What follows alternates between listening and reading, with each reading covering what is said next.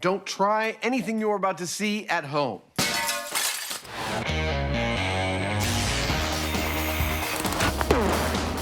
Well, there's your problem. In this special series of MythBusters, It's almost too exciting. the Dream Team tackles their dream themes. It's scientific! Testing myths about everything from electricity to pressure and gravity. This won't hurt a bit. Shaking down the science of shockwaves, velocity, and ballistics. With crazy chemistry, Oh my goodness.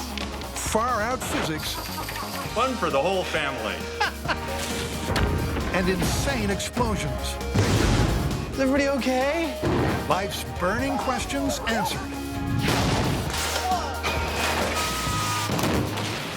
On MythBusters, there's your problem.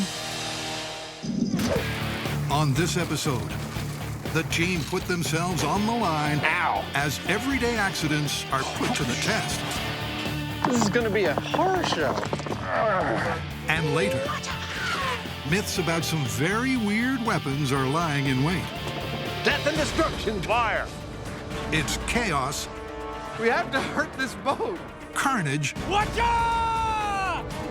and catastrophe, MythBusters style. First up, could this innocent Sunday ritual ruin your neighbor's day? Oh, crap. It's Sunday morning. It's time to mow the lawns. Your lawnmower goes over some rocks, kicks it across the street, kills somebody. The idea is that a rock kicked by a lawnmower can have an equivalent amount of force as a bullet delivered from a .357 pistol. Lethal lawnmowers. I like it. Potentially lethal projectiles are a possibility, so they get with the program at a gun range, where they roll out the green carpet and spice it up with stones to create the lawn from hell. This is gonna be a horror show. To complete the Nightmare on Myth Street scenario, Jamie fashions some friendly foam targets. Neighbors. If any rocks come out of the mower with any force, this foam is soft enough that it should easily show it. Most mowers have stone guards, but this myth points to a poorly maintained machine, so bye-bye. There we go. Safety feature removed. That's a sin in the safety manual. Is Adam about to cast the first stone?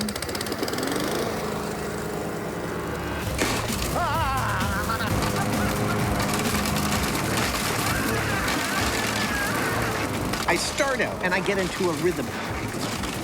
It's the most terrifying rhythm I've ever been in. I actually ended up by turning my entire body away from this firestorm of little tiny pebbles. One even flew up in the air and landed on my hat. Good Lord! The lawnmower goes quiet, but over the fence, all hell's broken loose. Hit, hit, hit. That went all the way through. Wow. It just goes to prove the point, MythBusters make lousy neighbors. I'm amazed. But did the stone strike with bullet-like force as per the myth?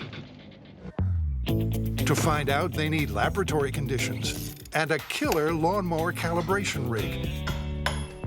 This thing's stuck. In the interests of relative peace, quiet, and safety, Jamie does an Elon Musk by removing the gas engine, And we got it. hooking the mower up to a power welding machine, and turning things electric. I love it when things actually work the way you hope. That's amazing. All right. The plan's simple. Power up the blade to the top speed of a regular lawnmower, drop it on a rock, and observe how fast it flies on high-speed camera. You ready? I'm ready. Well, let's do this. 18, 32, 34, speed. Here we go! Dropping a lawnmower onto a rock. 3, 2, 1! Cut it!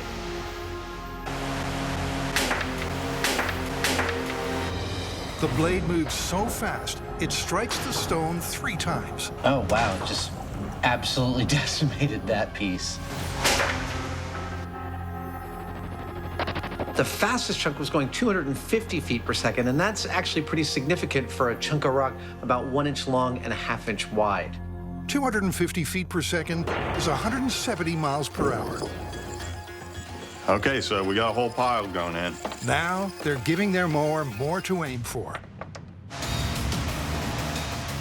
Dropping big pile of rocks! Cover your eyes! 3, 2, 1!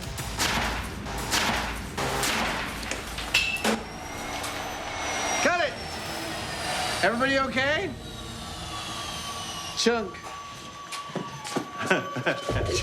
Chunk made it out. Well, I hope we got the shot because that was the sound of the blade coming off of the motor. Oh, really? Yeah. The high speed shows 1 clean hit. Boom. 400 feet per second.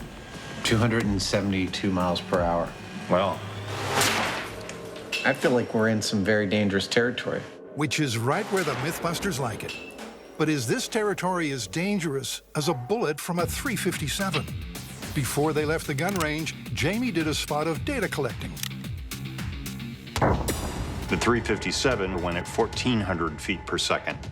Now, the fastest rock we got off of our lawnmower went 400 feet per second, which is nowhere close. But it's not busted right there. No, because while this rock is bigger and slower than this bullet, it's heavier. What I'm wondering now is there a rig I can build that can compare the amount of energy the bullet brings to the equation and compare it to the amount of energy the rock brings? The answer is an ingenious yes, in the shape of an impact pendulum. Let's take a gun and shoot the face of this hammer. What's gonna happen? It's an indicator of how much energy the bullet brings to the equation. Now, if I fire a stone at the same hammer at this speed it would be kicked by a lawnmower, and the hammer moves the same amount, well, then we could conclude that the amount of energy being brought to the equation by the bullet is the same as the stone. Well, that looks nifty. With the Heinemann stamp of approval, it's back to the gun range. Gun is hot. All right, 357 on your mark. And 3, 2, 1. The pendulum peaked at 60 degrees, marking the energy delivered by a .357 bullet. We've got the data we need to move on to stones out of a lawnmower. Now, if you thought that means no more guns, then think again. Wow. Because stones from a lawnmower are hard to aim, and because Adam's pendulum target is very small, we're going to take the lawnmower out of the equation and use a pneumatic launcher instead. Before long, Jamie has it firing at around 400 feet per second, the same speed as the stone launched by their Elon Musk mower. 406. Seriously? Awesome. Time for the final showdown. Good to go. Firing in 3, A stone lies hidden in the grass. 2, The lawnmower approaches. 1.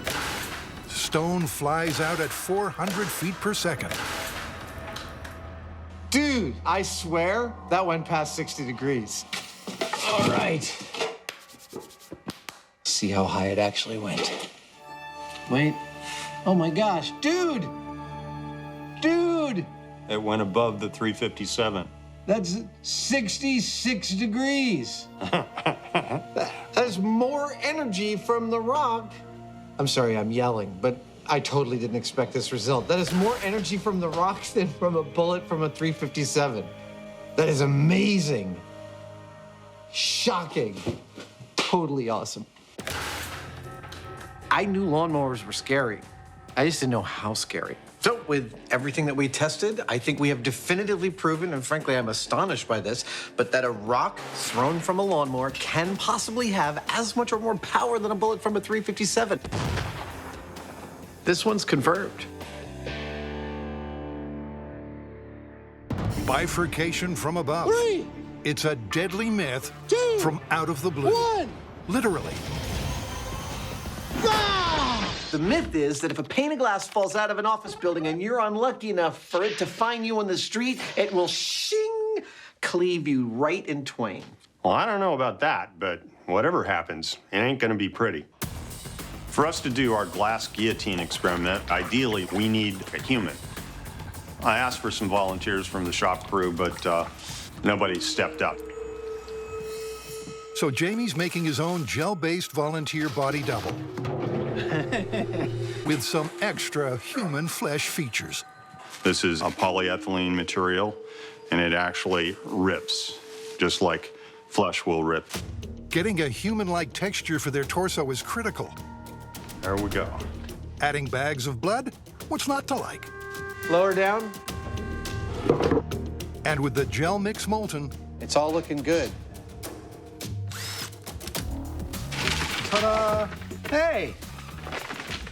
Oh, he looks a lot better than I was afraid he'd look. with fresh flesh all set, Hey. they're good to go. This is the Santa Rosa Fire Department's fire training tower. Today, I hate heights.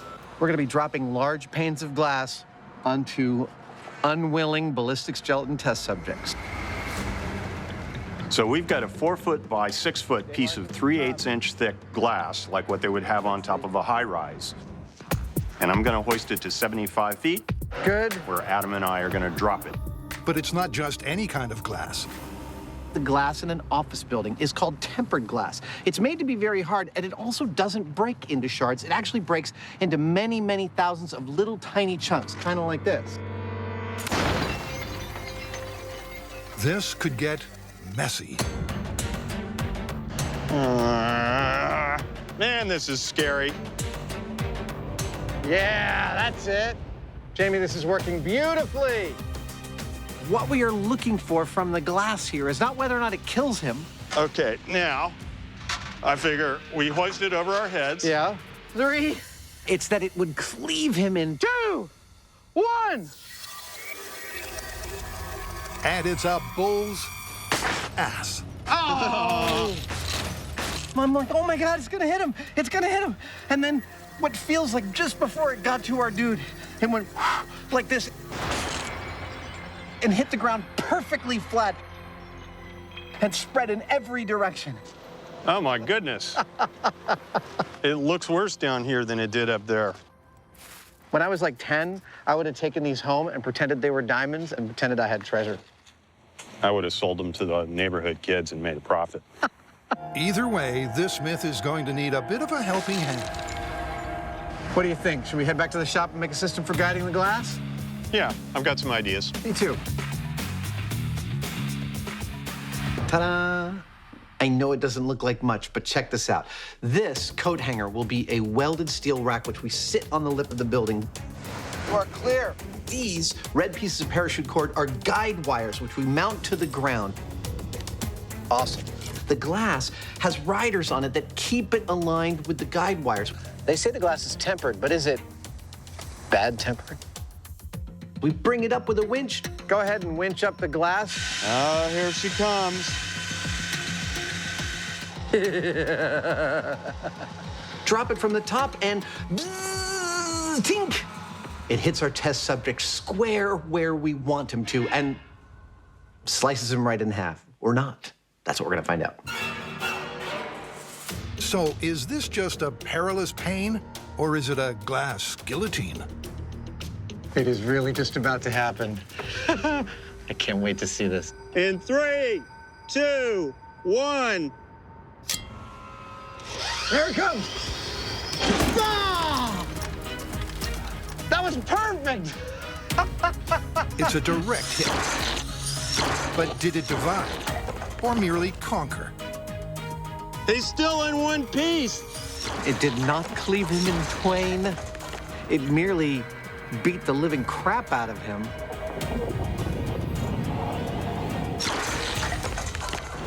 But there's still only one dude. There's not 2 half dudes. Gotta try something else. To make 2 dudes from 1 dummy, they're gonna need something that packs more punch than tempered glass.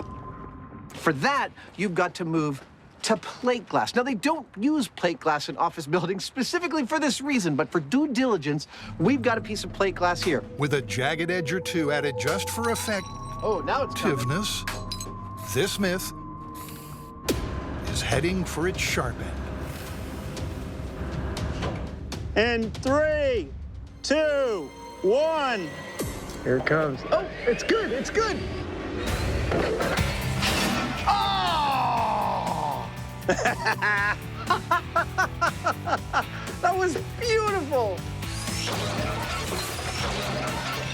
Oh!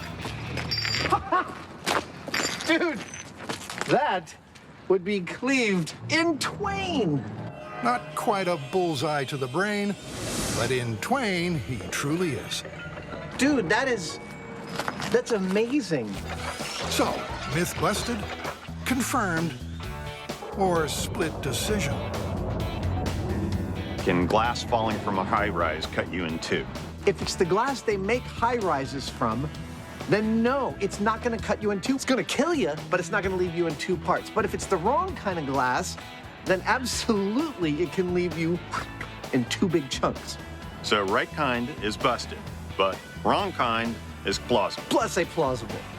All right, I'll buy that. All right, let's get out of here.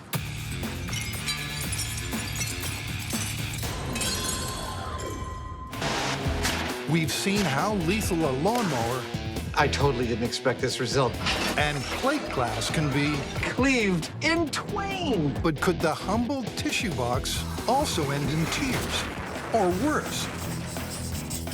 Killer Tissue Box says that this tissue box could potentially be deadly. That in an auto accident, if it's sitting on the back shelf of your car when you collided with something, it would be propelled forward with enough force to actually kill you when it hit your head. Let's try. I don't think this is gonna kill you. What do you No, I think? didn't really feel it. Try again. Okay, started to feel it right about there. Shall we do this full scale? All right, why not? The ultimate test will be devastatingly simple. Take a car, insert a tissue box and a buster, and drive it into a wall at high speed. But they want to do multiple tests. So first, they need a repeatable crash test rig. Are you gonna cut this off? No? Oh, okay. And in the spirit of whistle while you work, Jamie has a fun fact about backseat items that go ballistic. In just 1 year in the U.S., 13,000 people were injured by unrestrained objects in the back of the car during an accident. ouch, this myth has wheels after all. So a human stand-in is called for, in the shape of ballistics gel in a box. Hopefully, when this car stops, the ballistics gel's not going to tear itself out of the mold. Some finishing touches that probably won't survive the first test, That's good. and this myth is wheels down and ready to roll. We're in Alameda, California on an unused naval airstrip. We need a long, straight, open run. To replicate an accident, they've got 1,000 feet of cable. One end attached to the crash test sled, the other to 3 concrete barriers, which will act as an anchor. So when the cable is pulled taut by the tow car, the crash sled will come to a whiplashing stop. Slow it down. All clear? Let's crash on. Well, we've got our back seat here, and we've got our ballistics gel making a head here. The tissue box is going to go on the back shelf, and on impact, it's going to travel forward and hopefully hit our ballistics gel. With our meter here, which has got 1-inch markings, we should be able to see exactly what its velocity is and calculate how much force it's imparting to someone's head. First, a quick run through to test that the crash test rig will actually crash. Nope. Instead of snapping things to a sudden stop, the cable snaps off the rig. Damn it! Take 2.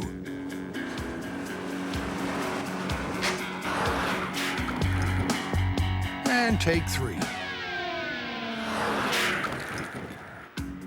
I don't know what we're going to do. I thought I made a good rig, but I was wrong. The solution, some huge ratchet straps to strengthen the sled. Jamie? Yeah. I think this is a really good solution. And they're ready to put their reputations on the line. or cable. Come on, come on, come on. Right there, I want it to stop right there. Yeah! That's what I'm talking about. Perfect. Exactly 45 miles an hour, over. MythBusters now has a mostly working crash test sled. I'm very pleased, yeah. But before they test the terrifying tissue box, they want to try out some other random rear shelf objects. Well, this one's definitely the heaviest. Right. And so there's an argument to be said there that it could crush your head. This one also is fairly heavy, and then maybe this one could break your neck even if it doesn't crush your skull. If the myth is correct, this tissue box is at the top of our lethality pyramid. First up, how much bite does a 2-pound subwoofer have in foot-pounds of kinetic energy? Comes.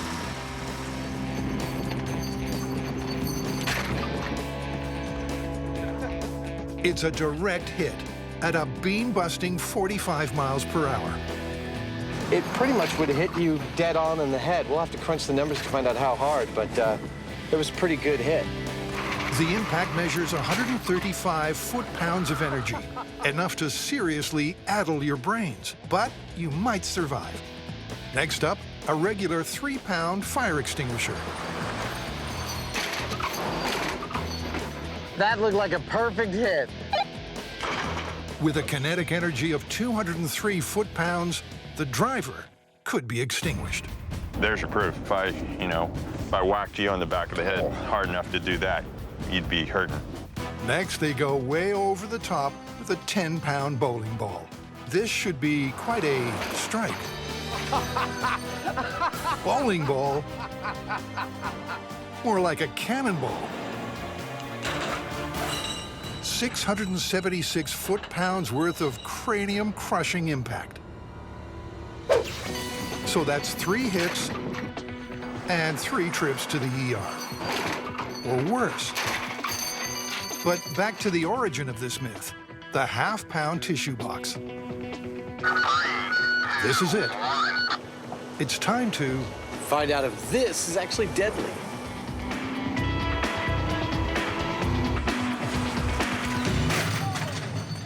And at 45 miles an hour, its kinetic energy is a measly 33 foot-pounds. Just headache material, if that.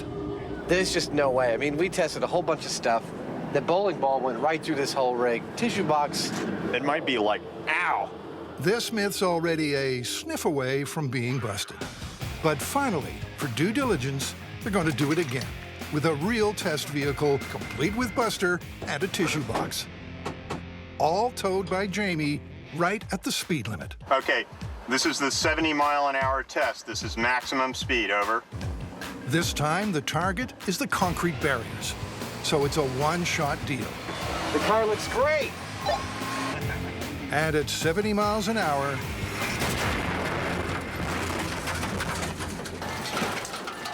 cue manic laughter. It was a bullseye for the car, but the tissues flew up and hit the ceiling, not the driver. And the box survived intact. The cardboard's not crumpled. There's not even a single torn tissue. Looks pretty good.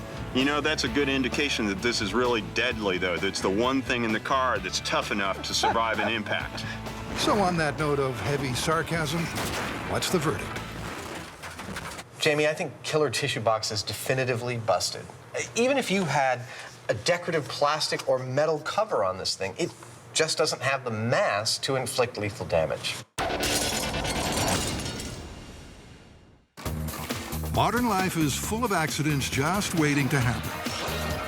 Cleaved in twain. But the ancient world was jam-packed with some very weird weapons. Watch out! First up, might this be a medieval missile from the Middle East? That didn't go at all like I expected.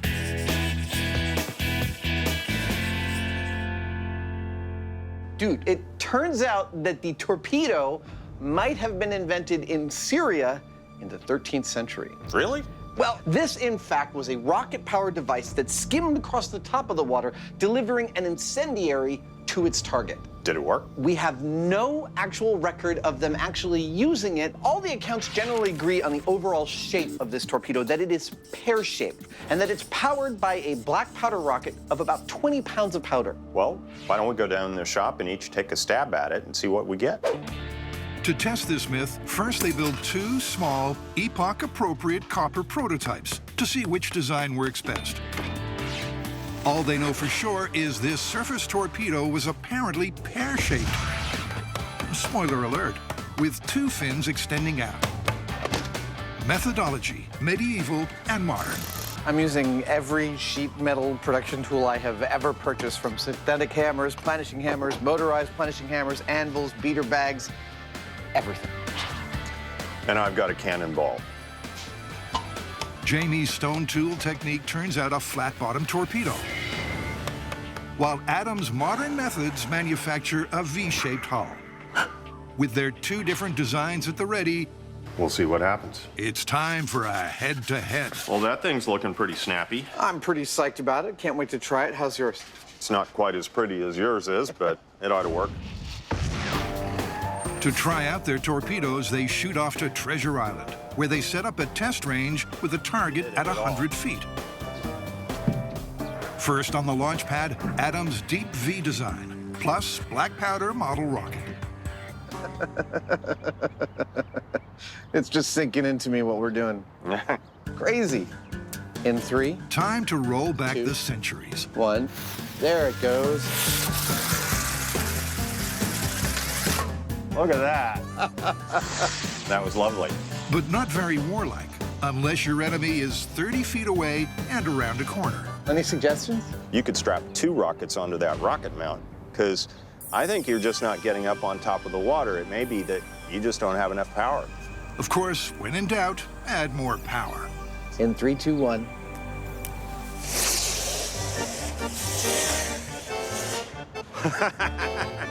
That was awesome!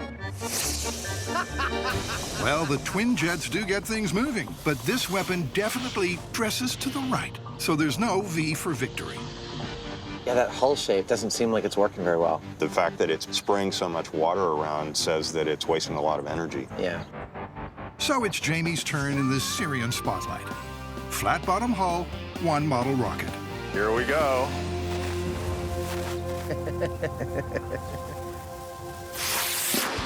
Ooh. Clearly, it harbors dreams of being an underwater torpedo, but Jamie's unfazed. I figure all I have to do is bend these tail fins with a slight downward pull to them, and that ought to hold the front end up. Take 2, with 2 rockets. This one's for the gold. There you go. Come on, baby.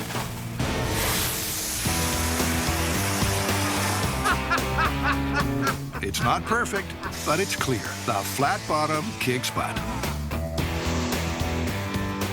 I think we have our design. It goes pretty quick, doesn't it? Okay, let's get out of here.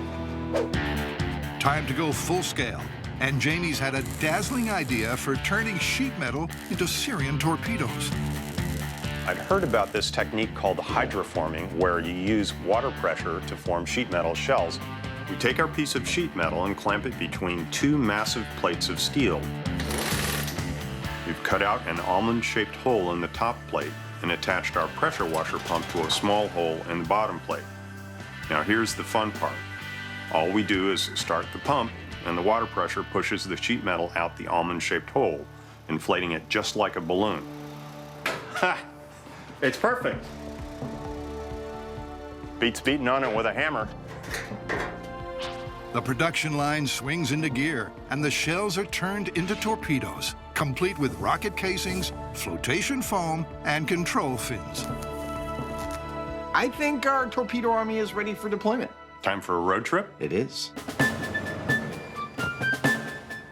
Shall we get started? Yeah, why not? Let it drip. An enemy boat is moored 800 feet from shore, well out of range of any ancient archer. The torpedoes are painted Damascus Dayglow, and the modern equivalent of the myth's 20 pounds of black powder slides into place. This is an M motor. It puts out 270 pounds of thrust for approximately 14 seconds, and it will be our ye olde rocket engine. Remember, the myth says that the torpedo delivered an incendiary device, destroying its target by fire. But first, they're testing without payload for accuracy. Okay, in 3, 2, 1.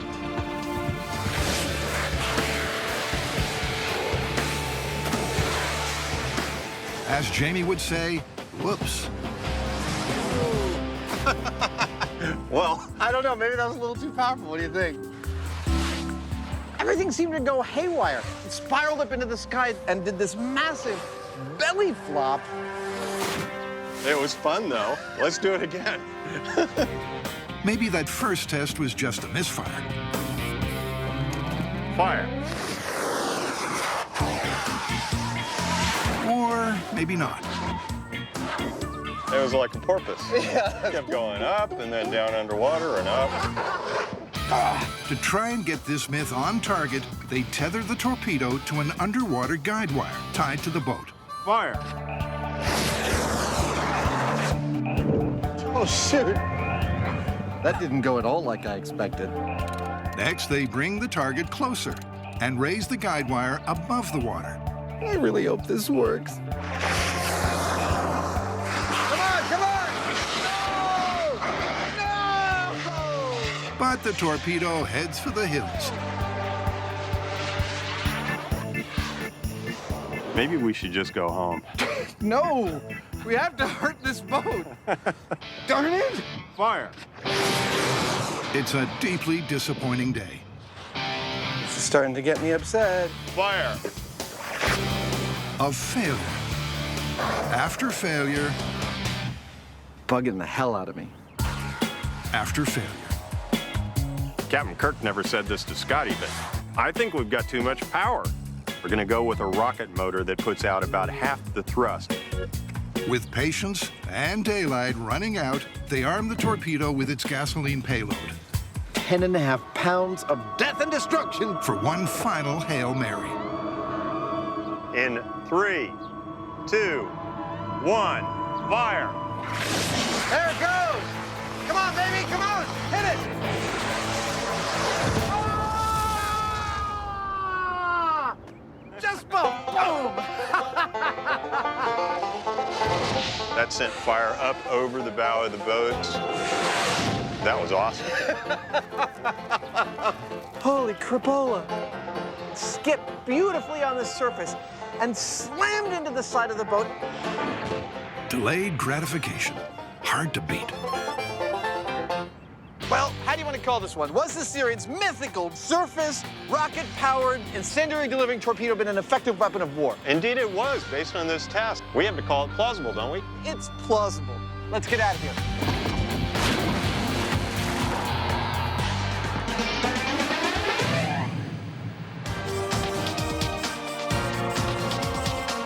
All right, you guys, this next myth is gonna be insane. What is it? That's it, the hwacha. It's an ancient Korean weapon. Oh. If there's a picture of it, that means it's not a myth, it exists. Well, we know it exists. What we're gonna test is the legend of the hwacha, whether or not it could do what they said it could do. Apparently, they could fire 200 arrows all at once, going 500 yards, and all of the arrows explode on impact. It's a massive Oriental myth with 3 key components. 1, distance. Can a fire arrow actually travel 500 yards? 2, detonation. Can it be rigged to explode on impact? And 3, destruction. Can you really set off 200 at once? So what I'm gonna do right now is I'm gonna build one of these arrows from the materials that the ancient Koreans would have used. I have some bamboo, I have some feathers for my fletching, and finally, a piece of steel to make my arrowheads out of. Displaying secret fletching and blacksmithing skills, Tori assembles his ancient arrow. Now it's time to see how it flies. Pretty dang good. Easy. 1 down, only 199 to go. And with the arrow prototype sorted, it's off to see if they can make them fly. A safe distance from civilization, Grant and Tori set about making black powder rockets. Don't hit it too hard, man. I'd hate to see you blow your hand off. Hey. They knock up a bunch with varying amounts of black powder and head out to the battleground. This is perfect. I mean, can't you just imagine an invading army coming out of that forest? They pace out 500 yards and set up a target This is gonna be perfect. We're right at the tree line. to see if their arrows can match the myth for distance. After it lands, you run out there and stand over where it landed. Got the rangefinder, and I'll take a range on you. Quick, they're charging!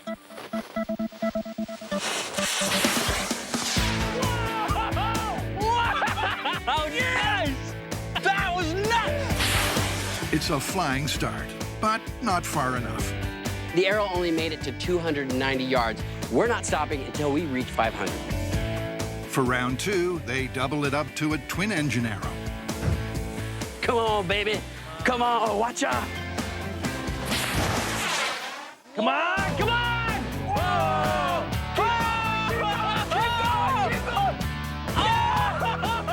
That's 500 yards, buddy. That went the distance. Success, 500 yards. Tick. So it's back to the shop for part 2 of the myth, detonation. To test if a flaming arrow could butcher its target, a side of pork plays the enemy. Ah, you filthy little pig. They insert an arrow with gunpowder payload Okay. that's wired for detonation. In 3, 2, 1. Oh, wow, that's good. Wow, look at that. Burning of flesh. All right, but as far as making it a mortal wound that explodes inside you, Yeah, the arrow itself is probably gonna do more damage than the explosion. Yeah. The arrow's not meant to scorch the enemy, it's meant to blow it up.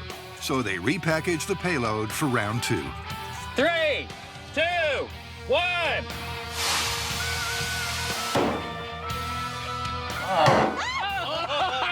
Whoa! Ow! That's a little more what you were looking for. 2 tests, 2 very different results. Whoa! Now, before we had a thin paper tube, the tube blew out and all the energy was being released. In this test, we sealed both ends of the container. Ba-boom! Big wound. Distance and detonation done. Now it's time for destruction. Can the Hwacha really fire 200 arrows at once? It's early morning on the day of battle, and Tori's been secretly working through the night. For the There you go. It's free. Constructed from original Korean materials of bamboo and wood, it's the launch platform for the flaming rockets. Let's measure out 500 yards and set up your army. Drafted. Drafted. Good thing you got a light infantry. Oh, how long you been saving that one? Faced with a foaming enemy 500 yards away, it's time to charge the rockets, all 200 of them. You ready to load the Hwacha? I'm getting excited. This is actually the coolest ancient weapon we've ever made. I think it's gonna take down the army. I'm guessing at least 50% go down. A bold battle cry that's got the enemy infantry trembling in its boots. All right, buddy. Let's do this. Get it. Let's light the fuse on this flaming myth. It's going. Another 30 seconds. You can see multiple fuses going.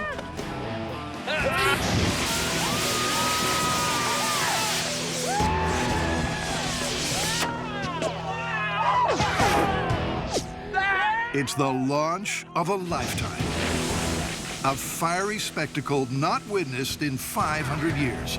And every arrow but one took flight. That was fantastic. Just seeing all the rockets come out of the watch at once, beautiful thing. Seeing that would be terrifying, absolutely terrifying. The army is still standing, but on closer inspection, so is the myth. They've all grouped right over here. We only had 50 soldiers. Imagine if we had like 3,000, 30,000, 300,000. She's right. A full-size army, and this would have been carnage. That was a success. I mean, we got all the arrows to fire off except for one. We would have killed this army.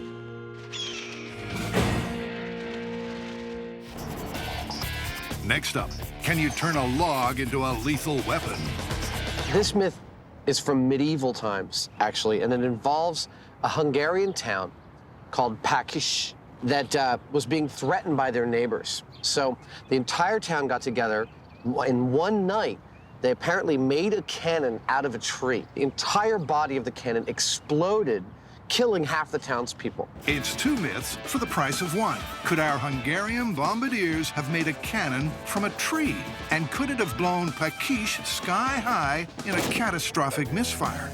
For authenticity, first they need a tree type that was common in medieval Europe. Dutch elm fits the bill. Jamie, you're doing such a good job. Get out of my way. And in line with the myth, they're going to forge their cannon the old-fashioned way, with ye old-style tools. Getting a little workout this morning. While Jamie strips down to strip bark by hand, Adam knocks up a 14th century bow saw. Now there's some medieval workmanship.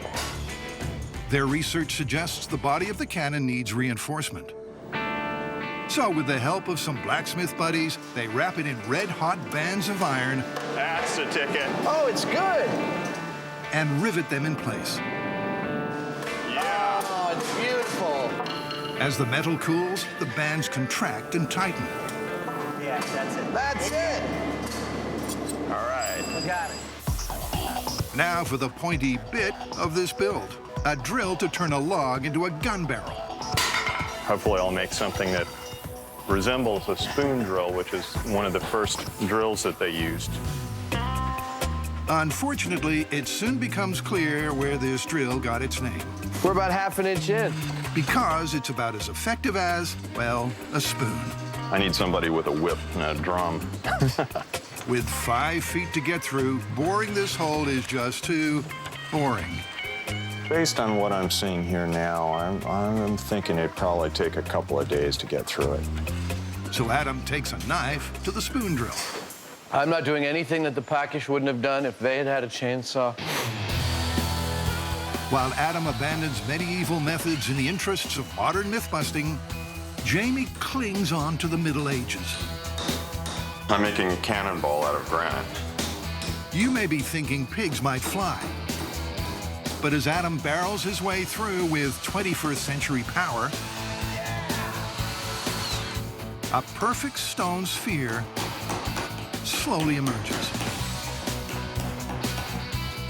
The 14th century wooden weapon is finally finished. That is a tree cannon. And that's a handmade cannonball to go with it. It's so far beyond anybody's experience that we're all kind of blown away.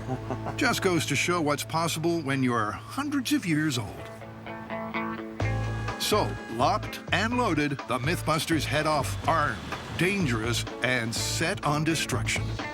Their firing range, a disused naval airstrip in Alameda on San Francisco Bay. We don't want to drop this, do we? Good news, there's plenty of gunpowder. You ready to load some powder there, Jamie? Yeah, let's do it. All right.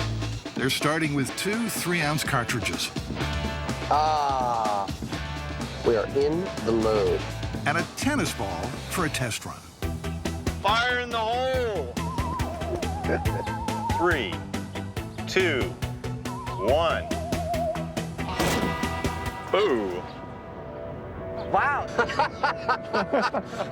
Is that a flaming tennis ball? That was a good bang. Yeah. The tree cannon aced its first serve. Well, the tennis ball went a little more than a football field in length, which for a tennis ball is a lot. Fired up by that result, they doubled the load of gunpowder. Loading the cartridge. And stepped things up to Jamie's hand-carved cannonball. Satisfying a little thunk. Fire in the hole. It's 100% medieval. A tree, stone cannonball, and gunpowder. I don't have a clue where that went.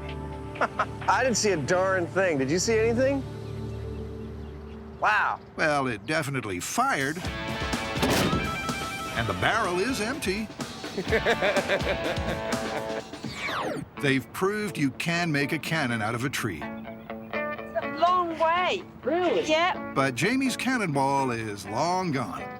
I'm a little bummed out not to find the ball, you know. I put a lot of work into that thing. Cheer up, Jamie. There's a big boom coming. Remember, the myth says that the tree cannon exploded, destroying the town. Time to overdo things. Well, we put 6 ounces of powder in last time. What are we going to put in this time? 5 pounds. Whoa. Yeah. On a danger scale of 1 to 10, this is an 11. Make that a 12. They're sealing the end with an aluminum plug to simulate a blocked barrel. If this doesn't blow up this cannon, I don't know what will. This is basically going to be a bomb, and there's going to be splinters going everywhere. The team backs up to the fence. And we're back in Pakish over 6 centuries ago. Could the town really have been wiped out by its tree cannon?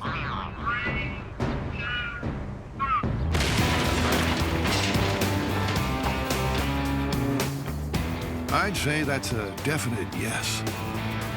Is everybody all right? I think, like, the heaviest parts go farther than the fence. That was a bit too close for comfort, because clearly tree cannons can explode with frightening force. There's a little black on the ground around where the cannon was, and that's all that's left. 1 busted cannon, 2 confirmed myths. My God. They've proved a cannon made out of a tree will fire, and it could misfire with catastrophic consequences. So maybe the best advice for the good people of Pakish should have been, run!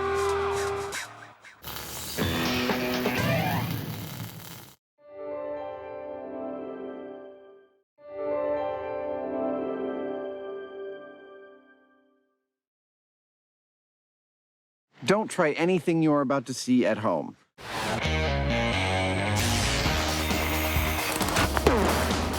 Well, there's your problem. In this special series of MythBusters, It's almost too exciting. the Dream Team tackles their dream themes. It's scientific! Testing myths about everything from electricity to pressure and gravity. This one hurt a bit. Shaking down the science of shockwaves,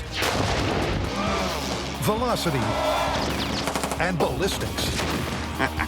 With crazy chemistry, Oh, my goodness. far-out physics, Fun for the whole family. and insane explosions. Is everybody okay? Life's burning questions answered. On MythBusters, there's your problem. Hot set. On this episode, shocking developments Is that a big enough lightning bolt for you? with 3 myths about electrocution.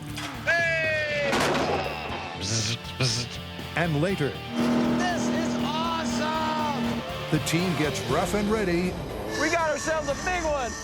as they ask fact or friction. Go! But first is a phone lightning combo potentially fatal.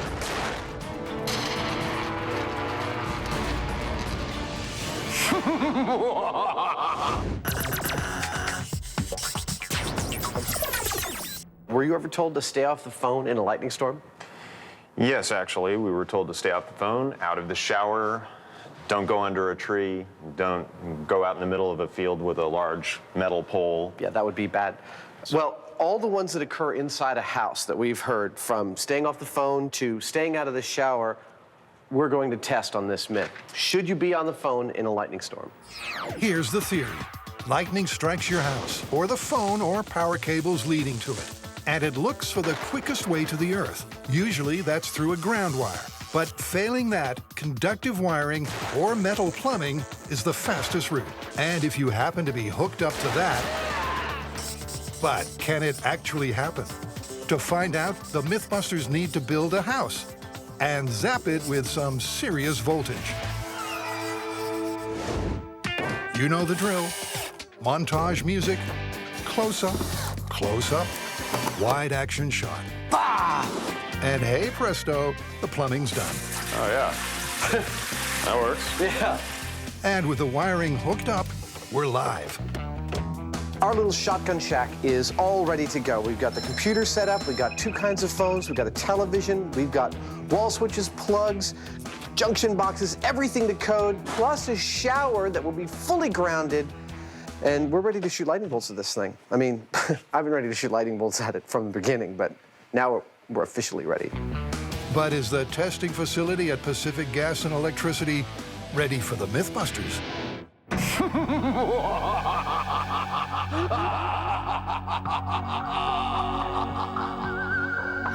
What are your plans, my master? We're going to take over the world. Oh, yes. Yes. Actually, no. They're just going to wreck some stuff like they usually do. Adam's Playhouse and its ballistics gel resident are being brought directly into the target zone of a device capable of unleashing huge jolts of electricity. This electrode will give us about 200,000 volts. Now that's enough to make it jump across the 2 feet here, through these wires, down either into the electrical box here or through the phone lines. Our test subject here, Chip, is set up with a phone strapped to his ear. We've also taped in some gunpowder in a little paper baggie here. And finally, we have our MythBusters patented heart paddle current meter setup, where we've got 2 copper paddles set up right where the heart would be. And if we read more than 6 milliamps of current across these lines, we know we've got a dead guy. Here's how this will work. Electricity can jump through the air. Every 10,000 volts adds about 1 centimeter to the distance. Closing 200 over 5. With the electrode in this position, when the charge reaches between 200,000 and 300,000 volts, it will zap across to the house. Real lightning is around 100 million volts, but as the charge builds, they're still anticipating a very large shock.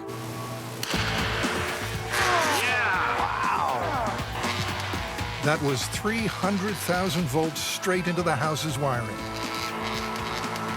It generates an electromagnetic pulse strong enough to throw our remote camera out of focus. No smoking, no sparks. No smoke, no sparks from the phone. Incredibly, Chip's phone call is uninterrupted. Well, everything seems just like we left it. No problem, no reaction whatsoever. I don't think he got any current. It appears the jolt exited straight out of the ground wire, standard to most homes.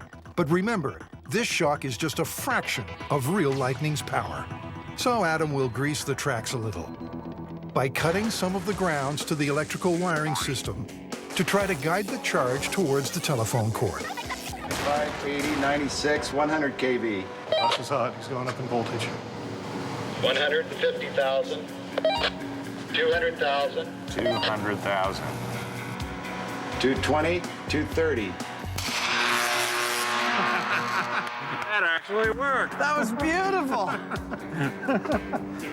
The lightning arced from the mouthpiece into Chip's head, setting off Jamie's charge.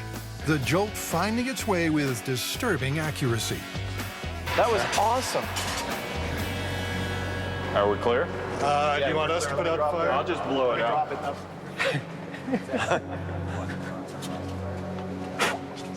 So that's it right there as far as I'm concerned. You know, this is a standard phone. It arced through the mouthpiece of the phone. That's a lot of current to go through gel. So, well, we can check and see what kind of current it is. yeah. Remember, 6 milliamps across Chip's heart paddles would indicate a fatal shock. But there's a problem. The meter's blown. We had it set on the 40 milliamp setting, which is more than enough to kill you. If it fried the fuse of this meter, that was a lot more than 40 milliamps going through it, and that's a dead guy. Works for me. Lightning fatality stats back up the result. About 100 Americans die of lightning strike every year, and around 2% of those were talking on the phone. Chip's shocking phone call is about to be followed by a particularly spine-tingling shower. There we go. We have grounded plumbing, which is running near electrical wire. We're hoping for a short between the electrical wire and the plumbing. And then our guy here, I've put a ground bar directly into him. This is basically equivalent to if you're standing in the shower and you're standing on the drain, which is also grounded. They're ready to go. Ramp it up. 140 kV. The storm clouds gather. It's a lot. We're up to 243, almost 250 kV. Not since Alfred Hitchcock's Psycho I hear it. has a shower scene held such riveting suspense.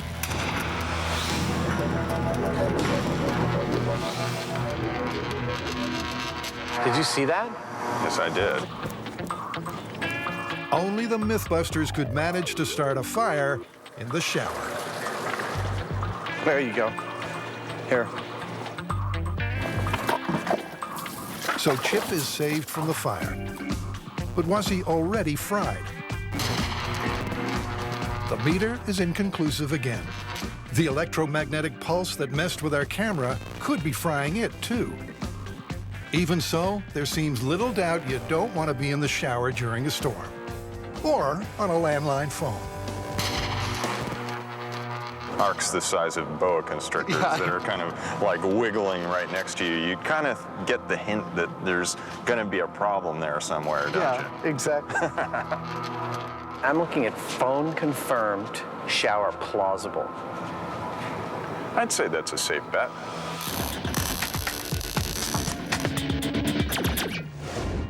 For our next myth, we're investigating a more unusual, but just as shocking scenario. Being electrocuted while using a railway track as a toilet. Oh, this is the one guy found himself late at night in a train yard, peed on the third rail, the electrified rail, got electrocuted and died? That's the one. Some subway systems are powered by an electrified rail on the track. A steel paddle slides along the top of that third rail, arcing as it draws current. But could peeing on the third rail really cause a fatal electrocution? To test this myth, they'll need to make a stunt dummy with the same electrical properties as a human body. They'll have to come up with a system to make it pee and electrify a track. After making a mold out of the same material used for soda bottles, Adam plans to fill the dummy with ballistics gel. He's looking pretty healthy. I've always wanted my own full-sized, visible human. And they now need to get their hands on the #1 ingredient in this test. Well, here on MythBusters, it seems we'll do just about anything for science. Oh, it's warm.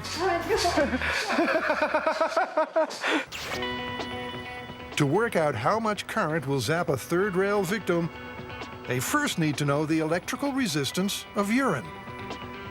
So it's about 10,000 ohms, which is just what we expected. And they know a subway train runs on about 650 volts. A famous electrical formula called Ohm's law says the current equals voltage divided by resistance. So 650 volts passing through urine at 10,000 ohms resistance means there'll be a current of 65 milliamps, enough to give you a heart attack. So in theory at least, urine can carry a shock big enough to kill you. But they're a long way from fully testing this myth yet. The next hurdle? Crafting a bionic bladder. Personally, I don't let gravity do my trick. You know, there's some pressure involved. So the question is, how to add pressure to the system. When in doubt, break out the party box,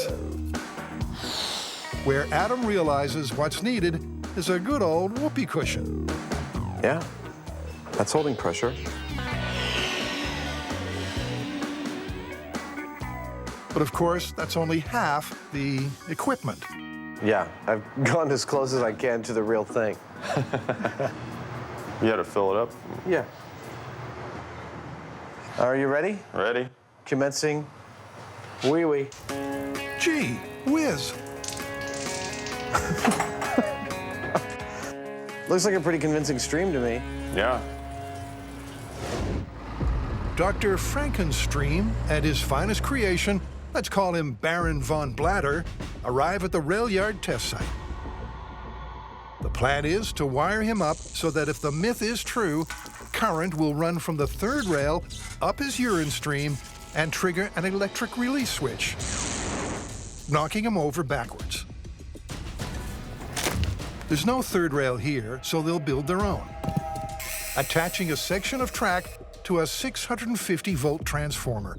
It's a dry day, the ground is dry. Our subject is wearing normal rubber-soled shoes. He's having a wee on the rail. There's no wires around him. We'll electrify the rail, and we'll see what happens to him. The guys will stand on a rubber mat to insulate them. No such protection for Baron von Blatter, who is busting to go. If his stream triggers the electric release and he topples back, that'll mean he's had a fatal shock. Let's make the set hot. Hot set. 3, 2, 1. No stage fright for von Blatter, and his aim is perfect. But the release isn't triggered. That's exactly what I expected. He's got rubber-soled shoes. He's on dry ground. There's no way a mere 600 volts is going to arc through his shoes. Maybe it was a rainy night. The Baron's shoes were wet. That would help complete the circuit with the ground. Bladder recharging. Hot set. We're electrified. Here we go.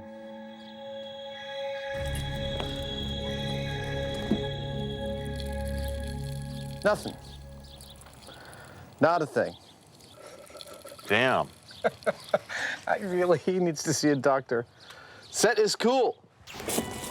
Okay. What about barefoot? Okay, there's 2. Baron von Blatter must have had quite the evening. Stumbling around a train yard late at night, looking for a place to pee, barefoot. All right, are we good? Hot set. All right, here we go. Nope, there's no connection going. Checking the high-speed camera, they see the problem. By the time the urine reaches the rail, it's broken into separate drops. It needs to be solid to carry a current. The only thing we have left is to try a larger stream of urine. You know, maybe that'll be more likely to create a continuous connection there with the ground. For von Blatter, that means a substantial upgrade. That's what we started out with, and that's where we're going. And since the Baron's barefoot, drunk, stumbling around a rail yard late at night, why not give him something to steady himself? They move the rail closer. I always like to hold on tight to whatever I'm sitting on. The bladder is full. The rail is set. Powering up. Powering up. If this surreal setup doesn't complete the circuit, trigger the release, and blow the Baron backwards, the myth will be history. All right. And 3, 2, 1. Hey! It worked. Yeah, at 6 inches away from the It just rail. goes to show, do not grab the third rail with both hands and on it from 3 inches away. So, what's the verdict? Watching it break up in every stream that we've photographed, just doesn't look like you could make a solid connection. I'd say that's a myth busted. Not that I'd be peeing on the third rail anytime soon. Hey! For our next myth, Adam and Jamie have heard that foreign spy agencies may be creating a water-based stun gun. But could it be true? A water-based stun gun? Exactly. And that's our job to determine whether it's feasible or not. Step 1, determine how a regular stun gun operates. Dude, that is harsh. I hit him in the face. It turns out that a regular electric stun gun has wires that deliver a massive 50,000 volts through 2 of these barbed spikes. On contact with the bad guy, the volts instantly drop down to 5,000, causing neuromuscular incapacitation. But can an electrified water stream do a better job? Well, just in time, the deliveries arrive by mail. So I've got an arm full of all the latest water shooting toys. We're gonna shoot them on high-speed camera and see which ones give us the flow we like. Having learned their lesson from the third rail story, they're looking for an unbroken stream to carry the electricity. 1, 2, 3. You know, it looks like it's breaking up after just a couple feet or so. And after trying a whole arsenal, there's only one gun left. It doesn't get any simpler than that. It's just a big tube. Yeah. All right. Let's see what it does. All right, I'm ready. That is by far the best one we've tried yet. At last, the high speed gives it the thumbs up. A 15-foot, totally continuous laminar flow. Now the question is, can we get electricity into this stream? Can we get it to a person? And when we do, is it a reasonable stun gun? For double the power, Jamie takes one water pistol and connects it to another. To this, we're going to attach a stun gun to supply the electricity. Pull the trigger of this electric device right here. Electricity will travel through these two wires out to electrodes that are in the water stream. And when those water streams hit your suspect, ho-ho, they are yours, gift wrapped. Remember, they want to stun, not kill, their target. They set up a testing area with a ballistics gel dummy and an oscilloscope reader. We'll know if the signal is being transferred to the target via the water by what we see on the electrical screen. Time to test their AquaZap from 5 feet away. Go for it. But unfortunately, it registers a lethal charge. It's not where you want to be if you want to stun someone. It's where you want to be if you want to potentially kill them. Oh, okay. Yeah. And each subsequent test produces a totally different result, from no stun to death. At this point, what I'm seeing is a test where we're not getting a lot of good data because we have so many variables. To minimize the variables, they've ditched the ballistics gel dummy Beauty. for a leg of lamb. And to try to better control the stream, they're going to guide it through plastic tubes. Testing the AquaZap is actually quite difficult because it's hard to control where the streams of water are going. So we're going to actually run water through tubes, and the plastic tubes will act as insulation. We should get more reliable results if we do that. Next, they stick electrodes from the electric stun gun into the plastic tubes and poke the tubes into the lamb. This is very Frankenstein. Firing. And at point-blank range, it works. Awesome. Firing at 2 feet. But as soon as they start moving back, 4 feet. 4 feet. the effectiveness plummets. Every time we move a foot out, it's dropping. Firing 8 feet. What we're seeing here has everything to do with a property of resistance, of a medium's resistance to electricity. Wire's got a very low resistance. It loves electricity. Water, it's got a much higher resistance, and it increases significantly however much more water you've got to move through, which means every time we move 1 foot further away from our target, the water's applying more resistance and less electricity is getting to the target. I think it's starting to break down, because look at the current here. It's not looking very good for the AquaZap here. And you've got a super limited range this thing works from, and that doesn't make it a very effective weapon. Okay, so the AquaZap is DOA. I'm kind of disappointed, though. I had my heart set on, like, firing lightning bolts. Funny you should say that. Because this is MythBusters, sometimes you get exactly what your heart desires. Now there's the lightning bolt generator of our dreams. So do you mind if we hook that big beastie up to my little squirt gun here and see what happens? We'll give it our best shot. Awesome. Using a colossal Tesla coil to subdue a fugitive might be overkill, but that's never stopped us before. Is that a big enough lightning bolt for you? Yeah. Let's zap some bad guys. Okay. Jamie will be up top in a cocoon basket. Using the AquaZap, he'll fire a stream straight at the ballistics gel perpetrator. Can the 1,000,000-volt jolt juice up the stream and blast the bad guy? This is my new favorite toy. Jamie takes aim At speed. and fires.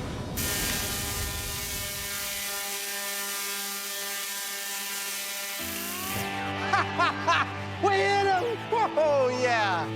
You got him! That was a nice shot. I could see right down the lightning bolt right to his head. But as the smell of charred ballistics gel fills the air, Adam acknowledges the elephant in the room. Here's what I've concluded. You've got a perp, he's causing trouble, you want to subdue him. So, you get a crane. You crane in your 18-foot high-tested coil, you bring a ladder over, you climb inside it, get your water pistol, load it up, squirt it at the perpetrator, and subdue him. In other words, it seems totally impractical. So far, we've been zapped and fried. Done! He's out! Whoa! Now it's time for some myths that are stranger than friction. Go!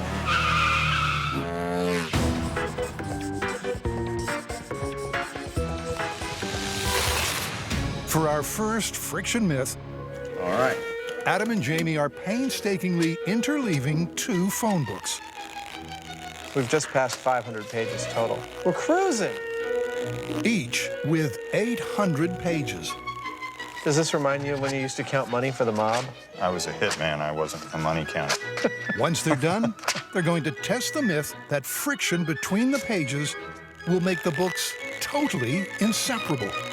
What I've got here is a lesson in friction. While this might look like two 800-page phone books, Jamie and I have interleaved them, and apparently almost nothing will rent these two things asunder.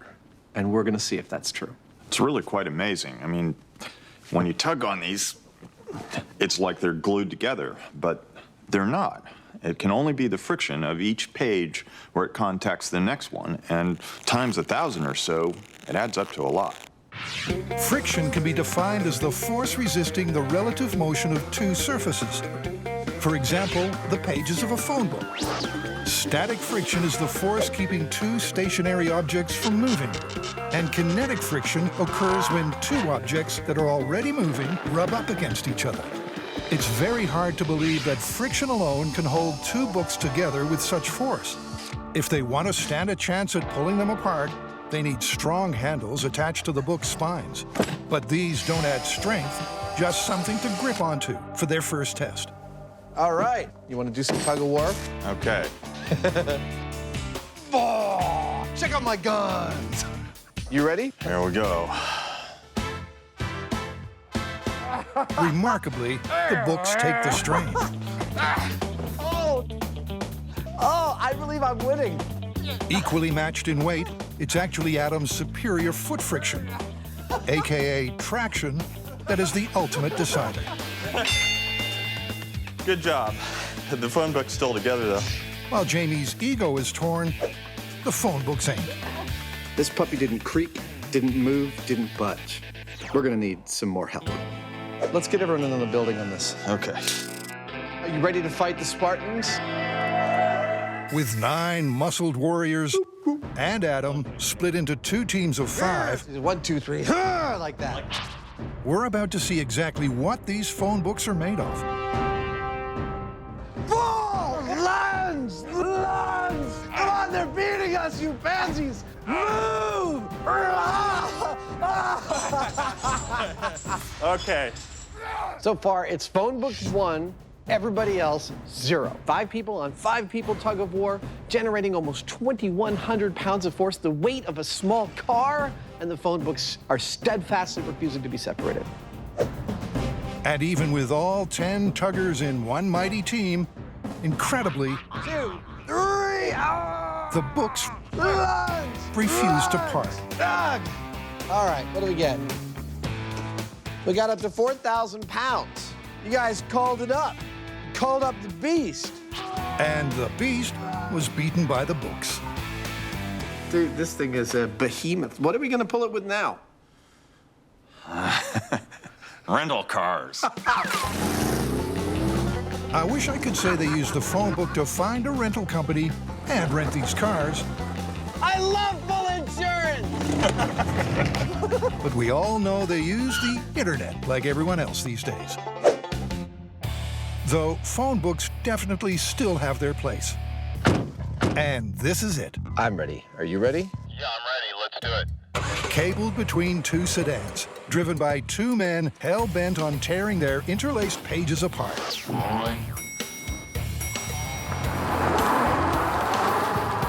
I'm starting to spin. Millennials, good luck doing this with your newfangled internet. Come on, spin some more. Unbelievably, with the force gauge peaking at 4,800 pounds, the phone books, unlike the car's tires, hold firm. Still intact. I think the phone book's feeling pretty self-satisfied, but we're not done by a long shot. And when he says long shot, he means a really long shot from a really long barrel attached to a really big tank. 2 big tanks, to be exact. This is awesome! It's like some sort of a sideshow with me. You got a phone book for me? Right here. To handle this military-grade test, they'll need a military-grade clamp. This is an opportunity to not mess around. Nice. If these clamps give way, I'll eat my beret. I'd pay money to see that. There you go. But this tank test should be quite the spectacle, too. I don't know about you, but I think we're ready to start stretching. Behind me is 30 tons of military steel. Are they gonna separate the phone books? At this point, I have no idea. But I do know that something is gonna happen. When 2 15-ton tanks go up against 2 phone books held together by nothing but friction, something's got to give. Okay, go ahead and pull slack. Engaging a combined 615 horsepower, the mighty military machines slowly begin to move in opposite directions. And the force gauge climbs quickly.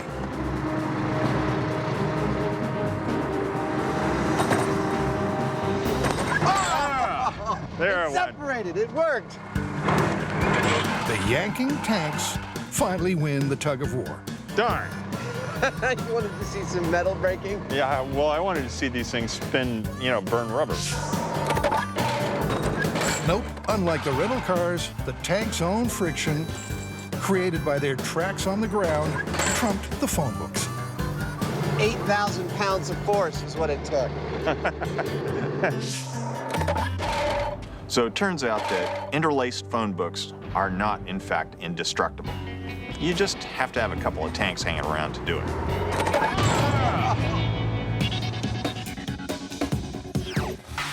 In our next story, Carrie, Grant, and Tori are fired up to test a fishy tale.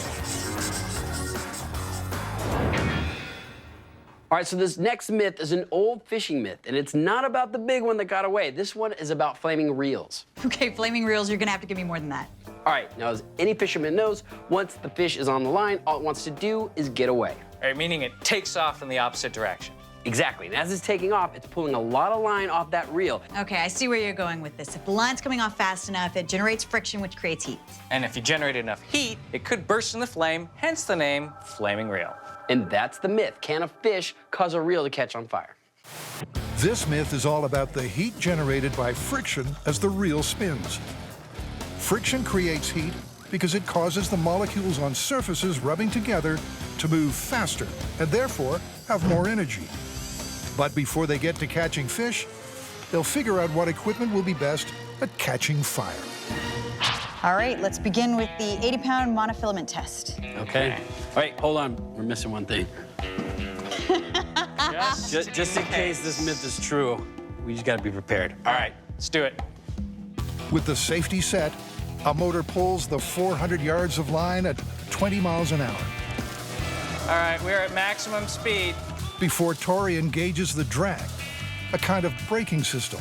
All right, going to full drag. Which will take the friction up to the max. Stop.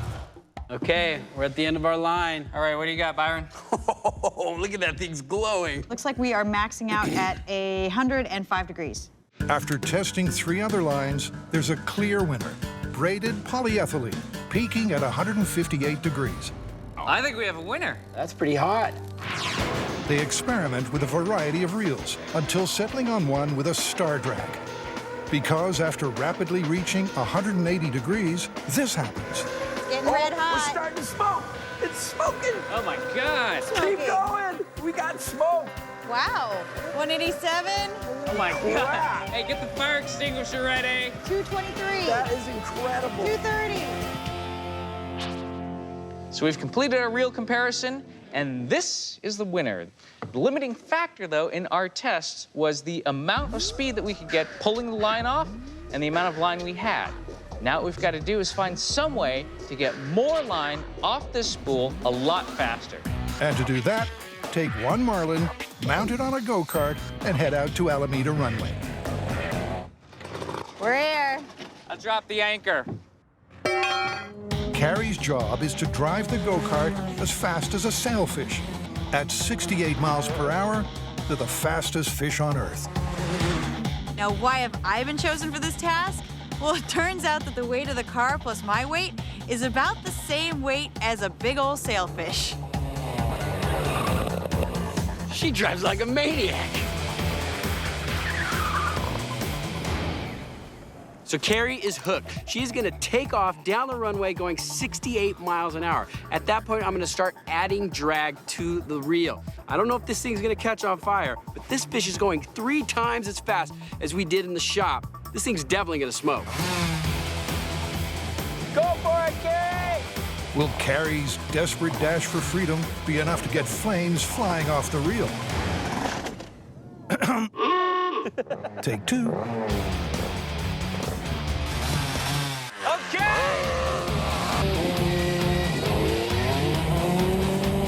That is a fast fish.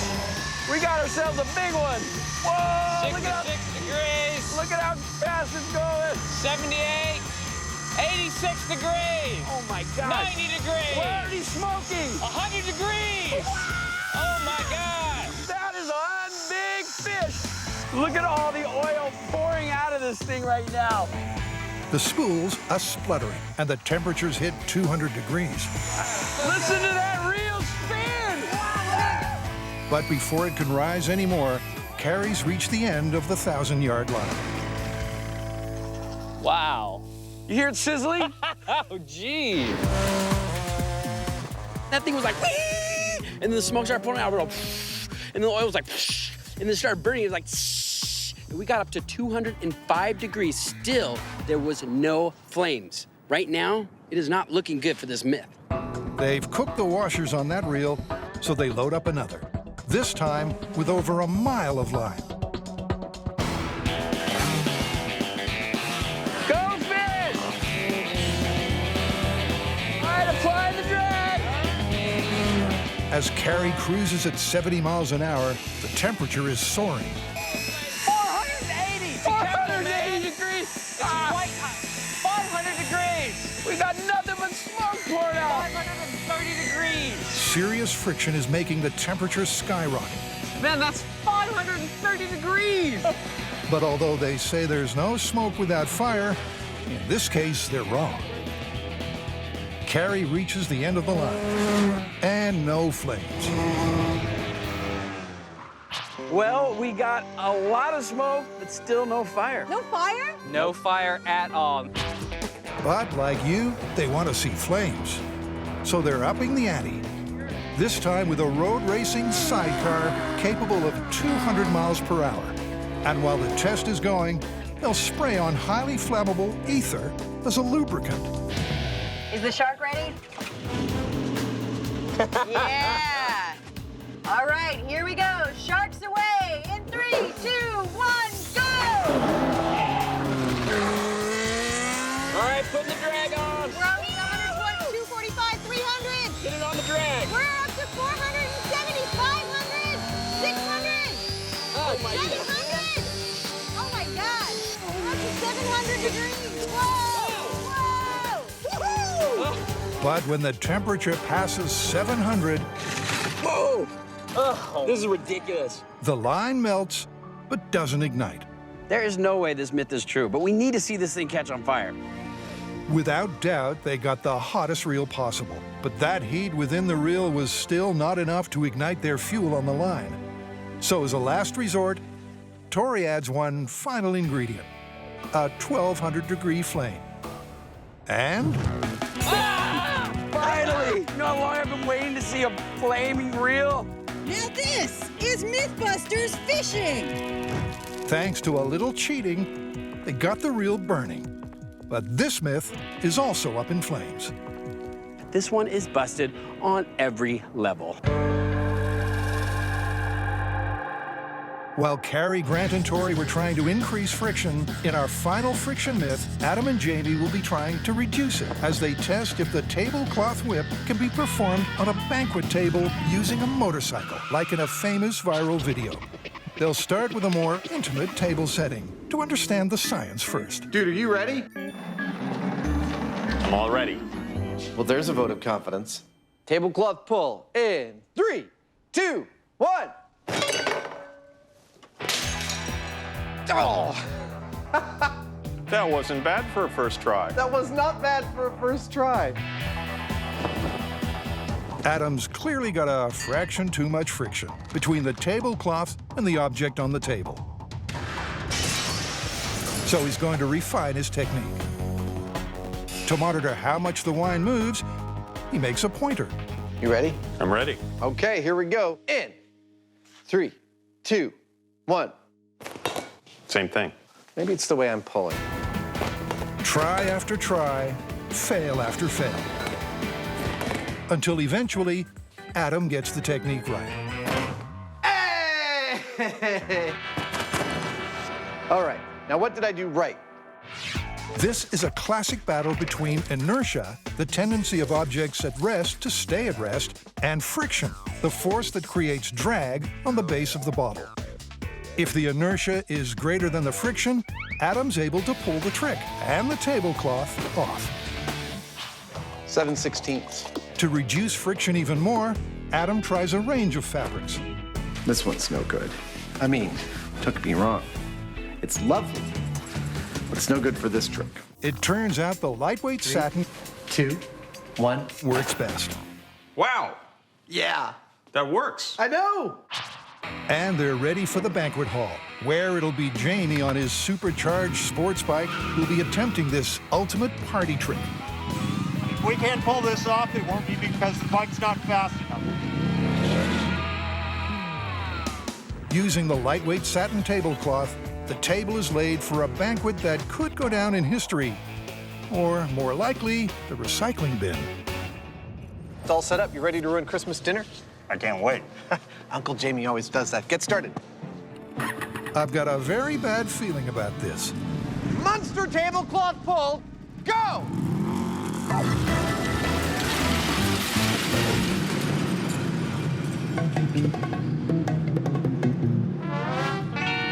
Well, some stuff stayed on the table. Abracadabra, this ain't. Despite Jamie gunning the superbike to 50 miles an hour, it wasn't enough to overcome the friction of 24 table settings. Oops. This is why we can't have nice things. I guess so. What a horror show. I left some of them on the table. That's exactly what I said. The glasses half full. 3 things are clear. 1, next time they need some slack in the line, so that the tablecloth isn't pulled until Jamie is at maximum speed. 2, they need to go way faster. And 3, they need to get away from this mess as soon as possible before someone asks them to clean it up. Alameda Naval Base has a quarter-mile runway, Show off. where Jamie can easily hit the speed they need. 97, ladies and gentlemen. 200 yards will be the length of the rope we attached between Jamie's motorcycle and our tablecloth. They've reduced the weight of the table setting, and they've coiled 200 yards of slack so that the yank doesn't happen until Jamie's at top speed. You ready to do this? Yep. Let's do it. All right, here we go. Possibly the world's biggest tablecloth pull in 3, 2, 1, go!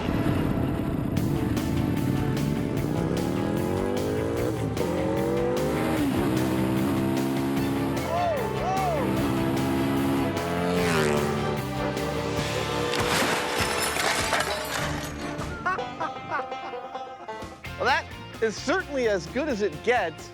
Plate's still rolling. They almost pulled that one off.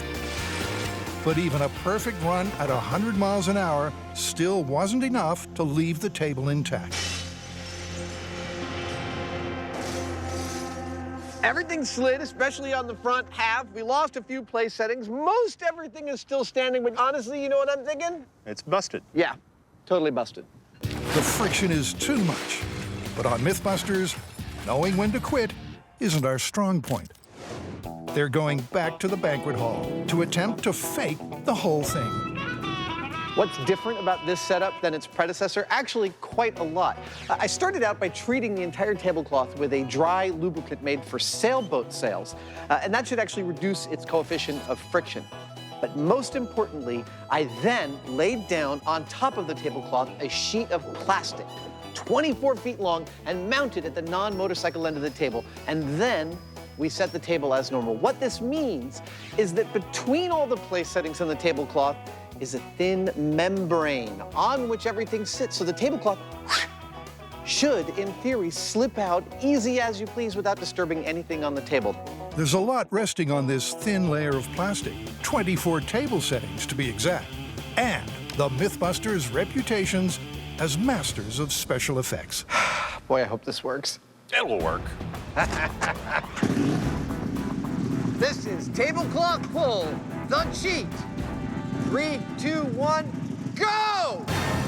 This is it. Will they finally be able to overcome friction and make the tablecloth disappear?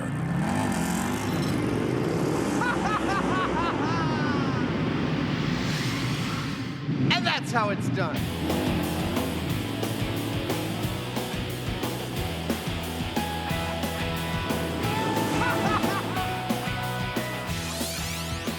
Congratulations, we did it. It looks fantastic. Yeah, we disturbed 1/4, and that was it. I'll settle for that. So will I. The only way to pull this off is with friction-free fakery, which means it's busted. I totally agree. It's busted. Let's get out of here.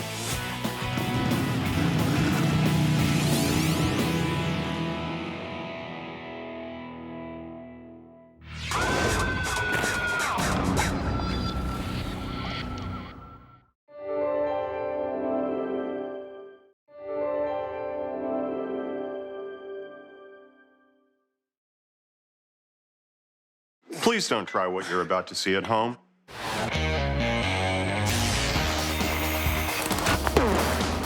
Well, there's your problem. in this special series of MythBusters, It's almost too exciting.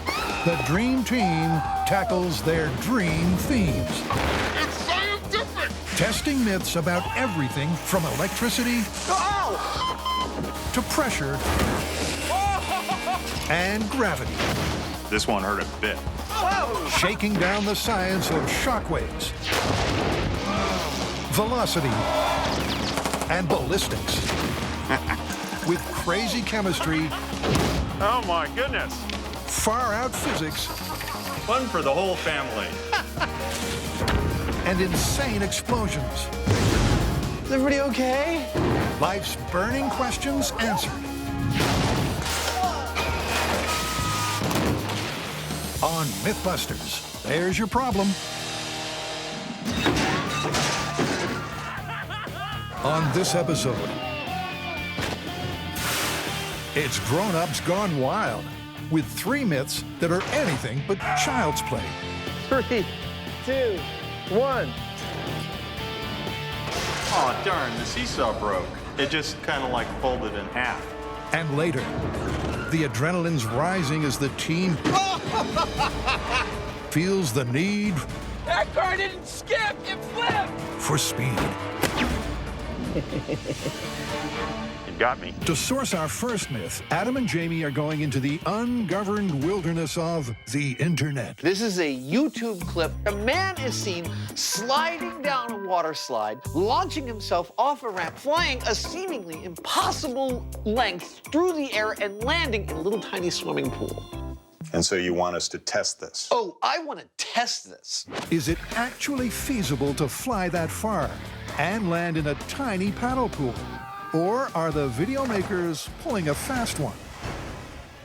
They're going to build a similar slide with one crucial difference. Instead of land surrounding the paddle pool, they'll set up the slide next to a lake. Using the video, Adam's done the math and figured out they need a 200-foot ramp on a slope of 24 degrees. But there's some work to be done first. Behind me, in sheer size and tonnage, is the biggest build we have ever undertaken. With the earth finally in place, the guys get to work on their ramp slide hybrid. 52 sheets of plywood are slid down. It looks great. You first. They add straw barriers to stop them going off-piste. And cushion it with a roll of carpet that needs to be taped down. Oh.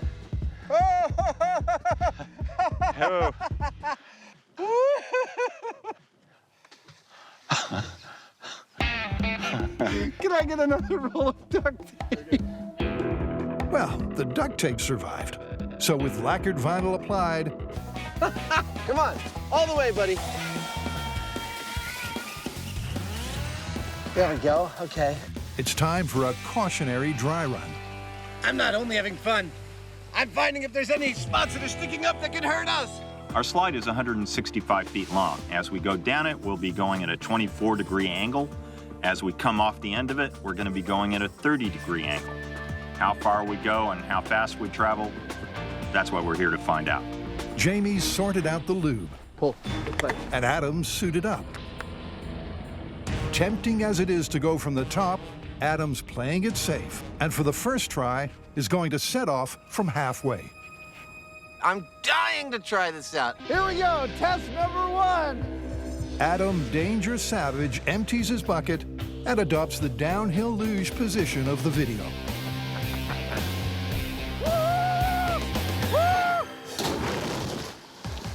Oh, yes! I'm okay. Not very far. Ironically, by not going from high enough up the slide, Adam nearly came to serious harm. You barely made it off the end of the ramp. I don't know what happened. And for take 2, he'll need a little more slide. So he heads to 3/4 of the way up.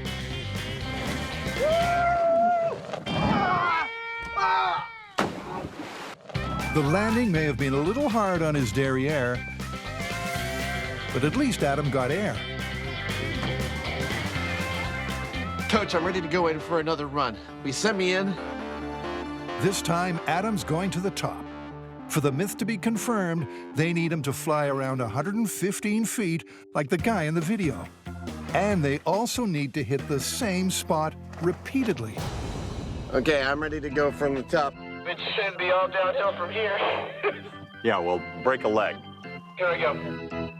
3, 2, 1. Oh, it doesn't take much. Here we go. Whoa!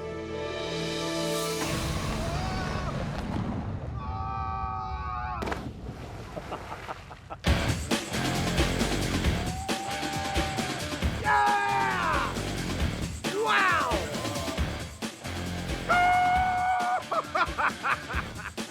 Well, that was one mighty splash. But Adam only flew 70 feet. A far cry from the 115 feet of the myth. That's totally intense. That was, above and beyond everything else, the single most intense thing I've ever done on the show. But Jamie's not getting left out of the fun. You don't think I'm gonna pass something like this up, do you? I mean, look at it. And besides, who knows, I might go further. From the top, 3, 2, 1.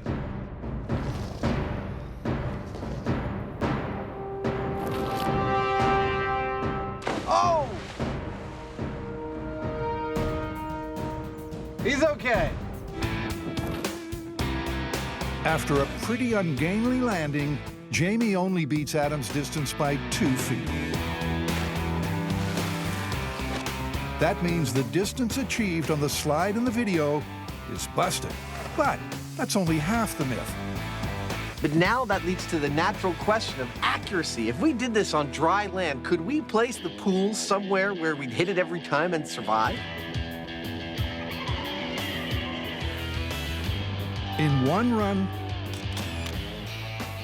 and a second, Adam surprisingly strikes almost the same spot.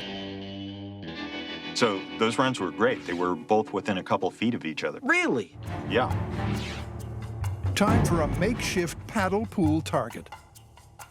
Okay, so from everything we've done so far, we've calculated that we're hitting a spot that's pretty much in the center of that circle behind me. But here's how I want you to think about this.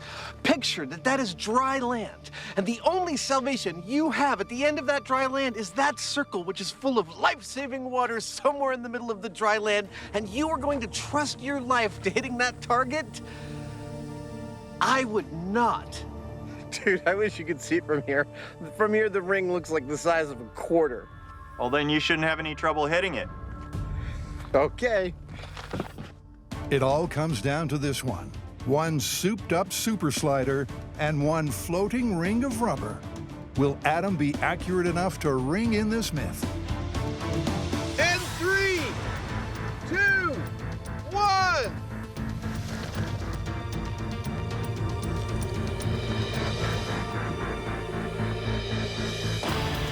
Yeah!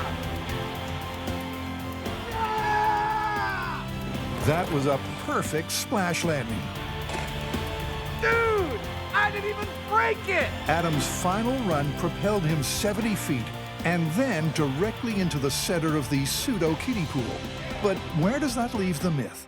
Well, as far as the distance goes, it's busted because we'd have to have a slide at least twice as long as this to get that 115 feet. But accuracy? Plausibility of the accuracy is the thing I find most astounding in this. When we started testing this, I would have never called that we'd be reliably hitting that dot time and again, that you could somehow set this up on dry land and actually hit the target. Well, for the myth to be true, both halves have to be true, and they're not, so it's busted. Our next myth has danger written all over it. The claim is that if you get up enough speed, you can actually swing all the way around a swing set, make a complete revolution without falling out. Sounds like a good way to break your neck. Grown-ups attempting a dangerous stunt using equipment designed for kids. I can see where this is going. Warning, this swing was designed for use by children only, not for adult use. But a little padding should make it safe, right?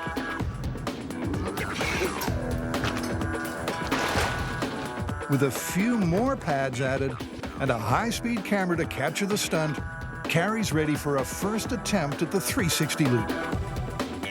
Okay, test number 1, me under my own strength. Watch out.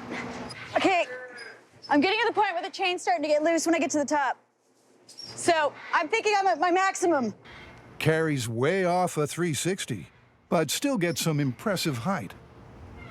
Whoa! You went total Whoa! You went I'm over above horizontal. Your swing technique is excellent. Ready. Test number 2, Tori underneath his own strength. All right, ready? Can Safety Officer Tori launch the child swing any further around? All To right. infinity and the ground. I'm okay. Are you okay, dude? Oh, I'm so glad we had the mats. As further proof you should never try this, here's another look at Tori's epic fail. Time for Plan B. A 65-pound crash test dummy. Add some serious muscle. You made it! Dude, we need a little help.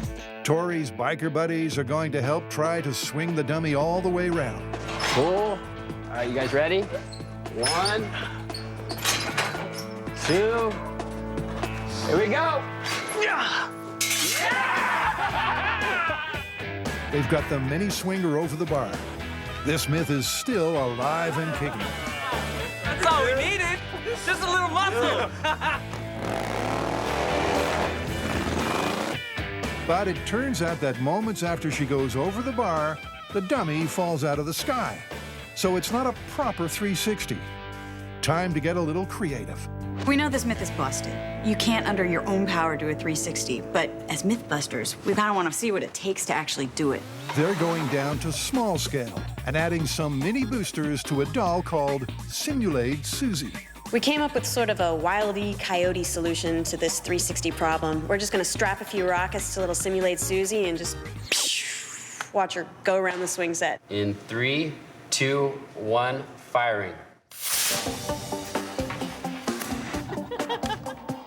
Where's her hand, dude? Busted off. Blew her hand off? She's tough. The horizontal rocket sends Susie off into a cataclysmic spin and blows off her hand. They decide to reposition the rocket at 40 degrees. We're armed and launching in 3, 2, 1, fire. Yes! Yeah. Yes! Beautiful. Perfect! That was great. 40 degrees was spot on. Susie goes 360 and beyond. So the next stage is to replicate this result on the full-size swing by strapping on some mammoth missiles. Something a little scary about this image. Oh, come on, it's perfect family entertainment. Definitely don't do this at home. The dummy is wired to the swing and fitted with 2 rockets, one each side. Going in 3, 2, 1.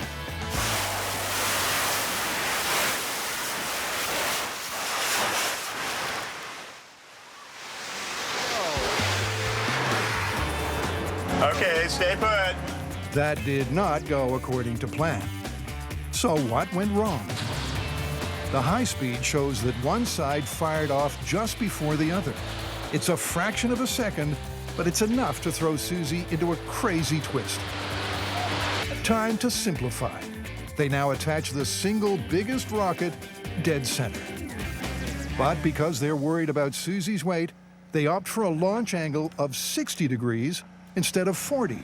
3, 2, 1. Another failure to launch. But it's not all bad news. That even though the rocket fired its full ignition, she didn't spin, she just stayed in one direction, which is ideal. That means all we need to do is probably drop the angle a bit and she'll go forward instead of being just pushed down. They drop the angle to 40 degrees. Now everything matches the successful scale test. While the fire marshals stand by, Jamie does a final head count. 3, 4. With the light fading, it's now or never for this myth. Okay, we're good. Jamie gives her one final push. And 3, 2, 1. And she's over. At last, using the results of the scale model tests, their girl finally goes the distance. That's a full wrap on the chain. And they have video proof that amidst the smoke, she really did go up and over the bar. And her chains, well, the high speed shows that they were straight the whole way around. A perfect demonstration of a swing set 360, even if it was cheated with rocket power. So in the final analysis team, what is the final verdict? The myth that you can do a full 360 on a swing set, busted, plausible, or confirmed? Totally busted. Not possible, busted. Busted, but the rockets were spectacular. To understand our final myth, you'll need to concentrate. And not just because Adam's bunged on his British accent. I'm a skydiver, right? And I'm falling through the air, and my parachute has utterly failed. Looking desperately down at the ground for something to break my fall, I spy a children's playground and a seesaw with a little girl at the other end. Not worrying about her, I aim for this end of the seesaw, go straight upright. At the last second, I hit the seesaw and catapult that poor little girl up to the top of a 7-story building where amazingly she lands safely. Wow. So, if a skydiver with a failed parachute did happen to land on the end of a seesaw, basic physics tells us that the lonely little girl on the other end is going somewhere. But could she really go 7 stories high and live? There's only one way to find out. All we need is a regulation seesaw. And a correctly weighted little girl. And a skydiver. Terrific. Adam knocks the seesaw up in record time. It is, in fact, a seesaw. I want one of these in my office. They've also got a crane and a cute little girl crash dummy. So shall we name her Ariel? From this height, they can't get a skydiver to fall at terminal velocity of 122 miles per hour.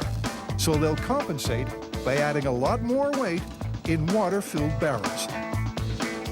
I've calculated that filling the barrels with 1,150 pounds of water and then dropping them from 75 feet should exactly match the skydiver's free fall impact force of 85,000 foot-pounds. Looks good to me. All right, let's go up. So I'm gonna pull the safety, but you know what? I don't want to be anywhere on this lot when we drop this thing. I was thinking we should be up over there. I was thinking the same thing. All right, here we go. Skydiver seesaw in 3, 2, 1.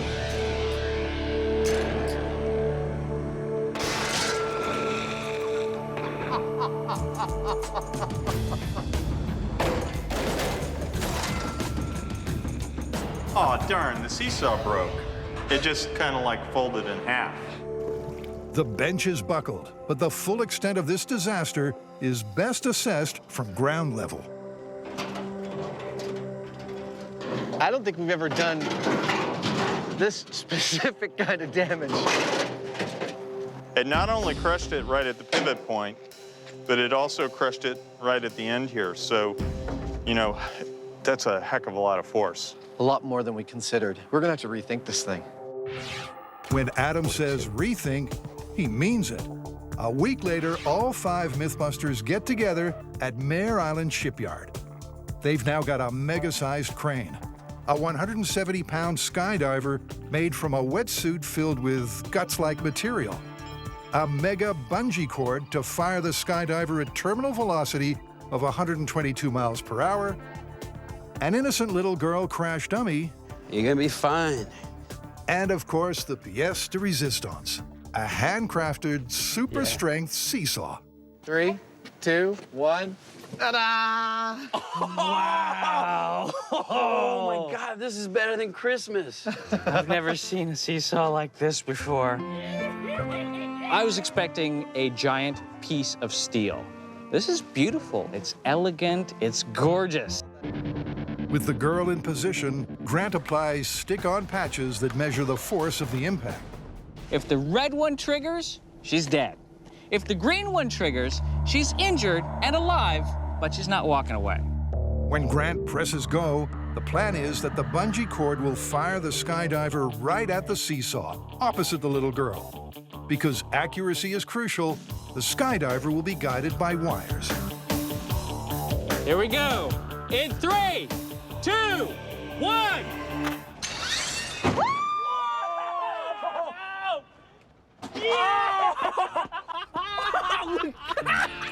Did you expect that? It didn't go up. It shot across the dry dock. Wow. That was cool. The skydiver hit the seesaw stayed together, and the little girl got launched over 55 feet in the air. That's above the dry dock. Oh my God. See, the skydiver exploded. One word for this. Splat. Looks like he landed butt first. His legs missed the seesaw, but his upper torso hit it. It's probably about 60–70% of his mass contacted it, and even that amount was enough to catapult her 5 stories up in the air and 70 feet laterally. Grant checks the shock watches, and the news is grim. Oh, red shock watch is tripped. Not surprisingly, the dummy is toast. They want to try again with better aim, but our skydiver is in no shape for another run. Instead, they'll use a weighted inner tube.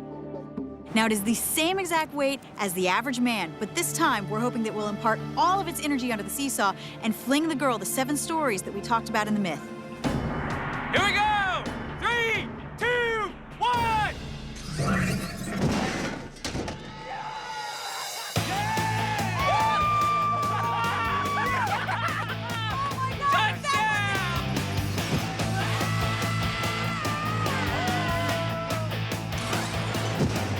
the skydiver hit 122 miles per hour.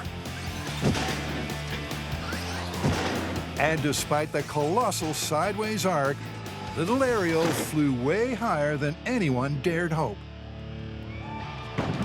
She flies about level with our spreader bar, and that's 130 feet. That's 13 stories, and that was with an angle like this. If we'd got her to go straight up, she would have cleared 200 easy. If you had an impossibly strong seesaw, if you had a parachutist that didn't just go splat when he hit it, you'd be capable of launching a little girl up at least 13 stories in the air. So, how do we call it? Well, sad to say, it's busted. The team built the best possible rig and almost doubled the 7-story flight. But the sensors proved that, unfortunately, that flight was a one-way ticket. It'll be tough to keep pace with those playground antics.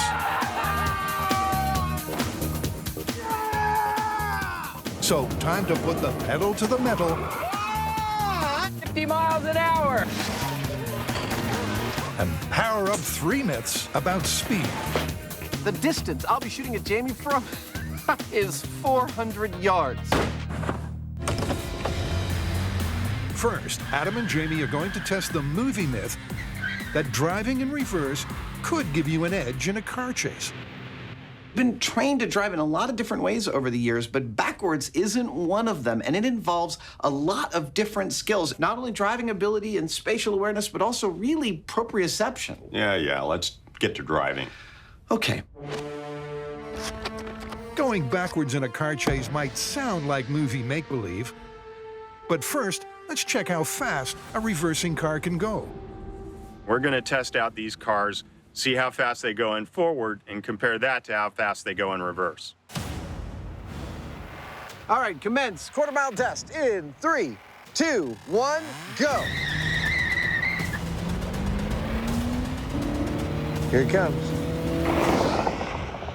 80 miles per hour. It's a good start for their converted cab. But how fast will the taxi go backwards? Now, will our car be able to go as fast as they seem to go in the movies? That is just what we're about to find out.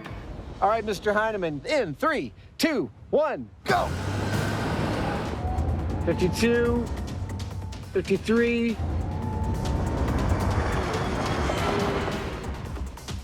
54 miles per hour. Pretty quick. A car traveling in reverse at that speed could definitely provide a good movie chase. But how easy is it to steer in reverse? We've got a course that's full of the kind of challenges a Hollywood hero has to face, and we're going to see if we can reverse through it at high speeds without crashing. All right, first run in 3, 2, 1, go. Adam's off. And from the outset, he's ignoring the mirrors. Whoa! Oh, there goes a cone. And going with the over-the-shoulder technique.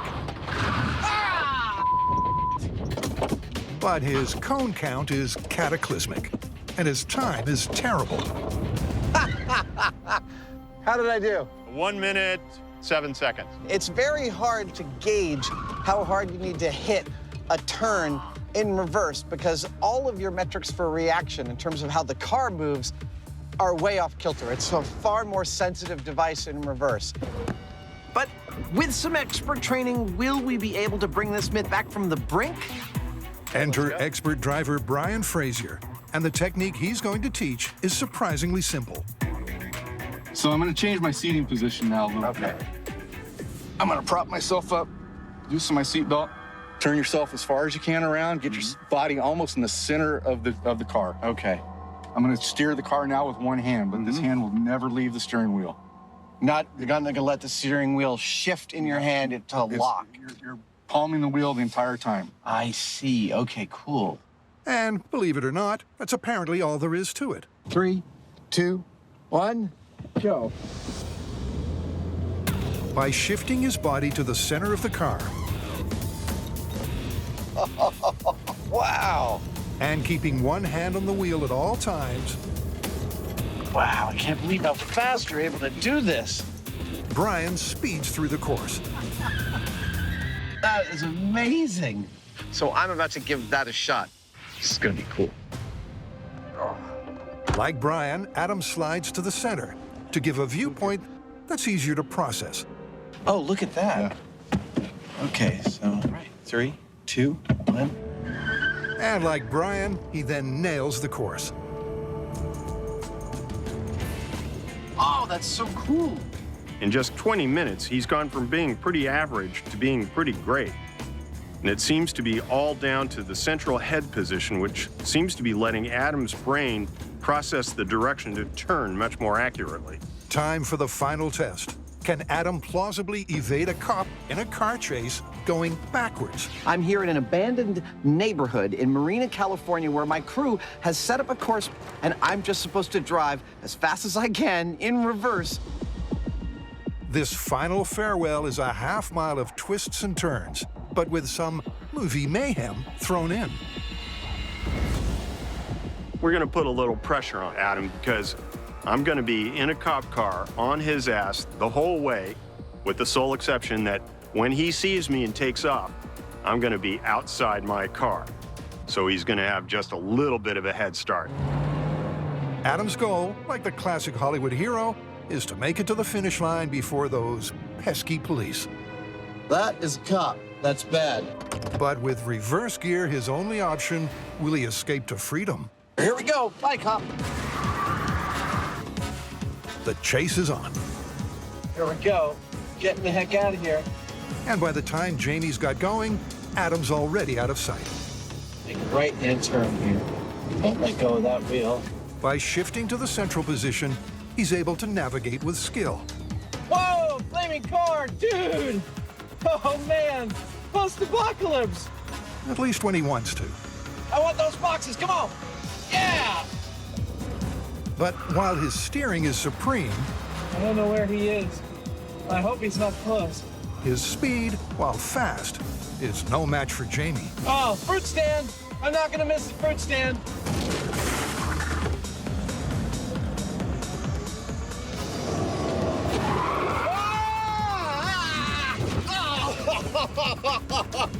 Adam may be down, but he's not out, as he reverses back uphill. Ah! I'm going still! A strategy that the Heineman then copies. With both drivers now speeding in reverse, it's a case of who's going to blink first.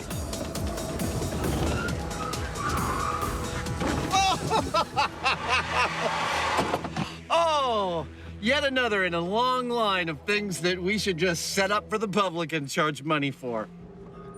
That was awesome. Step out of the car with your hands up.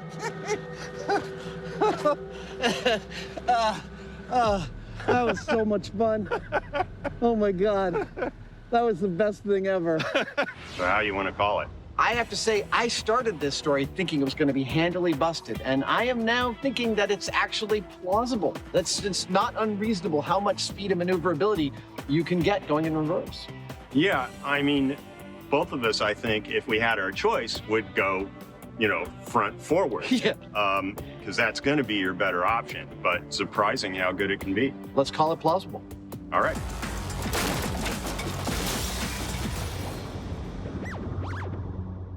Next, a myth that requires speed and skipping. Are you familiar with the Cannonball films? Sure, from the 80s, right? Okay, so it's the third installment that our myth comes from. The beginning of the movie, there's a red Lamborghini that is trying to evade the cops. So what the sports car driver does is he drives off the road and heads straight towards the lake. He totally floors it, skips across the water, makes it to the other side, and gets away from the cops. Exactly. So the myth is, could a 1.2-ton car skim a pond like a skipping stone? So what's the plan? I have watched the scene over and over in slow motion. And what I have found that watching frame by frame and measuring points of reference, the car wasn't going very fast, maybe 50 miles an hour. It went off a little launch and skipped about 4 times over a 100-foot body of water. To stand in for a Lamborghini, we've got this. What in the heck did she get that for? So our prop budget couldn't stretch to $250,000. But it's the same size, surface area, and weight. No one's volunteering to drive this on such a dangerous mission. So Grant's going to wire it for remote control. I got a plan. I got a plan. Let's skip to the fun part. A small lake in Oregon with a road leading up to it. They've built a small kicker ramp to get the car airborne, just as they had in the movie. There's something that doesn't look quite right with this car. It doesn't look fast enough. That's a fast car. We are ready to find out if this car is gonna skip. Is it gonna work? Probably not. So for this test, we're doing everything like they did in the movie. We're going 50 miles an hour, we're taking it off a little jump, and we're gonna hopefully skip it across water. It's sink or swim. As Jessie heads to her vantage point, a clearly excited Grant starts the engines. The car is armed. This is it, you guys. And Tori gives the countdown. Here we go. In 3, 2, 1, hit it. Grant's actuators put the pedal to the metal, and the mustard marvel takes off. As the car gains speed, Grant expertly steers straight down a guideline until 50 miles an hour.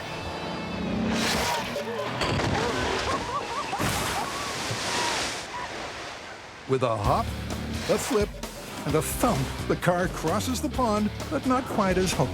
That car didn't skip, it flipped! Oh, Oh my God. I don't think That was insane. Look at what it did, though. It actually made it to the other side of the pond. That's not how it's supposed to do it. Wow. Oh, wow. Oh, my God, we destroyed this car. Now, we matched pretty much every aspect of the movie. The ramp, the speed, specifications of the car, and we got a completely different result.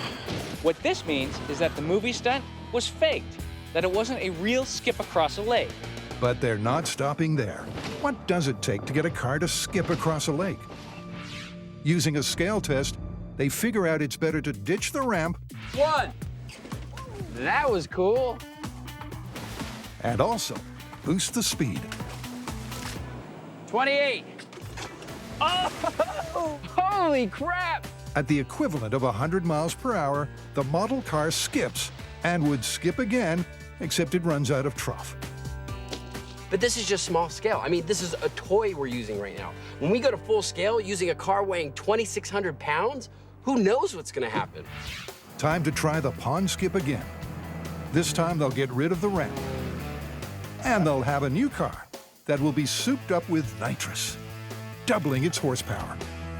Now, this little wire right here, this is the Go Baby Go wire. And this huge rush of power coursing through the veins of this little car, and it's just going, and it's gonna make it exponentially harder to control.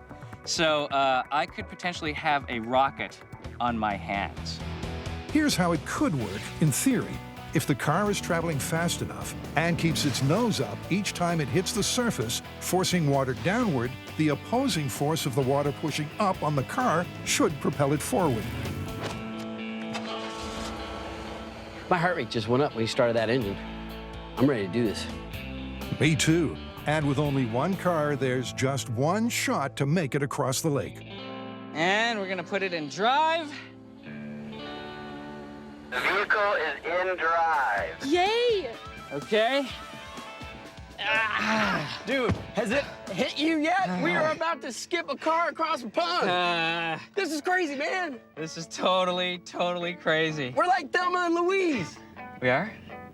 I just say dumb things when I'm excited. Okay. It's make or break time. In 3, 2, 1, hit it. Okay, brakes off. But probably break. And here we go. Grant builds up the speed, then presses the Go Baby Go button. Here goes the nitrous. The car surges forward, and when it reaches the lake, something beautiful happens.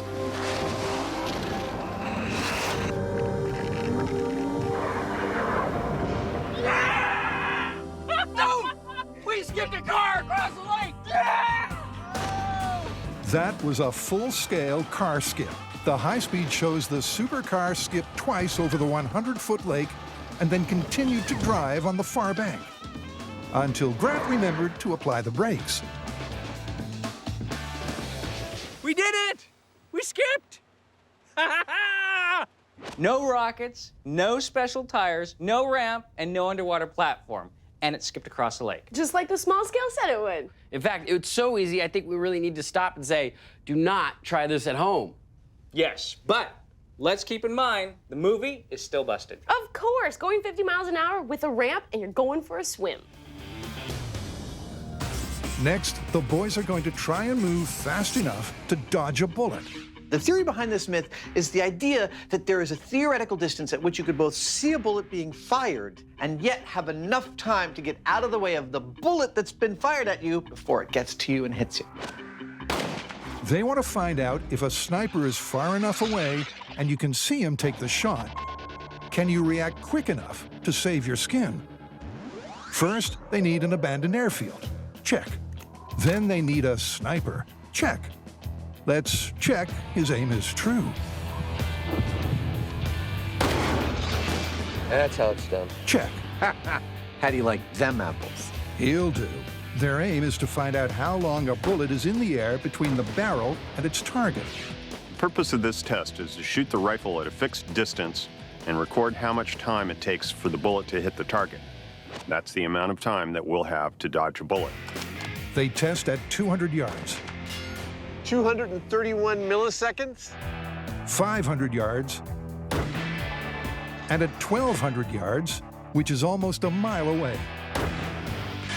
Beautiful. We got a reading, 1.791 seconds to target. Well, now we need to know how quickly we can jump out of the way, huh? Human reaction tests it is. Let's do it. Back at the shop, the boys are going to need some Matrix-style moves. This is our human being. His task, to get himself out of the path of a bullet described by the X on his chest and the bullseye behind him. His signal to move that the shot has been fired will be given by this digital camera flash remotely triggered by me from back there. All right, are you ready, Jamie? Human reaction time speed test at some random point in the very near future. Nice. Jamie's fast. His reflexes are honed to an almost superhero speed. Nice work there, cowboy. You want to man the remote flash while I try a couple? Okay. Adam's style is best described as different. But to see who is quickest, they need to see it in slow-mo. Here's mine. So I turned into one of the Three Stooges, and I don't know. But Heineman's hips don't lie. With all the swagger of a bullfighter. Check his bad self out. He is a bullet-dodging Hoosier. Despite Jamie showing an artful economy of motion, it turns out that Jamie and Adam clocked very similar times. Jamie's a touch quicker, though, at 490 milliseconds. Now they'll use data from the sniper test to determine the range at which you could potentially avoid a bullet.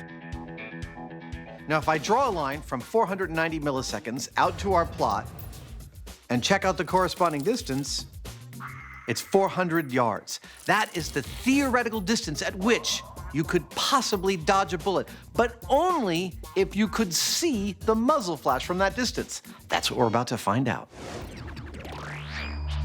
The question now is, how far away can you still spot the muzzle flash? Back on the range, the boys ask the sniper to fire blanks, while they try to spot the flash. First up, from 100 yards. I saw it. I saw it. At 100 yards, the flash is as clear as a bell. And that's also true of 150 yards. Saw it. I saw it. But 200 yards, or 600 feet, is a different story. Okay, Dave. 200 yards, fire at will. I didn't see that. Let's have him do that again. Dave, let's have one more go. Did you see it? I'd say that's at the borderline. Well, if you got the eagle eyes, let's push it another 25 yards. And at 225 yards, or 675 feet, even eagle-eyed Jamie fails to focus on the flash. Nope, I don't have it. 200 yards is our threshold. Yeah. With our blank rounds matched to a sniper's round, our ability to see the rifle firing is 200 yards. If you look at that on our graph, Yeah, it's not quite enough time for us to get out of the way. Remember, based on the bullet travel time, coupled with the human reaction time, 400 yards was the minimum distance needed to dodge. But at just half that distance, you can't even see the muzzle flash. I don't have it. So the myth is busted. But we all want to see them dodge a bullet, right? So what about a larger muzzle flash? That would help them see the gunfire from further away. In Hollywood, for instance, a blank for that rifle includes a lot more fire coming out of the tip because that's more visual for the movies. So that's what we're going to do. We're going to start from this distance with a full Hollywood flaming blank and see how far we can see that rifle firing with one of these. The Hollywood round turns out to be visible even at 1,200 yards. I saw that. Totally saw it. Wait. And I heard it. That's plenty of time to get out of the way. So in theory, they should be able to dodge a sniper's bullet, so long as he's using a Hollywood-style muzzle flash. Now, since we can't use real bullets for this test, but we've gathered the information that tells us the exact bullet flight time for any distance we choose, perfect. We are going to imitate the bullet's flight electronically. Here's how. When this gun fires a blank, a wire I've mounted on the trigger is going to close a circuit, which starts this timer timing. It will count down for the precise length of time the bullet should be flying through the air, and at the instant it is supposed to hit its target, it will tell this paintball gun to fire a round directly into Jamie's chest. Now, will he be able to get out in time? I think I might. No, not yet. That's what we're about to find out. The distance I'll be shooting at Jamie from, I love that sentence, is 400 yards. I'm set and ready. Okay, fire Will. Copy that. You got me. But Jamie can't dodge the bullet from 400 yards. And neither can Adam. That was interesting. At 400 yards, we've got 500 milliseconds to react and get out of the way, which ought to be enough time, but there's a difference between the shop test and the real world test. In the shop, we had this super bright flash right in our face. In the real world, we've got a tiny dot 1,200 feet away. It's a lot harder to see. So now, we're gonna move that dot to 500 yards, give Jamie even more time to react, and see if he can deliver the goods. Never has the need for speed been greater. With 500 yards and 600 milliseconds to react to the Hollywood blank, it's time to go big or go home. It's time to call into play those cat-like Hoosier reflexes. Fire Will.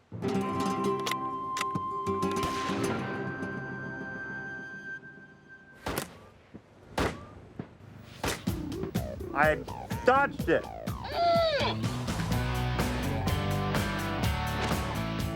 At last, at 500 yards or 1,500 feet, the Heinemann sways at speed and the paintball sails clean past. This test showed that I would have been able to dodge a bullet, but here's the thing. We were using Hollywood blanks, and if we were using real bullets, I wouldn't have been able to see a thing, and I would have been dead. The verdict is, it's busted. There is no way you can dodge a sniper's bullet.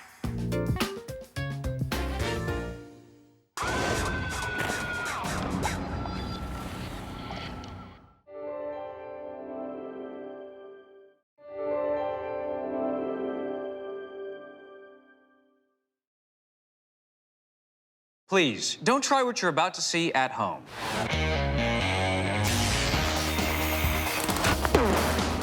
Well, there's your problem. In this special series of MythBusters, It's almost too exciting.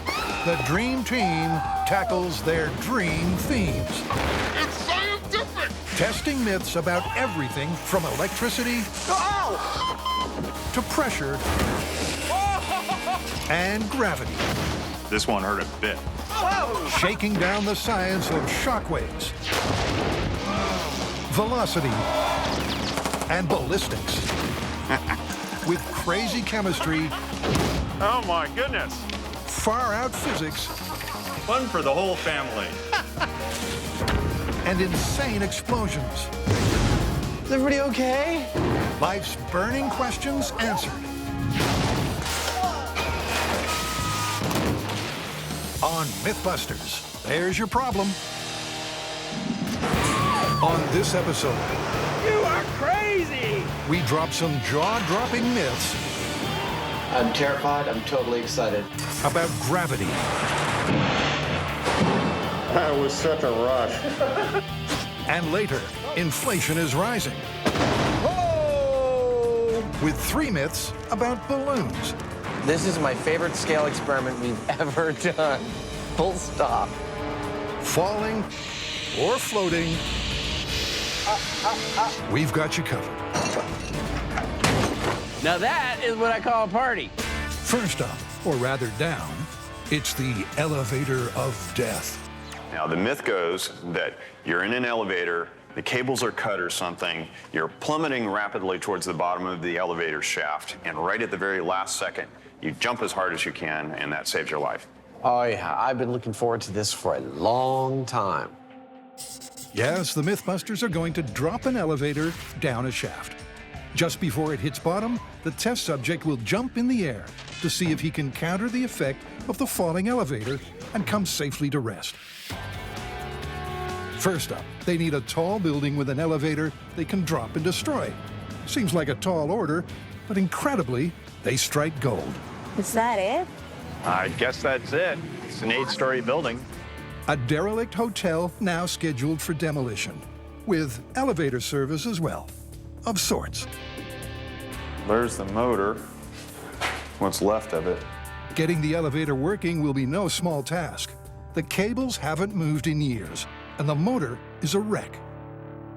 In theory, if we could tie power onto that, we would have a working elevator. It's a long haul to the top of the shaft. 8 floors, 9 counting the basement. 92 feet to the top of the pulleys. 92 feet to the dead bird. To get to the bottom of this legendary myth, they have to figure out a way to raise and drop the elevator, and how to get Buster to jump up at just the right moment. But how high and how fast? Time for a human test. All right. In their short moment of acceleration, the average top speed generated was just over 8 feet per second. Now, they need the stunt dummy to replicate that. I need to figure out how to make Buster jump. I think I'm going to have to use some kind of spring because I don't want to go for the gunpowder. A car spring inside overlapping tubes with a quick release catch. There we go. There, okay. With Buster riding shotgun. Giant industrial pogo stick. Now that looks like a good jump to me.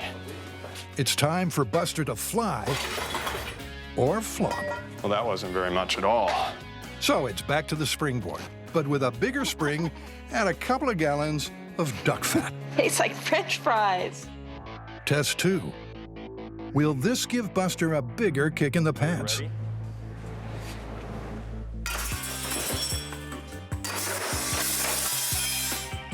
Well, that was a good jump. Nearly 12.5 feet per second. More than enough to give this myth a fighting chance. But will it be enough to break Buster's fall? Or just break Buster? Now for the sticky problem of those elevator wheels. If they can't get them working, this myth is stuck between floors. But Jamie has a gift for thinking outside the box. I had an idea that I might be able to modify an electric vehicle that I built. It's a prototype that I have back at the shop. Meet Jamie's Life and Death Machine, or LAD for short. With applications for law enforcement, fighting fires, and hopefully operating ancient elevators. Multi-purposing is the MythBusters' middle name. Okay, ready? Hey, that's it. Remember, the elevator hasn't moved in years. Jamie, that looks great. Yeah, baby. Couldn't be happier. I think Jamie's rig is a classic MythBusters rig. You know, we have to lift an elevator, and Jamie says, well, I've got a robot in the shop that we could modify to lift this elevator. Obviously, elevators are designed not to fall. Fortunately, the MythBusters wrote the book on disabling safety systems. So first, dump the emergency brake. Anticlimactically enough, I believe I've disabled the entire mechanism by removing this simple pin. There's also a counterweight that balances the elevator car. it's got to go too. We are cutting the cable. Stand by. The drop mechanism's attached. A movie special effects quick release. When we get upstairs, we'll be able to pull a pin, and this whole car will drop. You know, working with these dirty cables, I can't tell you how hard it is not to touch Jamie's white shirt. I just want to touch it, make it dirty. They're ready to board. Final call for passenger Buster. But how to trigger Buster's jump at just the right moment before he hits the ground? Okay, Buster, this won't hurt a bit. Adam's tying off a trip line at the top of the shaft. That will pull the release on the launcher when the elevator's 6 feet from the bottom. Looks about perfect to me. If something goes wrong, somebody could get killed here. No kidding. Getting insurance for this stunt was harder than finding an elevator to destroy. We're about to drop an elevator. I'm beside myself. It's all going to be over in a few seconds. And with a big boom, what else could we ask for? Jamie and the team are in the basement. Adam's 9 floors up, quick release in hand. I'm terrified. I'm totally excited. Ready to drop. In 3, 2.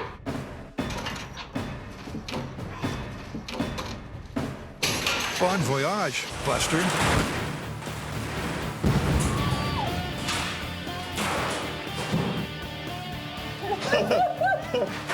Oh my God!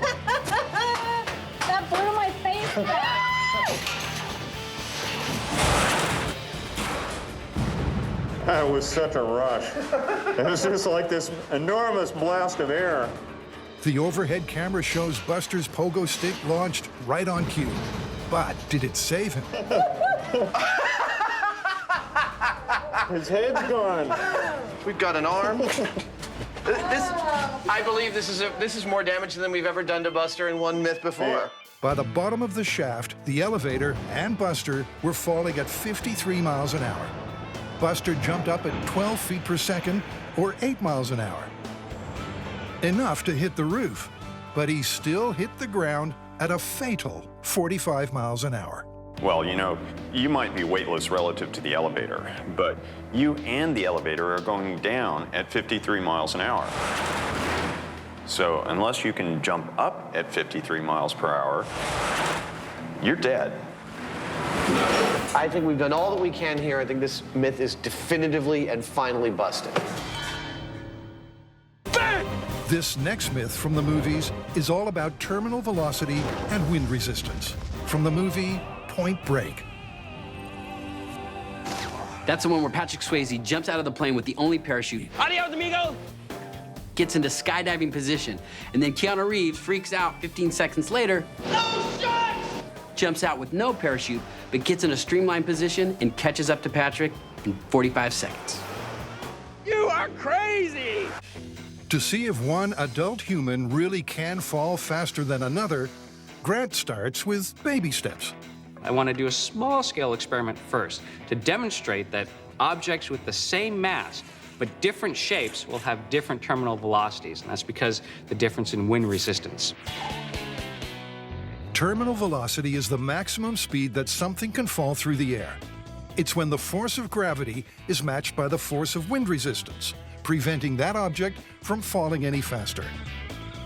But can subtle changes to its shape affect how fast an object falls? Grant hastily knocks up a mini wind tunnel and 2 mini skydivers of identical mass, in different falling positions as per the myth. One in the arms and legs out position for maximum wind resistance, and one in the straight position for minimum wind resistance. I'll put them both in the wind tunnel and see what the difference is. First, the spread-eagled skydiver.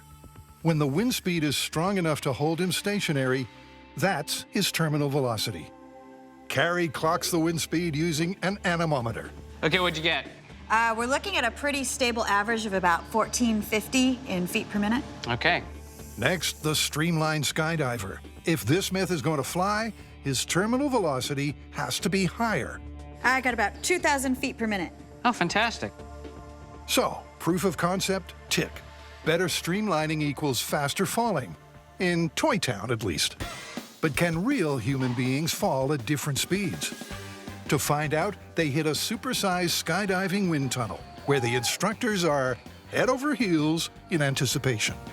Gigantic turbines shift 1.3 million cubic feet of air a minute, so they can replicate a skydiving freefall, perfect for their Stage 2 tests. We're here to see how changes in wind resistance affect terminal velocity. So what's the plan? I say we just get in there and try different body positions and have some that are more wind resistant and some that are less and see how we behave. We're gonna go to some hot nightclubs in San Francisco. I expect I'm gonna walk in there to make sure it's working, and I'm probably gonna get tossed around like a rag doll. With the wind howling, Tori tries out Patrick Swayze's spread eagle position. And he floats, confirming Swayze should have been traveling at 120 miles an hour. The terminal velocity of a standard falling human. Next up, Carrie tests Keanu's vertical position, and she doesn't fly, meaning if this were for real, she'd be falling faster than Tori. I think this is a great demonstration of how your surface area affects your terminal velocity. But it doesn't tell us exactly how fast Carrie would fall. Even at 150 miles per hour, she's still grounded. Only when she untucks does she fly. So there's only one way to test this myth, and that's for real. With our handsome hero from 15,000 feet. Skydiving! Next up, Skydance skydiving. With the moment of truth fast approaching, Do we really need to test this myth? Tori's wild enthusiasm has gone AWOL. When everybody else is doing it, you're like, haha, that looks fun. But then, when you're about to get up in the plane and do it, a lot of things go through your mind, like death. I just gotta remember to breathe, not my pants, not throw up, not pass out, not scream like a little girl. Oh yeah, and open the parachute. That's an important one. Here's the plan. When the plane reaches an altitude of 15,000 feet, Tori and his tandem buddy will jump out, assume the spread eagle position, and plummet to Earth. 15 seconds later, a specialist skydiver heads off in hot pursuit with streamlined pose. But will he fall fast enough to catch up with Tori, as in the movie? I'll be timing the whole thing. Once you jump, I start the timer, wait 15 seconds, then I'm going to signal your catch-up diver and let him go on after you. All right, let's do it. With Tori finally on board, it's chocks away. I'm taking your tools! But as the plane soars to its target altitude, our hero gets that sinking feeling. Is it too late to change my mind? Too late now. You're going out the door. There's no turning back. Terminal velocity is about to take over. The plane hit 15,000 feet. Tori's reminding himself to breathe and his eyes are bugging out. The tandem skydiver pushes him to the edge right outside the door. He jumps. Tori and his buddy assume the spread eagle position. With twice the mass of one person, they need a small control chute so they don't go faster than Swayze's fall of 120 miles per hour. 10! I count 15 seconds so that I can signal the catch-up skydiver to jump out after him. 15! He just soared down as fast as a bullet, and then everything just kind of went white. After 15 seconds, Tori's already plunged 3,000 feet. But the specialist diver's bullet position means he hits an eye-watering top speed of 250 miles per hour. Can he reel them in? Incredibly, after only 20 seconds, and just as Tori's about to pop the chute, the chaser not only catches up, but actually overtakes them. Oh my God! Just like the can-do Keanu. That was insane! Nice! Dude! That was insane! So, did the guy catch up to you or what? Yeah, we jumped out 15 seconds later. He jumped, And right as we pulled our chute, he was like right next to us. You're kidding. You're darn tootin' he's not. The chaser traveled nearly 7,500 feet in only 20 seconds and caught up with Tori, just like the movie. So it turns out, given enough altitude, you actually can jump and catch up to someone who has a 15-second head start. How are you gonna top that one? I don't know. Gravity is all about how masses mutually attract. The bigger the mass, the greater the gravitational pull. So you wouldn't want to be standing beneath, say, a falling car. But how about a falling coin?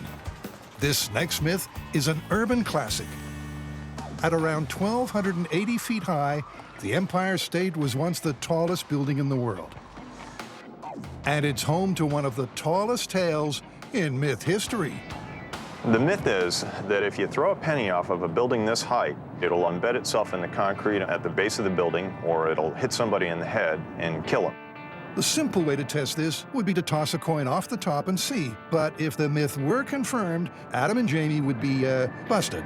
So instead, they have to apply some science in lab conditions. We need to figure out how fast a penny would be going if it fell 1,280 feet, what kind of damage it would do. I think we need to go back to the shop and test it. Calculations show that the terminal velocity of a penny should be between 35 and 65 miles an hour. I used to be able to juggle them. But complex equations aren't the MythBusters style. So Adam sets up a mini wind tunnel to test it for himself. At the bottom, wind speed is clocked at 65 miles per hour. Holes in the tube allow the air to dissipate, so the speed at the top drops to 35 miles per hour. If the penny stays in the tube, then the equations are correct. Bingo! Adam's one happy MythBuster. If only Jamie were as excited. This matches the math, the complex equations that we have showing the velocity. I think we should go for a worst case scenario, like 65 miles an hour. Okay, works for me. This is excited, Jamie? Yeah, this is We got a game. world first. It's going out on television that we did the experiment that showed exactly how fast a penny goes. No math, no ideas, no timing off a building. We got it right here in the lab. It's great. Good job. Enthusiasm isn't Jamie's strong suit, but he needs to get a penny firing at 65 miles per hour. And luckily, MacGyvering is right up his alley. I don't like to go through a whole elaborate process and days of machining something only to find that it was the wrong approach. So he quickly modifies an industrial staple gun into a penny firing pistol and modifies a penny to make it fit.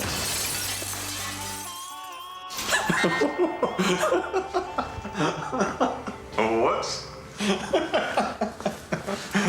We should get out of here. That's mercury vapor there. Well, that worked. On the bright side, the pistol definitely fired. But how fast did that penny fly? Cue high-speed camera. We've modified the staple gun to accept the penny. We're firing it and tracking it, recording how fast it goes. So here's firing a penny into a concrete block. The penny traveled 3 feet in 16/500ths of a second, which amazingly is right on the money at around 65 miles per hour. Terminal velocity gun right here. Meanwhile, Adam is making a stand-in for the myth's unlucky passerby, using real bone wrapped in ballistics gel. Okay, stop. Jamie's improved the penny pistol to fire a full coin. Damn, that is some serious impact there. And they're good to go. This myth has been doing the rounds since the Empire State was built.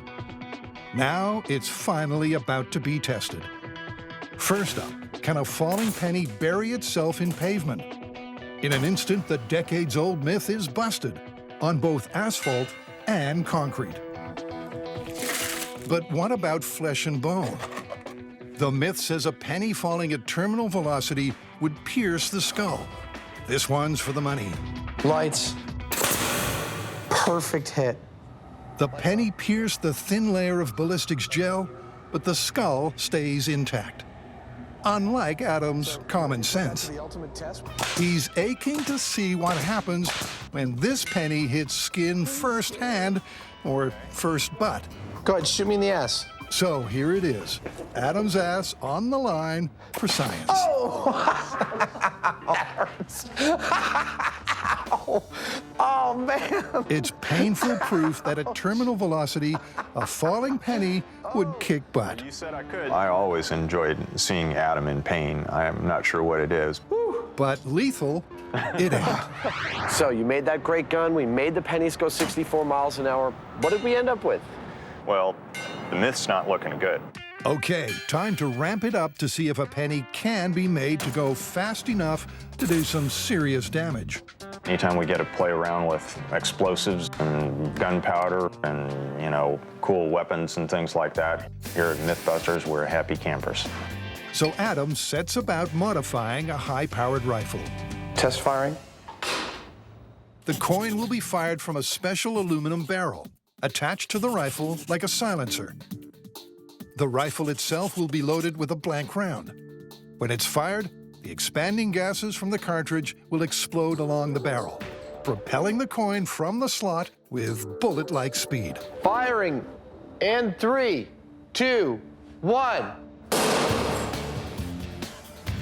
The high-speed camera result apparently is 3,000 feet per second. Well, that's like a bullet. That's the speed of a bullet. But there's still no penetration.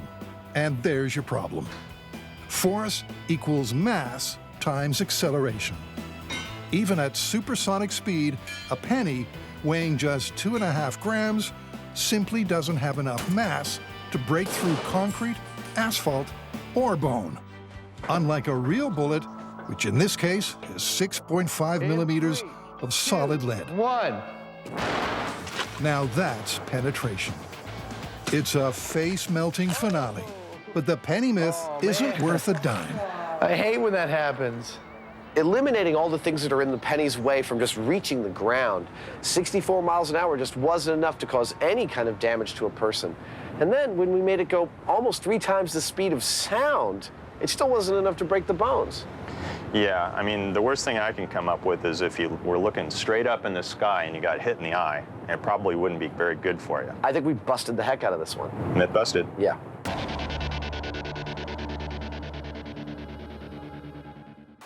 Time to switch track. From going down to up and away with some balloon-based myths. And beware. These things are always catching on fire. Once you pop, you cannot stop. For our first myth, Adam and Jamie are going to try and solve a decades-old balloon-based mystery. So what's the myth? The myth today has to do with the cause of the Hindenburg disaster. In 1937, the giant German Zeppelin Hindenburg was coming into land when it suddenly burst into flames over New Jersey. 36 people died. History's largest airship was reduced to ashes in just 34 seconds. Doesn't everybody know that that was caused by the hydrogen, which is the reason they don't fill blimps with hydrogen anymore? Not according to our myth. Our myth states that the cause of the Hindenburg disaster was its skin, specifically the dope and paint on its skin. The Hindenburg was filled with hydrogen, which is lighter than air, but its cotton skin was coated with a kind of paint called dope, which made the fabric taut and waterproof. The dope's ingredients included aluminum powder and iron oxide. Put them together, and they produce an extraordinarily explosive substance called thermite. Could it have been this paint, and not the hydrogen, that caused the fatal fire? Before building replicas of the ill-fated airship, they're going to investigate the chemical reactions at work. Adam builds a test box using the same cotton fabric and paint as used on the Hindenburg. The dope-covered fabric that I've got covering this box for this test represents the top half of the Hindenburg. It is a layer of butyrate dope and iron oxide covered with 3 layers of butyrate dope and aluminum powder. Ladies and germs, here we go. hydrogen is pumped into the box, and Adam introduces a naked flame. Whoa! Okay. Is everybody okay? Yes, but we really think you should have more stringent safety procedures in place when you go bigger scale. How big do you think we can go? I don't know, like 10, 12 feet? Well, if we go 16 feet, that's 1/50th scale. That's a nice round number. You think we can do that? They'll build two 16-foot Hindenburg scale models and coat them with the aluminum iron oxide paint. One will be full of air, the other hydrogen. If the hydrogen Hindenburg burns faster, this myth is busted.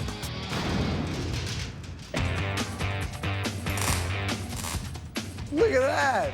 That is very, very cool. By following the original Hindenburg blueprints, the MythBusters are building blimps smoothly. Until Jamie decides to break out the welder.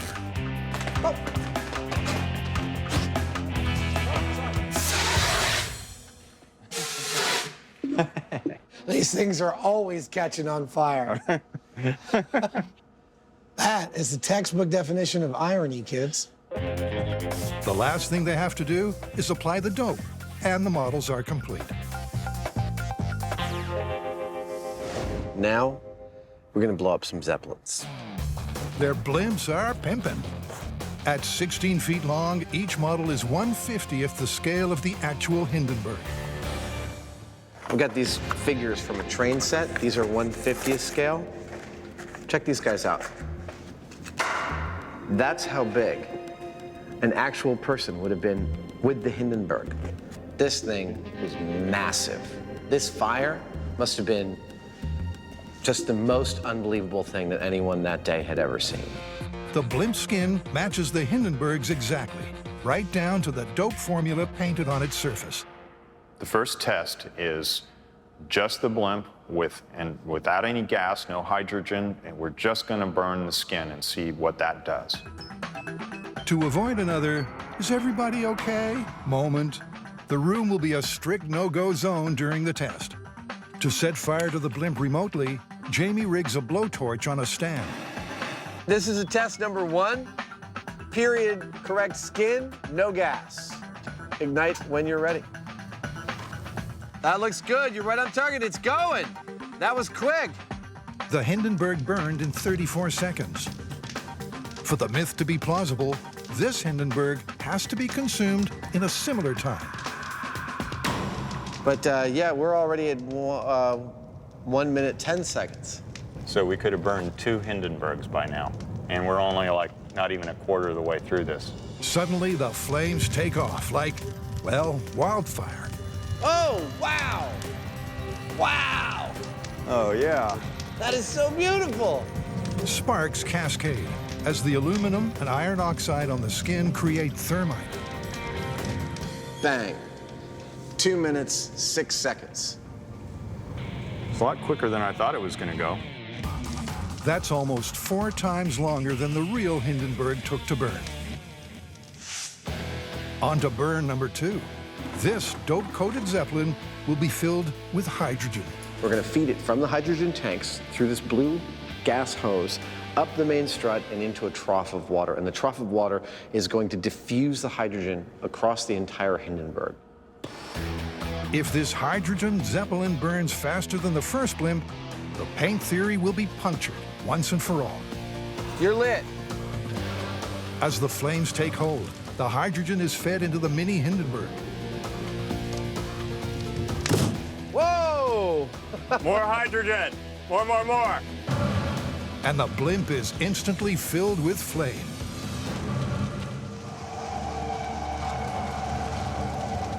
What's our time? Boom. Wow. 59 seconds flat. That just feels exactly like what we see in the newsreel. God, it's great. He's right. Their test and the 1937 footage look eerily similar. This is my favorite scale experiment we've ever done.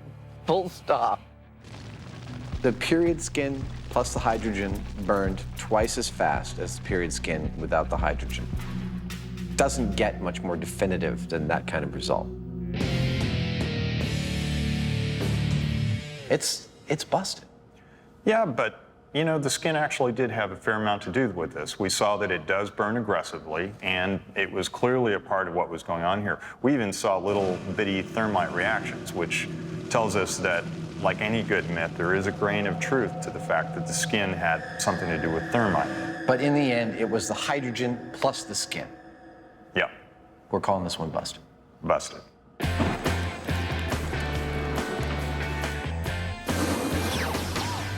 For our next story, Carrie, Grant, and Tori are investigating a very balloony myth that could also be baloney.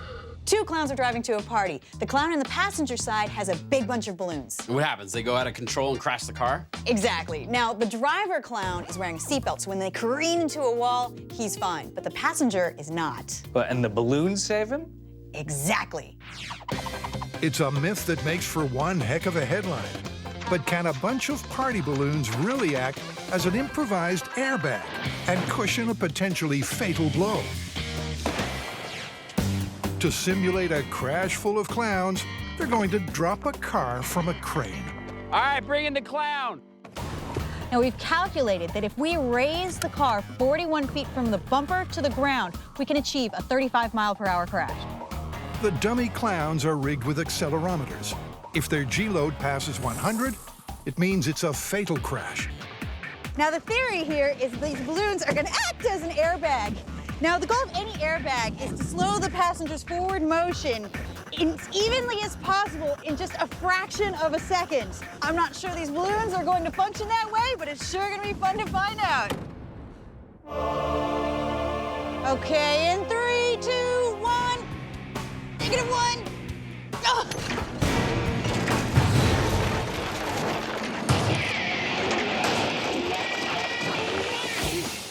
Now that is what I call a party.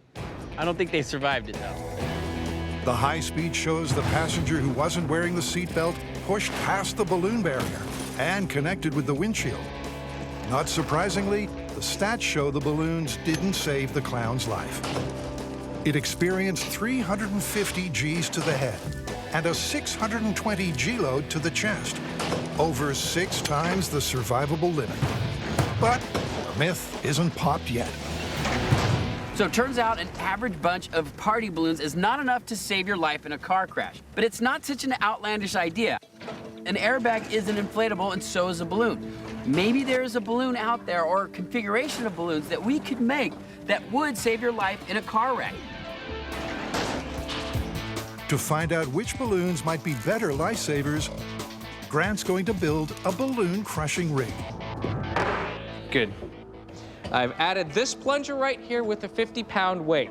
Now, the idea is that we drop this onto each type of balloon. Using the same weight and the same volume of balloons each time, we can compare and find out which type of balloon absorbs the most energy. First, a control with no balloons. The result is 100 Gs. Then the same latex party balloons used in the car drop, 2, 1. which aren't much better than no balloons, at 98 Gs. I'm making a pterodactyl. Next, balloon animals. Oh, that's a good one. Yeah, it's an octopus. Balloon animals in 3, 2, 1.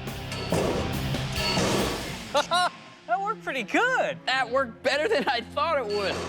With a radical G-load reduction to just 6 Gs. We got 6 Gs from the balloon animals? Yeah.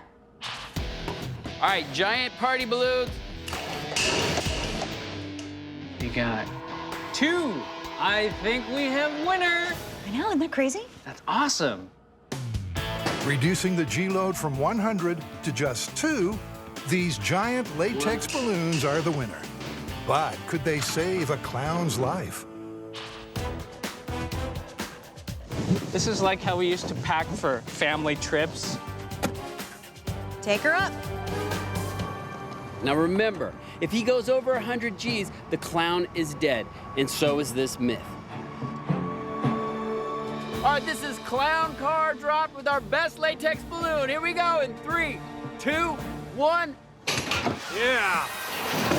Whoa.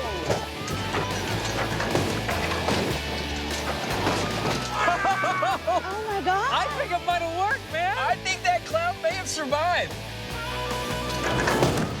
Now, in the high speed, you actually see the cars start to compact. The balloons separate just enough for a clown face to peek through and a clown nose to dust the windshield and then start to go back into the car as if the balloons are bouncing him back. All right, Byron, how'd we do? Did either guy get under 100 Gs? Now, you'll remember he sustained over 600 Gs with just the party balloons. But this time, only 130. It's a huge reduction, but there's still no way a clown or anyone else could survive that kind of G-load. So it turns out, even with our best balloon, the oversized latex balloon, we were not able to save the clown's life. So this myth is busted, but we're not gonna stop there. This is MythBusters. It's time to ramp it up. So we're gonna go back to the shop and see if we can come up with some kind of configuration of balloons that could save the clown's life. They test a bunch of different balloon configurations and combinations. That looked really good. The best turns out to be Grant's version of giant bubble wrap. In 3, 2, 1. Oh, we got a couple of pops, but hey, maybe more than a couple. All right, let's see what we got. You got 1.7. Hey, that's great.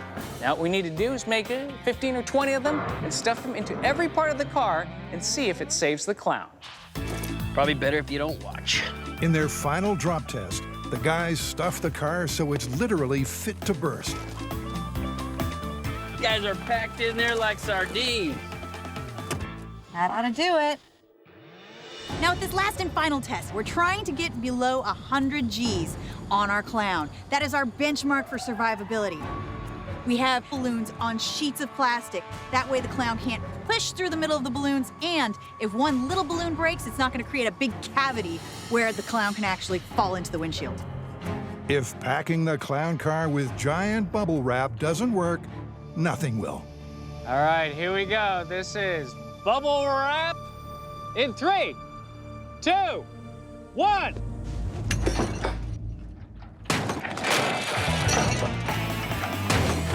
Oh. It did not look good. Okay, so the passenger's head peaked at 220 Gs and his body at 230 Gs. Wow, so the clowns actually experienced a bigger G-load than in the previous test. So party balloons are not a substitute for airbags or seatbelts. Stop clowning around. For our final myth, Adam and Jamie are going to challenge a well-worn idiom. Have you ever heard the expression, going down like a lead balloon? You mean like, that'll never happen? Kinda, but it more commonly means a joke that falls flat or an epic fail. In myth-busting terms, though, it's simple. The myth is that it is totally impossible to make a balloon like this one out of lead. And so we're gonna build one. Lead's defining characteristic is it's heavy. That means it surely can't be made to float like a balloon. Or can it? Turns out impossible isn't in the MythBusters vocabulary. This balloon is made of fabric that's extremely light and very strong. We're gonna be building a balloon that's very heavy and very weak. So, not so easy. Hello? To stand a chance of making this work, they need a wafer-thin layer of lead. Sprechen Sie English? Turns out a supplier in Germany makes lead foil. What this may look like is a box full of rolls of foil that weighs about 30 pounds. In fact, this is our lead balloon. Oh, look, it's beautiful. Beautiful, but very, very fragile. The problem is this. It just kind of falls apart. It's like, almost like wet toilet paper. There's not going to be any room for error. They build a quick prototype. Ah, I found a tear. And it becomes clear that the main challenge, aside from the weight of the lead, is its tendency to tear. You're going to ruin it, aren't you? The biggest problem that the lead is giving us is that it's delicate, and we can't go lifting up huge sheets of it to tape these complicated seams. So I'm going to try and design a way to make a cube so that we lay it out panel by panel, flat, and then we can inflate it. It works. All right. There it is. That's the deal. With the design and construction map worked out, Adam crunches the all-important numbers. Roughly 11 kilograms. His design will require 640 square feet of lead, weighing the equivalent of 24 pounds. They'll use helium, the second lightest gas after hydrogen, to hopefully give the lead balloon lift. Gonna make a lead balloon! They're at the Alameda Naval Base to attempt to assemble and fly the world's first lead balloon. We've chosen this because we got plenty of room to fly, we got no wind, we got a nice flat surface to build on, so this is gonna be like a medical procedure. Okay, everybody, this is no walk zone. Here's the plan I worked out in the shop. It's 12 steps, 12 pieces of lead. Each square gets assembled over on the assembly square and then put together on the home square. With rubber gloves to protect against what is, after all, a toxic material, the guys begin building the ambitious 12-step plan. It is hard work. Almost as bad as picking strawberries. But we've got something strawberry pickers don't. What we have here is the largest clear tape dispenser in the world. Simply insert an atom to tape in all those awkward, hard-to-reach places. I've never built anything like this before. The final result's going to be about 7 or 8 layers thick in some places. That's as thick as one of your hairs. That's how thin the material we're working with is. It's painstaking work. 4 hours becomes 8, then 12. It's all working out quite well right now. It makes me a little nervous. Adam's origami-style model is coming together. Slow down, slow down. Everybody slow. Okay, stop, stop. And he's hoping after the final piece is taped into position, it'll inflate seamlessly. I want this thing looking like a real inflatable balloon, like with a basket and with passengers. Yes, Jamie and I are gonna go for a ride in the lead balloon. It's going up. You gonna man the valves? I'll do that. All right. Adam is understandably nervous. His clever design is on the line. And as Jamie opens up the helium, one thing's clear. It's gonna take a while. If that tape sticks someplace that it's not supposed to, if something catches, it can rip, it can tear, things can come apart. This is the hard part. With the ever-present chance that a tear could quickly turn this into a disaster, I'm nervous. Jamie starts filling the cube not just with helium, but with air as well. We're putting air in this because we think we actually have too much buoyancy. We want it to just barely come off the ground, otherwise we're liable to rip something. It's looking good, it's looking good. At last, the genius origami structure slowly comes to life. I don't see any major holes, I don't see any major failure points, but I'm keeping a close eye on it. Hey, Adam. Yeah. Congratulations on the design. It unfolded and twisted out just the way it was supposed to. Whether it flies or not, I don't know, but your plan worked. I'm really psyched about this one. But as it gets bigger, rips and tears appear everywhere. I got a hole. Hold on to it, hold on to it. Hold on. That's it. Thanks to Adam's patching jobs, their lead balloon is airborne. I still want more balloonness out of it. I know. Finally, it's time for the test. Will the lead balloon actually float with a basket and mini MythBusters attached?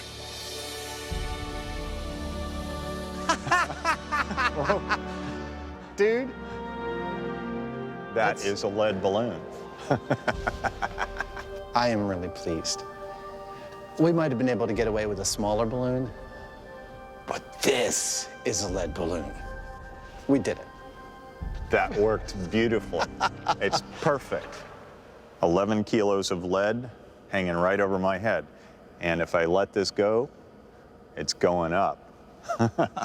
It's just amazing. Well, I tell you, that might be ridiculously impractical, but, you know, if someone says it's impossible, we just take it as a challenge. Busted idiom.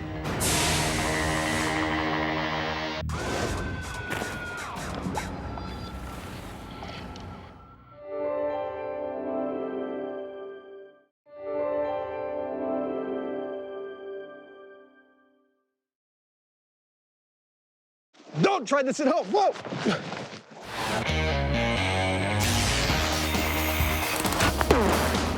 Well, there's your problem. In this special series of MythBusters, It's almost too exciting. the Dream Team tackles their dream themes. It's scientific! Testing myths about everything from electricity to pressure and gravity. This one hurt a bit. Shaking down the science of shockwaves,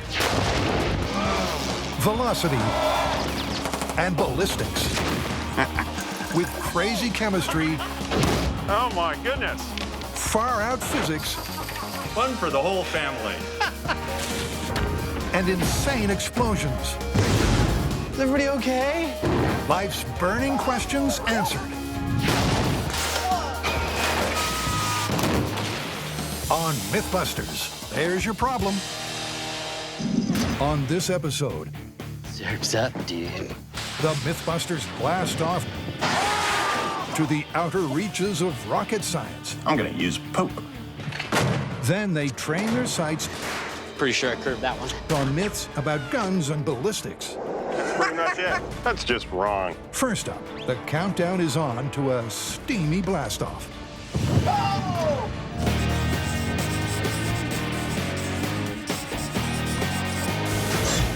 We have a plumbing myth. Picture an old house, and in that house is an old hot water heater. The hot water heater is neglected so badly that it blows up like a rocket shooting up through the roof of the house. Gets me all steamed up just thinking about it.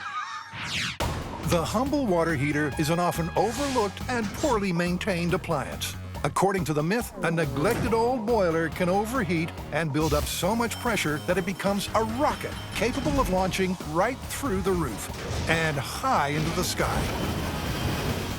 To find out how good water heaters go bad, Jamie and Adam head out to the wide open spaces of Alameda Naval Base. So the very first thing we're going to do is make this bunker into a safe haven for all the people on the crew to be able to monitor the blast. And the second thing we're going to do is make a blast for all the people to monitor. In other words, they're going to blow stuff up for science, but without explosives. Just water plus heat and pressure. First, they need to make this new 30-gallon water heater mimic an old and poorly maintained one by disabling its fail-safe devices.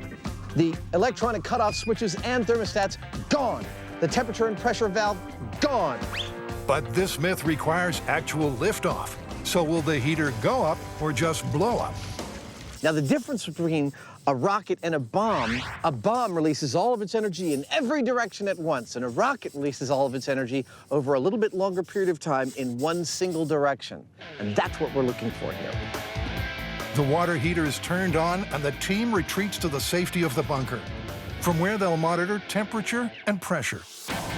Okay, now we're at 160 PSI. It's officially a no-go zone. With the safety features, the heater would automatically cut off at 140 degrees Fahrenheit and 150 PSI. Without them, The suspense is killing me. well, we're about to find out.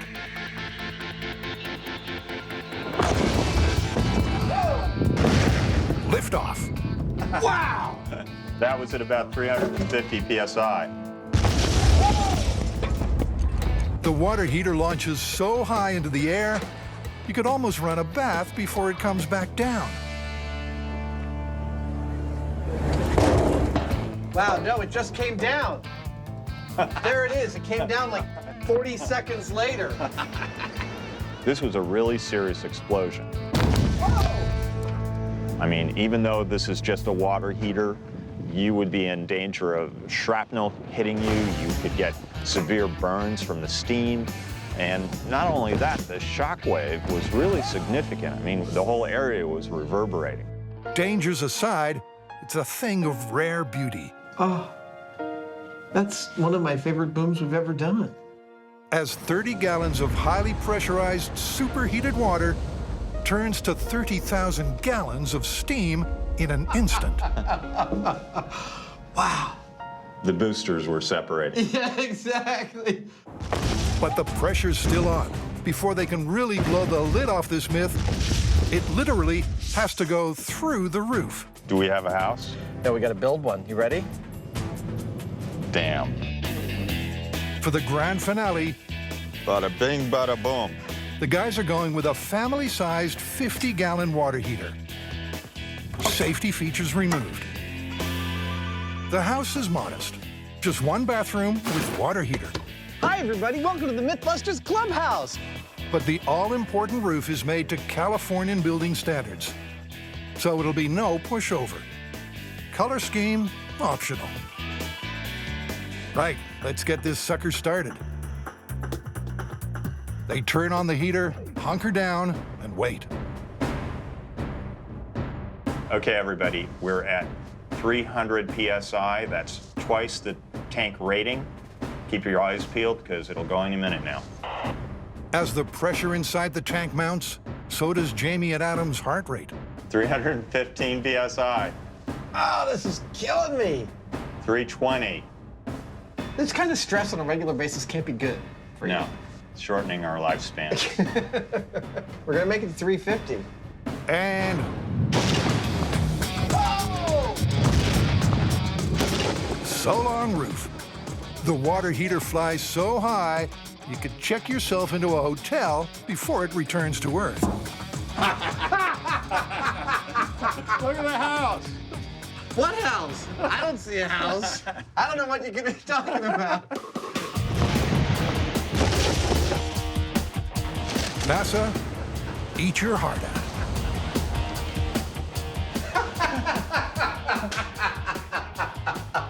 Oh. I gotta say, it's more interesting than an actual explosive explosion, because the steam is just erupting everywhere and completely disintegrating. It's different. It's more elegant. No black powder, no rocket fuel, just superheated water and pressure. So the moral of the myth is, don't take your water heater for granted, or there may not be a happy ending.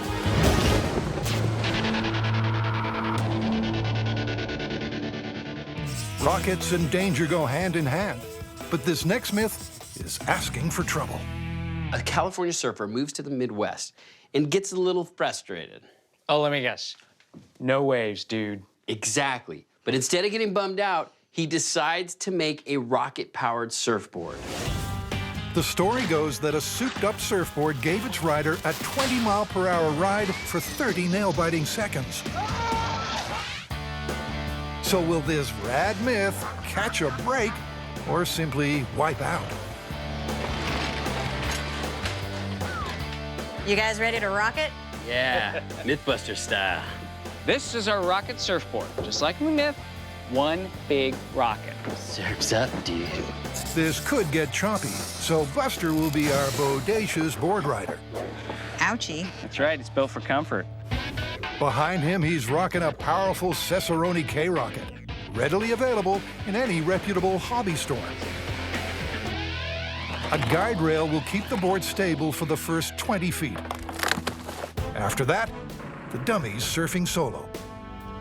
All right, we're good. This is Rocket Surfer with one big rocket. Here we go. In 3, 2, 1. That looked a little dangerous. That is a lot of thrust. Dude, that was a crazy flip. Houston, we have 3 main problems. There's way too much initial thrust for any rider to handle. The board is unstable. And the ride was nowhere near the myth's 30 seconds. Don't die on me. Time for Plan B. Now, it's obvious the single rocket is just too powerful and is not long enough to get the ride that we need. So we're gonna have to come up with a multiple rocket system. This is gonna be tricky. But I'll tell you what, if it's safe, I'm gonna ask the producers if I can go for a ride. Here's a disturbing glimpse into Tori's mind. But he's nothing if not game. If the Italian stallion is going to ride the rocket board, what could possibly go wrong? They first need to find out the maximum thrust he can handle at launch without falling over. Tori, acceleration at 60% capacity in 3, 2, 1. Oh, whoa! And there's the sweet spot. So this right here is the information from the data logger. You can see here the peak is at 0.8 Gs. So what this means is that none of our rocket tests should exceed 0.8 Gs. That way, we know that he'll be able to hang on. To limit the Gs, the plan is to use several banks of model rockets at a series of ignitions. And with the board ready for testing, it's off to Treasure Island. Why does this thing weigh so much? Because you're a fat guy. Tori plus board weighs 180 pounds, and each model rocket gives 2 pounds of thrust. So a bank of 20 should get them to the required 20 miles per hour. All right, the rockets are wired. But will it pack a thrust below that critical 0.8 Gs? All right, this is acceleration test for Rocket Surfer. All right, here we go in 3, 2, 1, firing.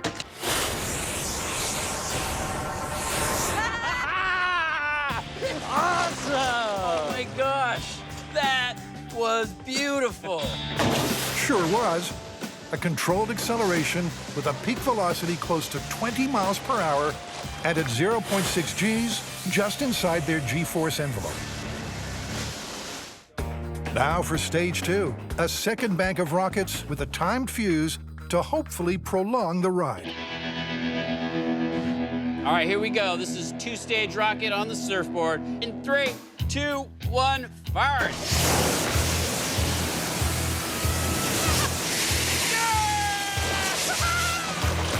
That's the sound of happy rocket scientists.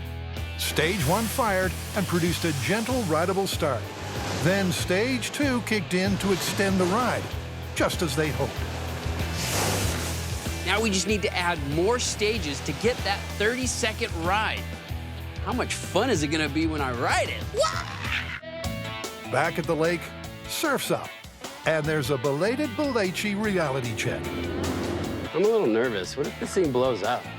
Since Buster's maiden voyage, they've added more surface area, a keel for greater stability, Keel weight is installed. and 200 rockets. Time to go off in banks of 30.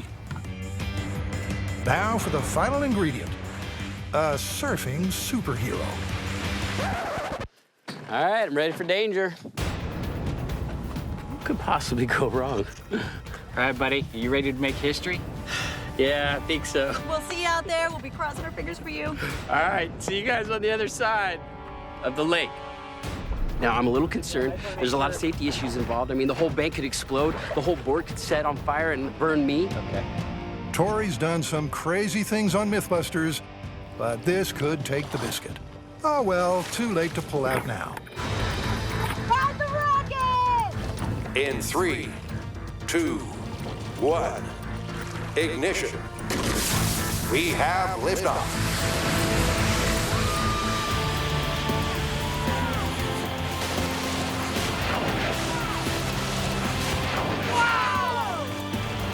You okay?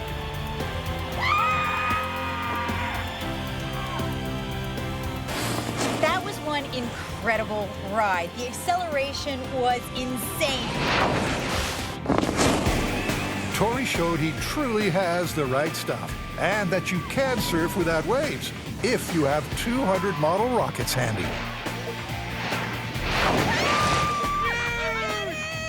That was awesome! That was insane! You did it! It literally happened so quick. It was like I was trying to get my balance, and I hit the switch, and before I knew it, I was in the middle of the lake. It was crazy. Crazy, but this is MythBusters. And Tori didn't reach 20 miles per hour, nor did he last 30 seconds. So while it's a wild and heroic ride, it's MythBusters.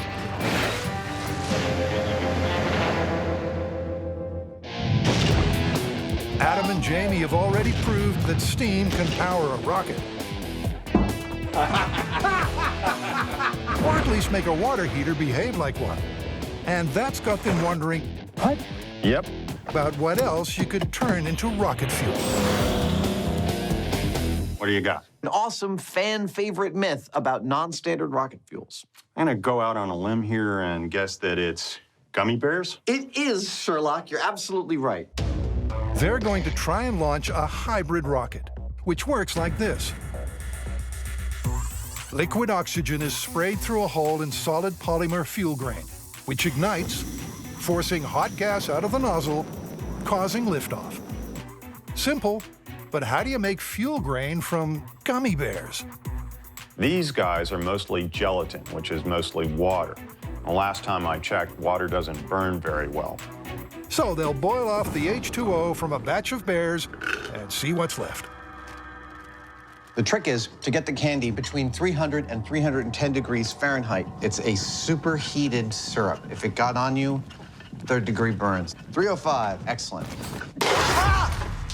I'm good, I'm totally good. Explosion number 1, before there's even a rocket in sight. Wow. Okay, I'm just gonna cool this down because I've got a compressed gas cylinder over there. Take 2. All right, welcome back to How to Ruin Kitchen Equipment. Now I'm about to heat up a bunch more candy using this big non-glass container. This time, things go disappointingly smoothly. And with all the water released... Okay, tell me what to do. Just hold on to that while I pour. All that's left is to pour it into a rocket fuel mold. Here's one Jamie made earlier. Jamie, I think this might be the worst mess I've ever made in your shop. I don't know. You'd have to think about it. I'd have to think about that. So, there's an engine. So, armed with a hard candy gummy bear rocket engine,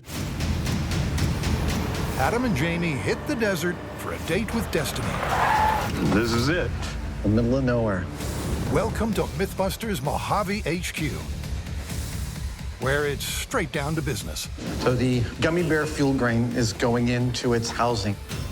There are a lot of fiddly bits that all have to work perfectly in concert. This is one right here. Some final adjustments, a mandatory strip of duct tape, and the countdown to gummy bear glory can begin. System is armed. Launching in 3, 2, 1. Ignition. Oh. Oh, hey! Come on, baby! I saw light coming out of it, so Yeah, it's burning. I see fire signals on it. Come on! Go! Oh. A duck. Dead duck, more like. The gummy bear rocket is a total dud. What is wrong? But total failure does not compute, and Jamie smells a hardware rat. I'm suspicious as to whether it's the fuel's fault or is it the general rocket system that is at fault here. There's only one fun way to find out. Fire off a test rocket armed with conventional rocket fuel.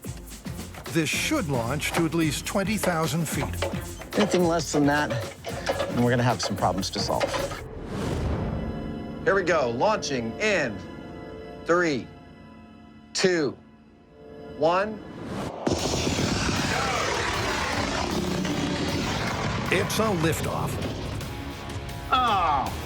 Swiftly followed by a letdown. That doesn't look like it went higher than about 600 or 700 feet. It should have gone 30 times higher. Jamie was right. The rocket failed, not necessarily the gummy bear fuel. So it's back to base for a second bite at the cherry. But this time, they're tossing out the flighty hybrid rocket. Instead, we're going to use a solid rocket motor like this. A solid motor is a carefully prepared mixture of fuel, oxidizer, and binder. Now, it's nice and simple because, in theory, all you do is light it and off it goes. But only licensed specialists can make them. So Adam is supplying the raw materials, gummy bears.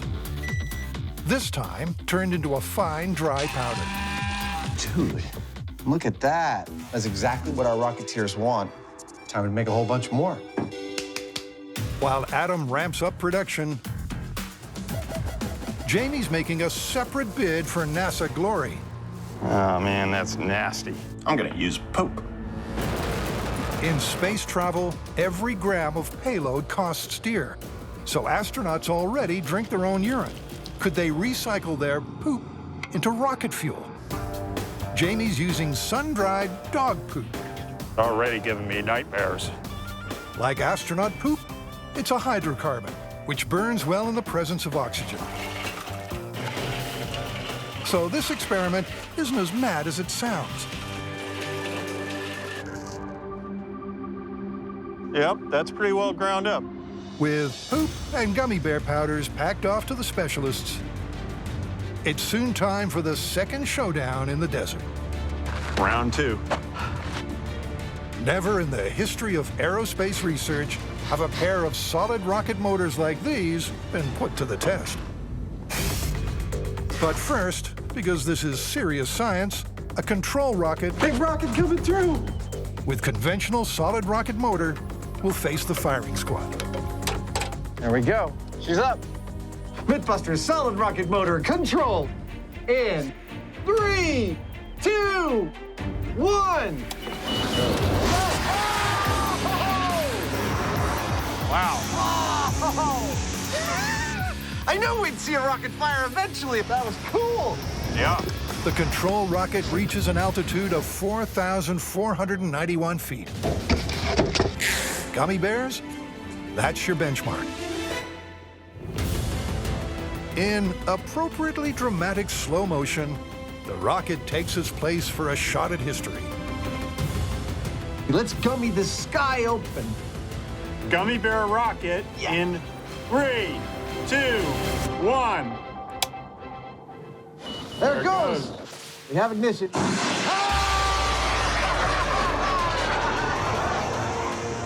Oh, went way up there. It did.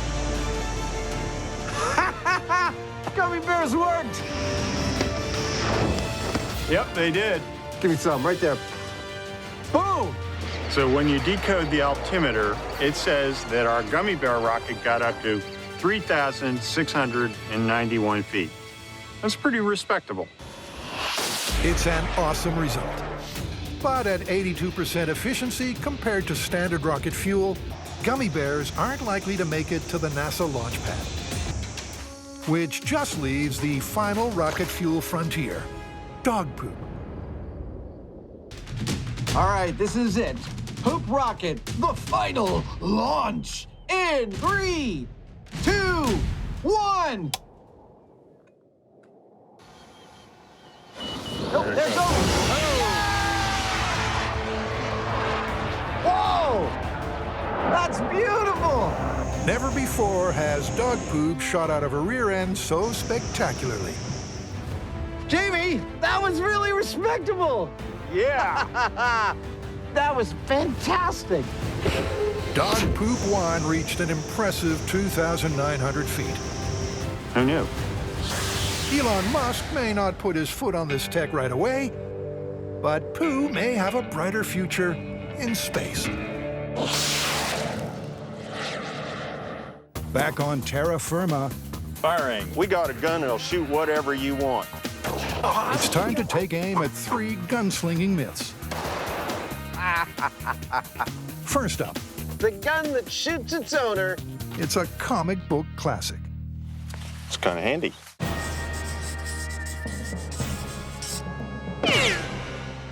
I'm thinking bent barrel. You're going to have to give me a little more to go on than that. Okay. Seen it in a million cartoons. One character grabs the gun of another character and bends it, hoping to neutralize the weapon, but it still fires. So what's the plan? Plan, I think, is pretty elaborate, so see if you can follow along. I think what we should do is get a gun with the barrel, remove the barrel, and wait for it. We bend it. Genius.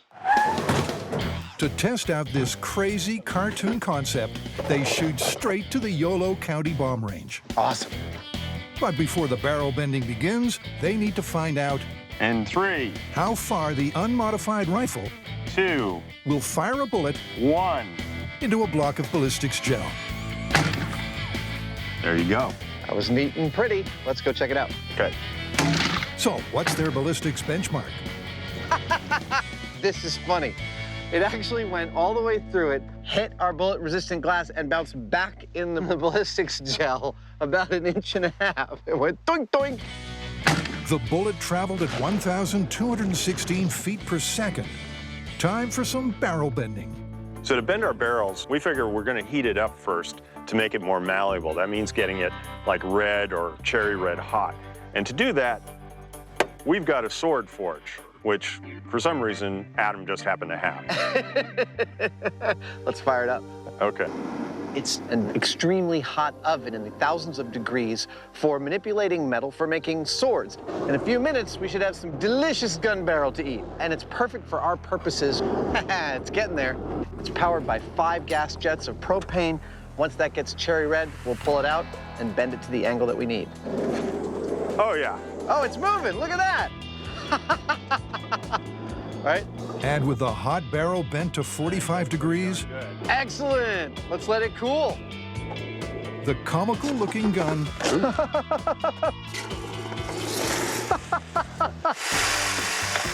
is soon ready for its first test. It just kind of feels funny, don't it? It feels funny. Yeah, you probably wouldn't want to take it to a holdup, but will it fire? There we go. All right, 45-degree bent barrel in 3, 2, 1, go. It fired.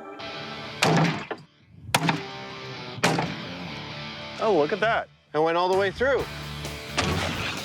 Went all the way through, bounced off the bulletproof glass, and look, landed on top of our ballistics gel.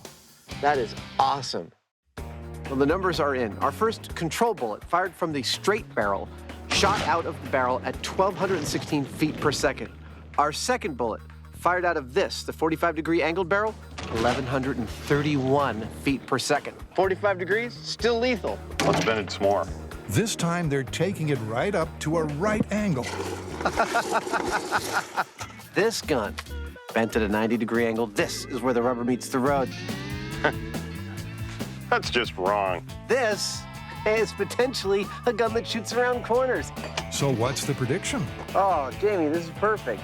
Is this barrel about as bent as ballistics will allow? Jamie thinks so. This 90-degree barrel is the maximum point that I think that the bullet is probably going to come out of. Loading the gun. Shooting bullets around corners in 3, 2, 1, go. Hey! It hit the ballistics gel and the box jumped. The bullet didn't just leave the barrel, it did so with surprising speed. Look at that. That's still a significant hit. It is a significant hit. It's slightly less than the middle one, but it went all the way through the ballistics gel. That puppy's lethal. On that note, we'll be right back after a short message from our sponsors. Come on down to Jamie's House of Bent Barrels. We got a gun that'll shoot whatever you want. Duck hunting, fishing, heck, it'll shoot things you can't even see. Only $19.95, curved ammo not included. There's only one way to go from here, and that's over the top. 135 degrees. That's a serious bend. Range is hot. John Browning must be spinning in his grave. 135-degree bent barrel in 3, 2, 1.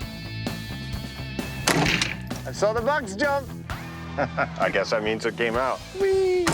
Oh, it went all the way through the gel. Incredibly, the bullet still penetrates the ballistics gel with deadly force. That's astonishing to me. I thought that by the time we got to 135, it was going to be going halfway through. To remind you, with the straight barrel, the bullet was coming out at 1,200 feet per second. Now with the barrel bent at 135 degrees, the bullet's coming out at 1,050 feet per second. Flushed with success, there's only one more turn to take. This barrel is going all the way, 180 degrees. This gun that we're about to put together will shoot the guy who's holding it or someone standing behind him. Almost there. That's it. Pretty much it. That's beautiful. It's as bent out of shape as a barrel could possibly be, matching the gun in the comic myth. It's kind of handy. But will it be lethal? This is it, for the money. Here we go. The gun that shoots its owner, 180-degree turn, and 3, 2, 1. Nothing jumped. Is that myth busted?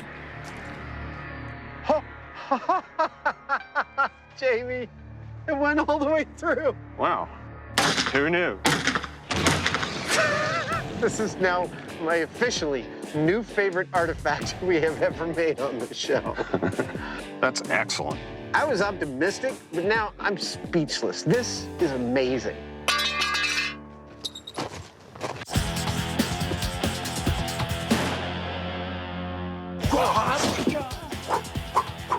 Okay, so what's with the hardware? Well, we have a new movie myth that has MythBusters written all over it. And since this movie's come out, we have been inundated with requests to do it. You're talking about the movie Wanted, right? Exactly. And in that movie, a secret society of assassins shares the ability to curve a bullet. That's right, just with a little bit of a flick of the gun, you can curve the bullet around an obstacle and hit your target. Secret assassins, swerving bullets. They're not going to pass up the chance to test this. Okay. First, they fashion a trio of grimacing targets. Bad guys are done. Then head as far from civilization as they can get. Because this involves swinging a live gun around, we need a lot of open space. For our first test, we just need a control to make sure we can all hit the target. Let her have it, Carrie.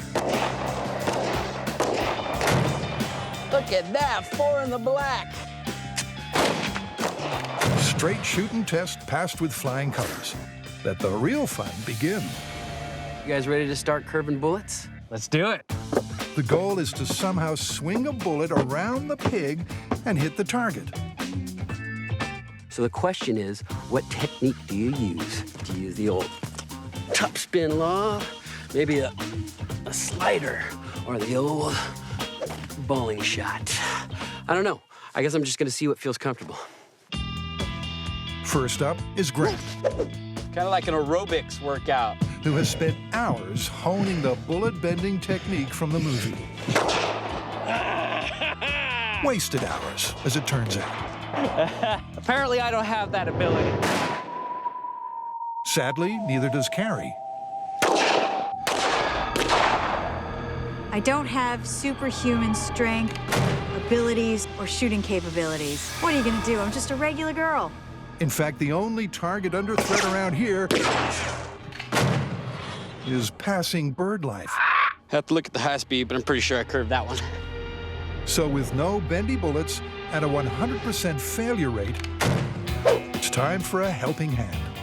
We're only human, and the characters in Wanted have superhuman abilities. So that's why we're resurrecting this. A pneumatically powered arm-swinging robot of previous myths. It can swing its arm at superhuman speeds, and what's more, it can fire the gun at precisely the moment we want it to. All it needs is a little modification. Could this be the magic bullet they need?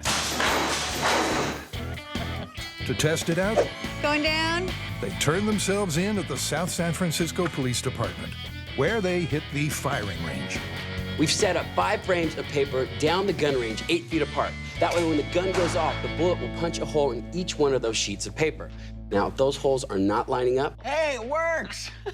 then we're curving bullets. A high-speed swinging robot gun could be a tad dangerous, so there's no room for fooling around. I've got a 25-point checklist to make sure that we can load and discharge the weapon safely. Trigger cylinder is out. Check. Pressurizing the shoulder. Check. Your fly's down. Check. Safety pin pulled, let's go. Get out of here. Test 1 sees the robot arm set to swing at regular human speed. 3, 2, 1. All right, here's the laser. The bullet didn't curve. We can see the laser down at this end. This confirms that human speed is not going to curve a bullet.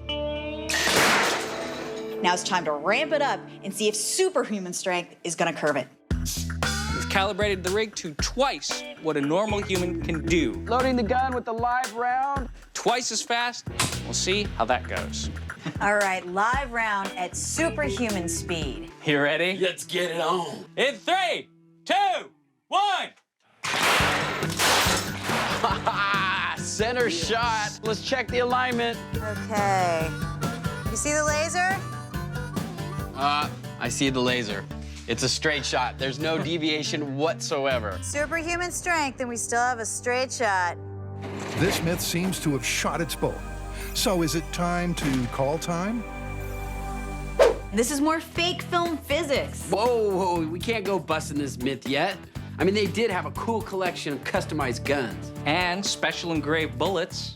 Okay, I see where you're going with this. Maybe it's not just the sidearm flick that gives us the curving bullet. Exactly. Maybe it's a function of altering the bullets and guns themselves that's giving the bullets that curve.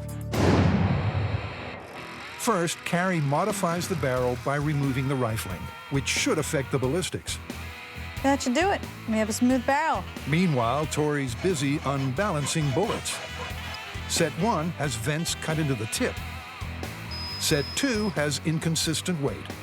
And Set 3 combines both modifications. It is no longer balanced, and it's no longer aerodynamic. But will the alterations cause a curve? I gotta make some arrests.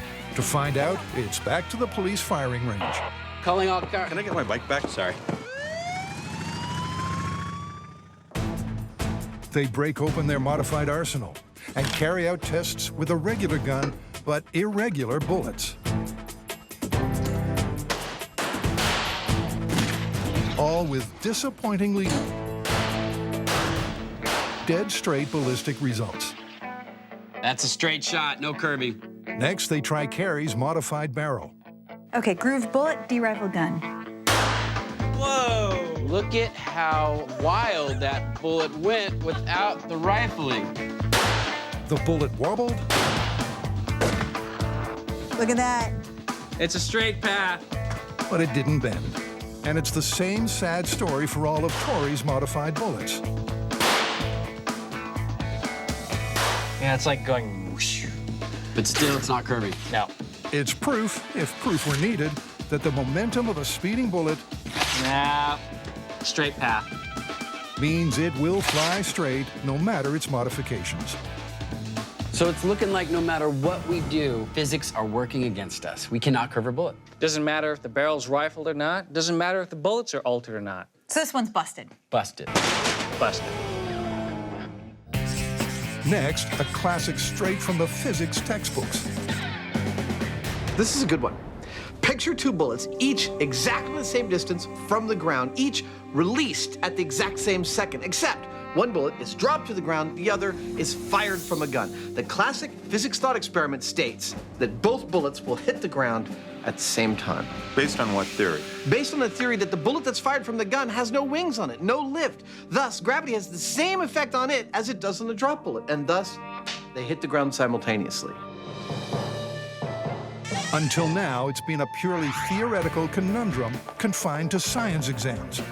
But nobody's ever seen it happen for real, because the two bullets would always land so far apart. So what's the plan? Well, we gotta go full scale with bullets, but dude, how difficult is that gonna be? I mean, for starters, I don't know how far a bullet fired level from a gun even goes. Well, why don't we try a .45 caliber pistol? I mean, that has a large, slow-moving round. And head out to the range and see where it hits the ground. Exactly. Perfect, let's do it. They hit the gun range. Hands down, the best place to test the range of a gun. First, they rig the .45 caliber rigid and level, exactly 36 inches off the ground. That's perfect. Next, they check that the gun is aimed dead level, so the bullet flies with a flat trajectory. Nice. The reason we've gone level is that gravity starts having an effect the moment it leaves the barrel. And that's what I'm interested in. How fast does it drop? How far does it go? Gun is hot. To find out, they fire a full clip to see how far the bullets fall over 100,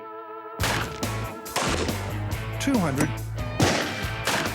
and 300 feet. Let's go take a look. Okay. What we've got so far in terms of data is actually pretty freaking cool. This orange line represents the bullet at 100 feet. Very little amount of drop-off. 200 feet. A little more drop-off. 300 feet, that blue line, a lot more drop-off. A quick calculation shows a fired .45 caliber bullet should bite the dust around the 350 to 370 foot mark. I expect to be able to see where they land by the marks they make on this white paper. Firing in 3, 2, 1. Oh, that looks like we might have hit it. Their math is right on the money. 360 feet it is. It's vital data. That's the spot where they'll put the fired and falling bullets head to head. I think we got what we came for. But to carry out the test, they need laboratory conditions. The 480-foot-long Fort Mason Center on the bay should do nicely. Ah, look at that. It's magnificent. There's no wind to worry about affecting our bullet, and it's perfectly level. First, they set up the gun at one end of the room. Adam checks it's exactly 36 inches from the ground and firing perfectly level. 1.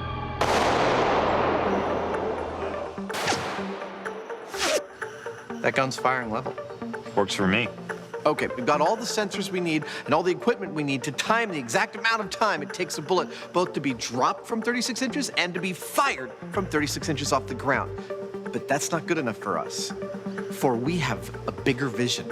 We want to see that drop bullet hit the ground in the spot the fired bullet will be skipping off. That's what we're about to set up. To pull that off, they'll drop the bullet 360 feet from the gun, the exact spot where the fired bullet should land. This is my bullet drop rig, and the key component is this electromagnet right here, because it'll hold on to my bullet, and then on cue, it'll drop the bullet. Sounds simple, but dropping and firing bullets at exactly the same time is anything but. So, over to Adam. You see the little red light in the lower left part of the frame of this high-speed shot? That's an LED coupled to the electromagnet holding this bullet up in the air. Now, the moment that LED goes off, I know that the electromagnet is no longer powered and it's dropping the bullet. Now, see the tip of this gun? The moment I see a bullet peek out of that, that's when I want the electromagnet to go off. Got all that? Now a check to see if the synchronizing system works. Simultaneous firing and bullet drop test in 3, 2, 1.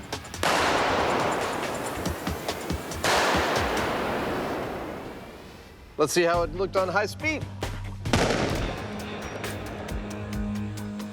It sits on that electromagnet for a while. Yeah. The gun and the timing LED went off together, but the drop bullet took its time to fall. If you look at this high-speed shot of the bullet on the electromagnet, you'll notice it hangs out for 65 milliseconds. That tells me there's a lot of residual magnetism in the electromagnet itself, even though it's turned off, and it's no good as a mechanism for our drop. We've got to rebuild a mechanism, and we've got to rebuild it fast. Cue brainstorm. The most difficult thing about this whole experiment is getting the fired bullet and the dropped bullet airborne at the same time. It gave us the problem that we currently have, which is that it's late.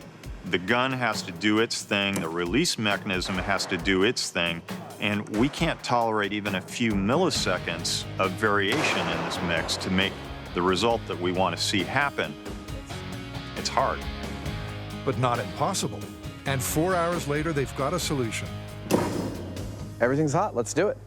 A solenoid that's triggered by the trigger, releasing the bullet. Bullet leaves the gun. Oh, it's good. It's good. It's 1/3 of a millisecond difference. Wow. That's freaking perfect. Let's go do this full scale. Okay. Fast forward 360 feet downrange. Right about there. That's where they were landing out in the shooting range. They roll out the white carpet to capture the result and move their bullet-dropping rig to the calculated drop zone. So, simultaneous with the signal that sends that bullet from the barrel of that gun, an electronic signal sends this bullet falling from our little drop rig so that hopefully when it reaches this point, it will meet its friend, the fired bullet, and all of it will be captured on that high-speed camera right there. Everything's set. Here goes. Bullet dropped versus fired. In 3, 2, 1.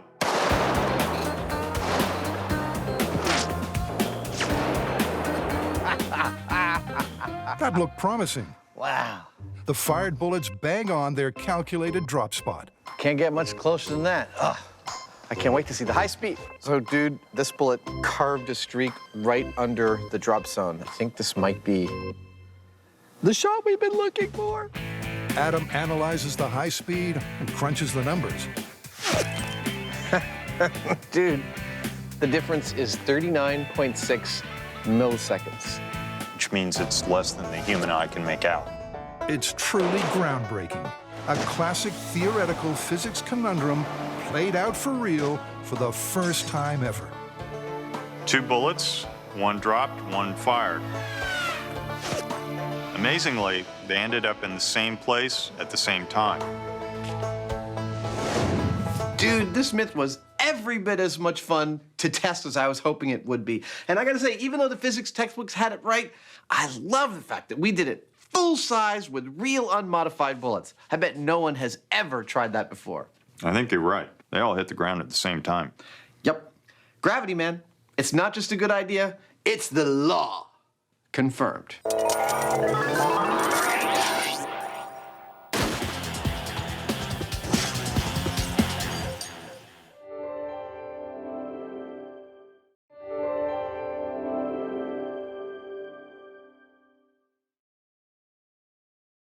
Do not try what you are about to see at home.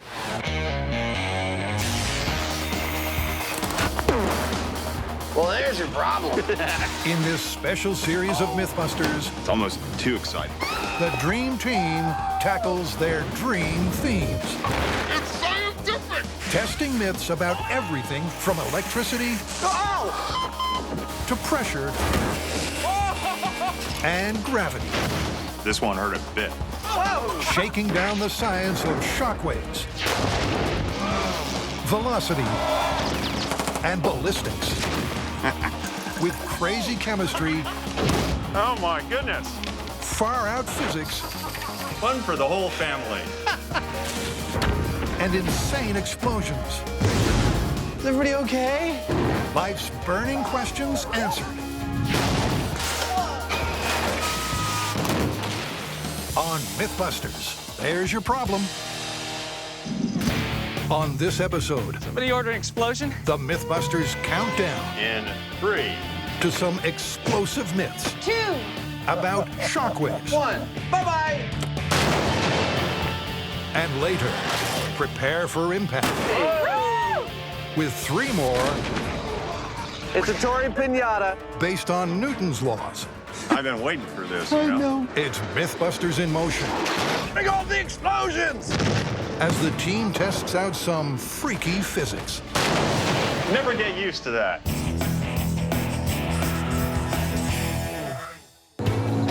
The first myth is straight out of the movies. Our heroes trapped on a boat. A bomb set to blow. Facing certain death, they dive into the drink for protection and surface miraculously unscathed. But would that happen in reality? We know how shockwaves behave in air and water. But what happens when one moves from air into water? Will it speed up, slow down, or even be reflected by the surface? There's only one way to find out. Good day to blow some crap up, huh? You bet. Step 1 is to measure how destructive a set amount of explosive is over distance in air, for which the key piece of kit is this. An Osico rupture disc, basically a calibrated piece of aluminum foil, and over 13 pounds per square inch of pressure, it will burst, telling you that if you were standing where this disc was, you'd encounter physical injury. Burst discs are positioned 1 foot apart up to 14 feet to see how far a calibrated block of C4 would cause injury. All right, JD, go ahead and light it. So this is calculating injurious distance of C4.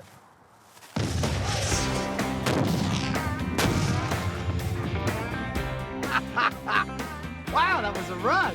That'll wake you up in the morning. It definitely has more get up and go than a cup of coffee. The shock front ruptures the burst discs up to 10 feet. That's our danger zone. All right, 10 feet. Now it's time for phase 2. To find out what effect the same airborne explosion has underwater, the guys rejigged their rig to simultaneously monitor a second blast in air and in H2O. If there's any truth to this myth, what we should see when we set off that explosive is that this burst disc will blow and this one will not. Okay, take it up. Well, it's time to put that theory to the test with the same amount of C4 10 feet away from the 2 pressure discs. Go for it, JV, light it up. There it goes. This is invigorating.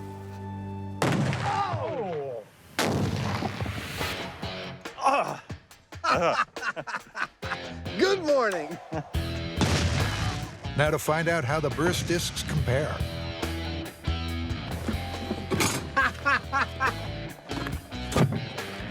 Two blown burst discs, 2 intact burst discs. Nice. That's what I call a result. There might be something to this after all. It's looking good for the myth. The water does appear to dampen the shock wave and reduce the risk of injury. But they won't know for sure until they go full scale. So it's off to Pit 232 at Arroyo Seco. That's perfect. A man-made water hole devoid of wildlife and perfect for what? Yes, blowing stuff up. But first, they've got to get their upscale rig in position. We'll be deploying our ruptured disc masts at 5, 10, 20, and 50 feet away from the explosions. Each has 1 burst disc above the water's surface and 2 beneath at 5 feet and 10 feet depth. And if the myth is true, if jumping in the water really can protect you from an explosion, we should find that one of our masts has its in-air disc burst, but the ones underwater intact. And for an in-depth result, they'll do tests with 50 pounds of 3 different explosives, starting with gasoline. Fire in the hole! Fire in the hole! 3, 2, 1. Wow! The platform is gone. The shock wave from the gasoline destroyed the floating platform. But how did the burst discs fare? At distances of 50 feet, 20 feet, and 10 feet, they're all intact, above and below the water. But at the 5-foot mark, it's a different story. 5 feet away, clean through. And beneath the surface?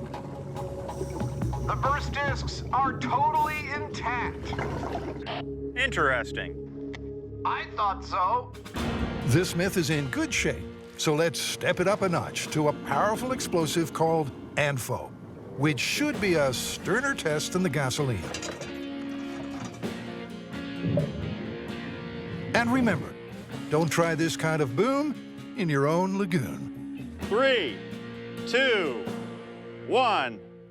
Bye-bye.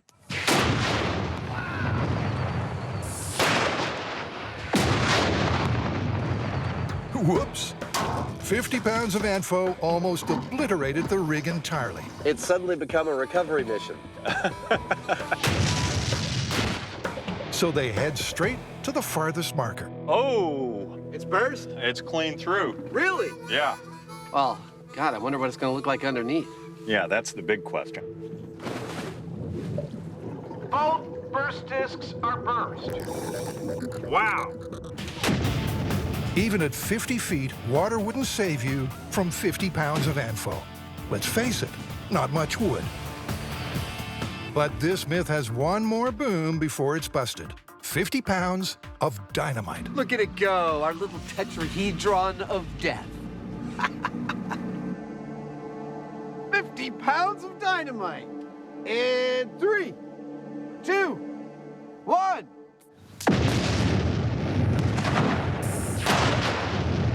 Oh, yeah. Wow. That was a thud. That was more than the ANFO. The rig has been decimated by the dynamite. I only see one of our things left. Yeah. Salvage operation. But will the underwater burst discs have suffered the same fate? It's a hilarious horror show down here.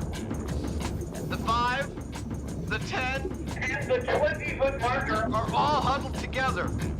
And their burst discs are all broken, a pattern mirrored above. So how about the 50-footer? Well, that's clean through. Underwater, however, You're gonna love this, Jamie. The 50-foot mast, 10 foot down, the burst disc is intact. What about the 5-footer? The 5-footer is also intact. Repeat, the 5-footer is also intact. Well, that says something really strong about the myth. That's great. with 2 unburst burst discs underwater, it's a bombshell result. For some common types of explosive, diving underwater really could save your skin, just like the myth.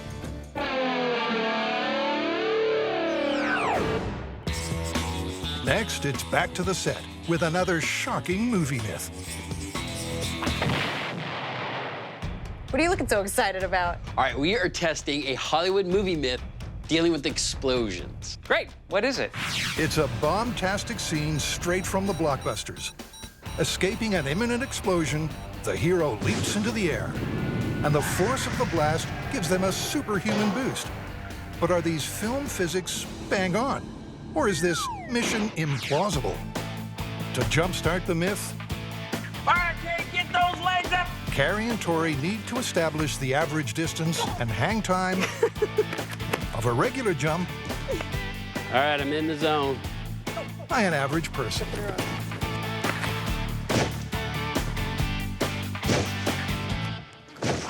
Whoa, that was about 16 feet. Do it remind you of Michael Jordan, all that air?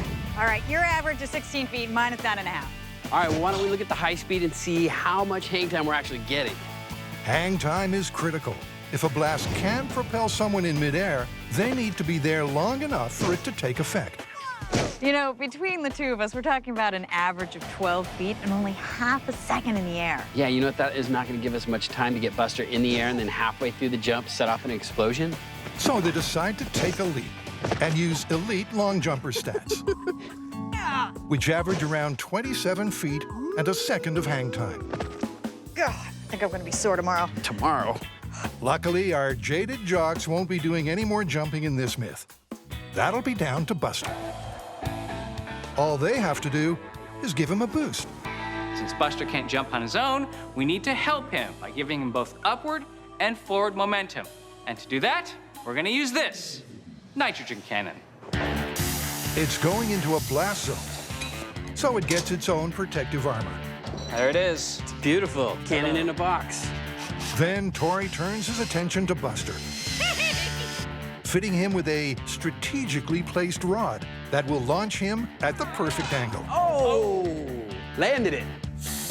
Grant dials the cannon up to 1,500 PSI, and Buster is ready to kick butt. 3, 2, 1. He flies through the air without a care in the world. All right, let's see how far he went. At 32 feet, Buster doesn't just smash the Olympic records. He actually smashed into the top of the shelving. So they dial the cannon back for launch number 2. 1,000 PSI. 3, 2, 1. I think that's it. Cool. At 1,000 PSI, Buster consistently flies around 27 feet. And the high speed confirms a 1-second hang time. Spot on. That's good enough for an elite jumper. That's good enough for an action hero. Time for Buster to surf some shockwaves. So curious to see if this actually works. Leaping dummies and explosions. I mean, I can't think of anything better. The nitro cannon is buried to boost Buster 27 feet from ground level. Couple more digs and we're there. But to time the jump and blast just right requires a very tricky trigger. Now this right here is the trigger for the cannon. It's gonna come down a line of shock tube and split in 2 directions. The first one's gonna come over here, that hits this switch, that fires the cannon. The other side of that goes over to the explosive through a delay cap that's going to delay it half a second to let Buster get to the top of his arc before it fires off the explosion. Special delivery. 10 pounds of C4 is wired and ready to blow. Here comes the firing line. Will the shockwave extend our stand-in stumpman's jump? Think action hero. All right, arming in 3, 2, 1, fire. Wow, that happened so fast. Yeah. We're gonna have to look at the high speed to see exactly what happened. On review, the trigger worked perfectly. Buster's jump peaked just as the shockwave hit. But did he fly further than 27 feet? All right, what do you got? 27 feet. So that's a negative on C4. C4, negative. But it's a high-velocity explosive, which delivers a rapid shock impulse. So now we're moving on to a low-velocity explosive, ANFO. This should be really interesting. Will 10 pounds of low-velocity ANFO give Buster more of a heave-ho? Here we go. Let's see if he rides that shockwave. In 3, 2, 1, fire. That was a lot louder. You can definitely feel that thud. Let's see what happened. Yeah. The ANFO packed a punch, and the shockwave is clear to see. But did Buster hitch a ride? All right, what do we get? 27 feet. That's it? So he didn't go any farther. It's the same result again. Despite changing explosive, Buster didn't surf the shockwave. So far, everything we've tried has failed. That's 10 pounds of ANFO, 10 pounds of C4. Neither one has moved him any further than no explosive at all. So next up, a whacking 100 pounds of ANFO. 10 times the explosive might sound like overkill, but this is MythBusters. So it's boom or bust. Somebody order an explosion? All right, 100 pounds of ANFO. And in 3, 2, 1, fire. Dang, that was a big blast. Well, nice disc cloud. Yeah. 100 pounds of ANFO had the MythBusters jumping out of their skin. But did that impressive shockwave send Buster surfing? We're looking at the same 27 feet. 100 pounds of ANFO and he didn't move at all. 27 feet again. I so wanted this to work. Well, I guess we got no choice but to call this one busted. You can't surf a shockwave.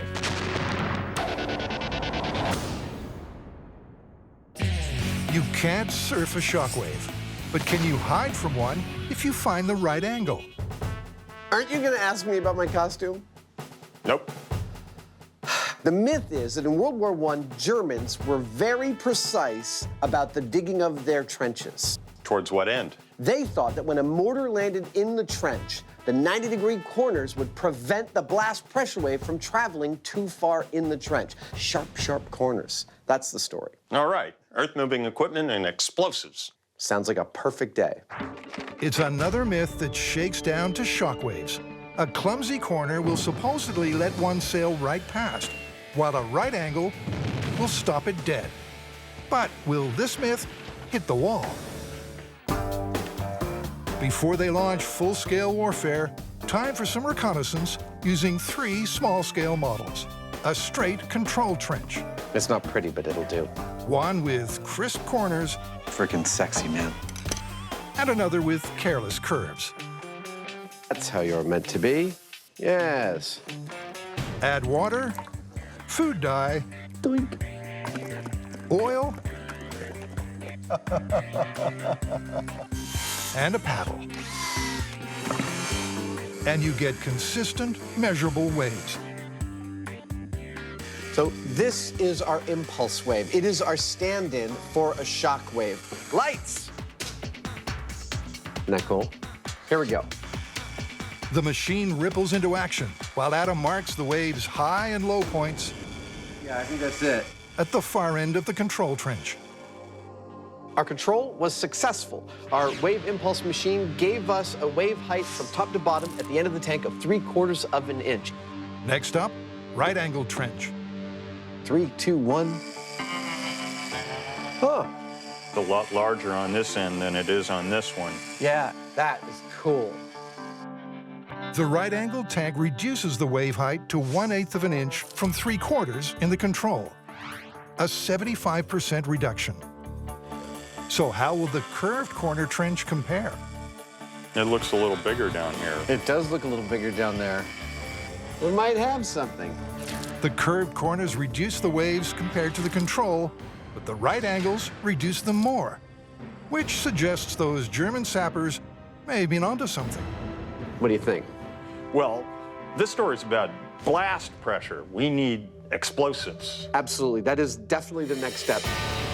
So the guys launch an invasion at Ione, California, to do battle with this historic myth at full scale. We're gonna go back in time and dig a bunch of World War I trenches and subject them to some enemy fire. It's gonna bring back a lot of memories for Jamie. In line with their shop tests, the guys dig 3 trenches. The plan is to detonate 25 pounds of TNT, the equivalent of a First World War mortar, in each one. Coming along nicely. To see if rigid right-angled trenches dampen blast waves better than sloppy serpentine ones. What did you do today? I spray painted some dirt. All right, lads, bring on the explosions! First up, they'll do a control test above ground with sensors to chart the blast at 10 feet increments.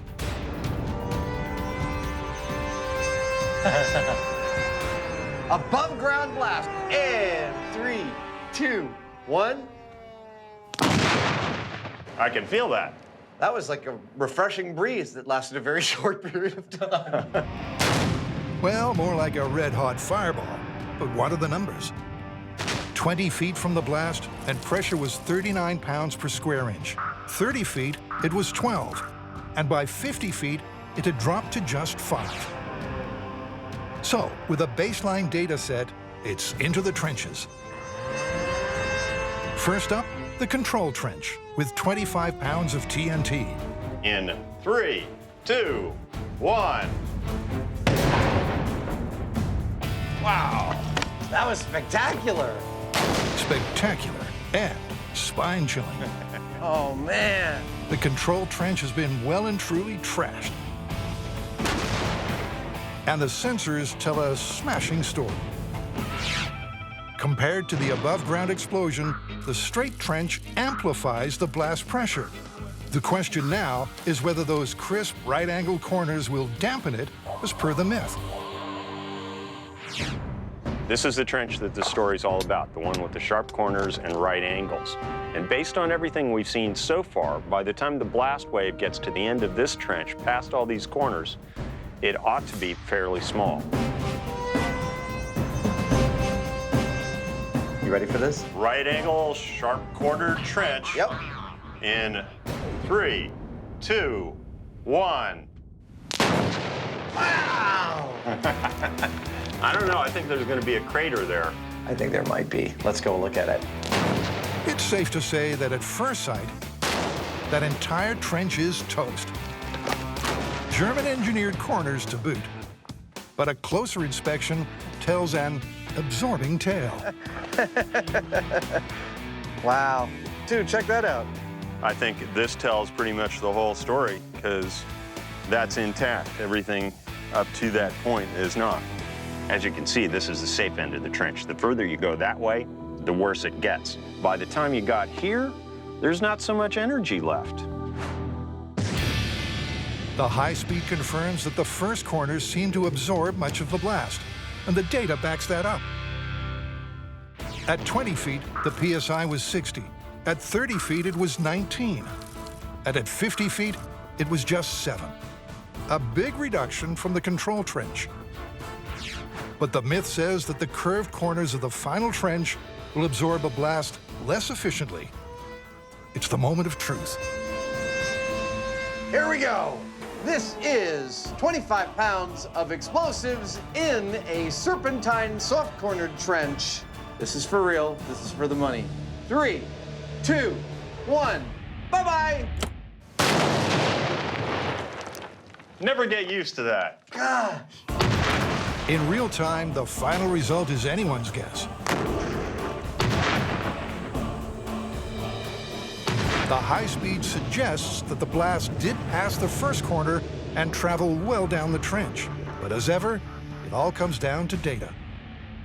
What did the numbers say? Check out the difference between the right-angle trench and the serpentine trench. It's clear that the numbers in the serpentine trench are higher than the ones in the right-angle trench. I think these numbers tell us that this myth is plausible. So it is.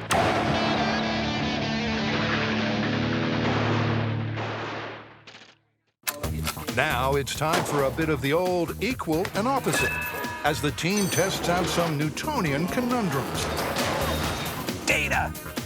First up, Adam and Jamie are having a ball. Go, baby!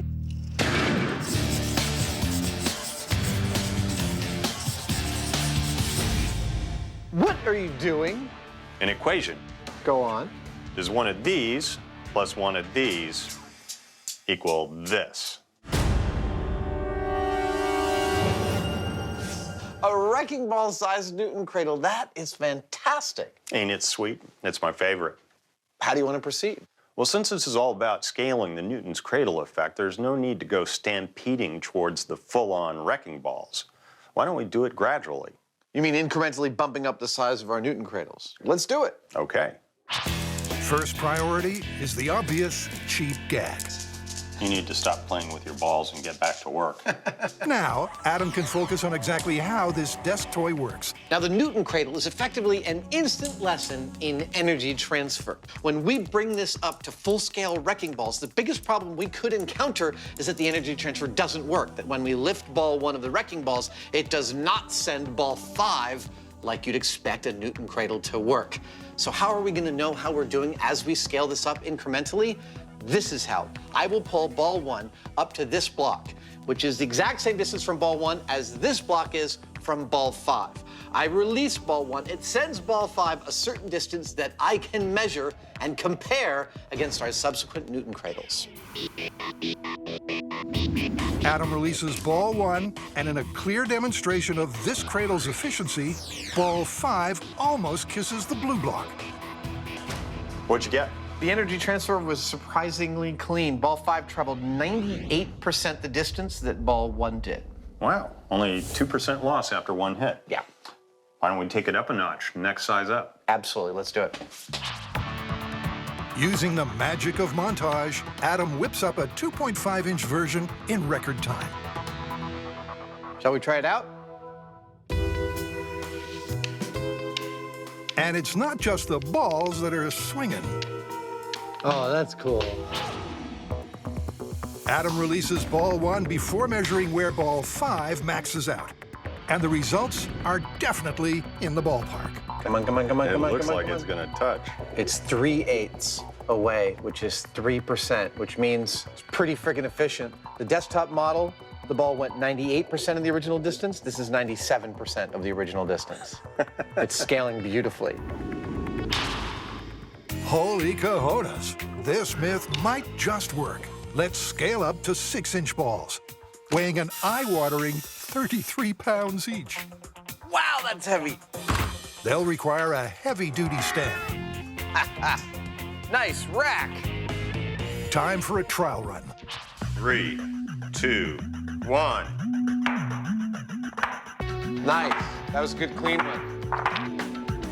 The reason this is called a Newton's cradle is because it's an elegant illustration of all 3 of Newton's laws of motion.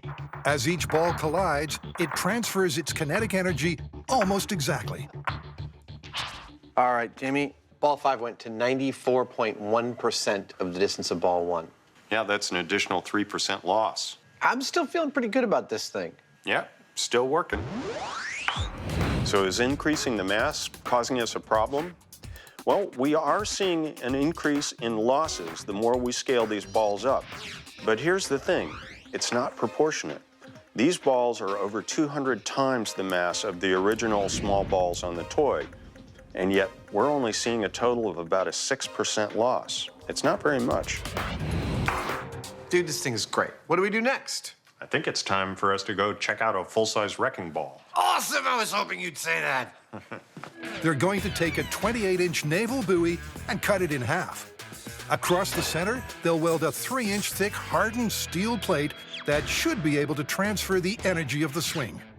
Inside the buoy, they'll add rebar and concrete. That leaves just two questions. One, will it work? And two, are all these ball jokes eroding the scientific integrity of the show? Let's keep rolling and see. These things are going to get cut in half, and then we're going to weld the plates right down the middle.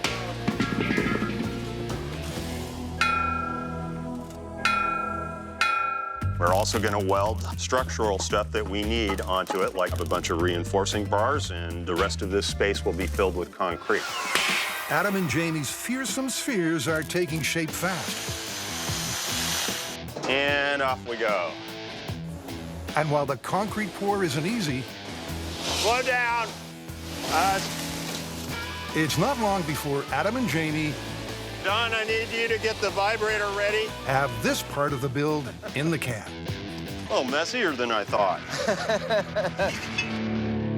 After a 2-week build, these balls are rocking. But will they be knocking? Let's move them out. All right.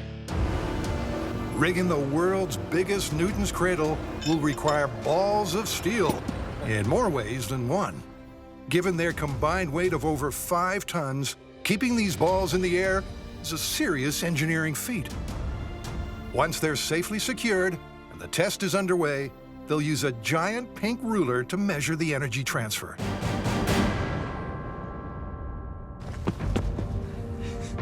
All right, you ready? I've been waiting for this, I know, me too. The world's largest Newton cradle. Test number 1 and 3, 2, 1. Go, baby! Yes! 1, 2.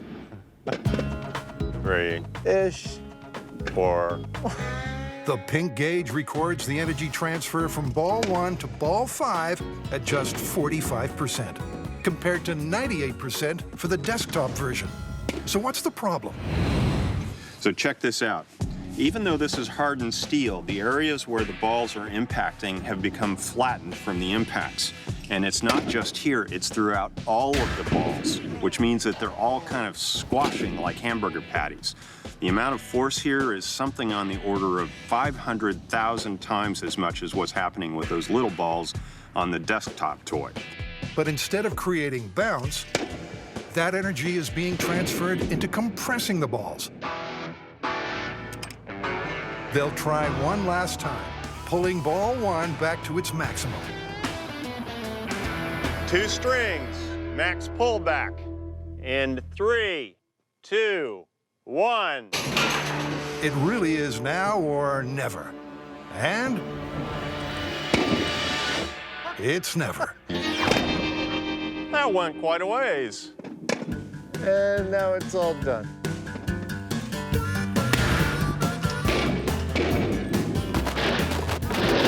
There goes one of our cameras. As far as we're aware, this is the largest Newton's cradle that's ever been built. And it is a Newton's cradle because it's demonstrating exactly the same physical properties that the small one does. But as we get larger and larger, it becomes harder and harder to rein in the physical losses of energy in the system, from the balls to the cables to the overhead structure. While it is a Newton's cradle, it's just never going to be as perfect as the little ones are. This myth's busted. Though if you could build the balls out of something hard enough to withstand all that force, there's a chance it could work.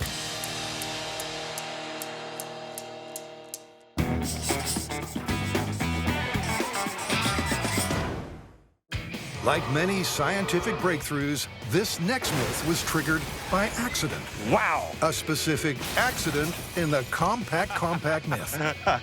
In the aftermath of that smash, we heard what may have been a mistaken interpretation of Newton's laws of motion. Both trucks were traveling at about 50 miles an hour when the impact occurred. Now, that's equivalent to a single impact going into a solid wall at 100 miles an hour.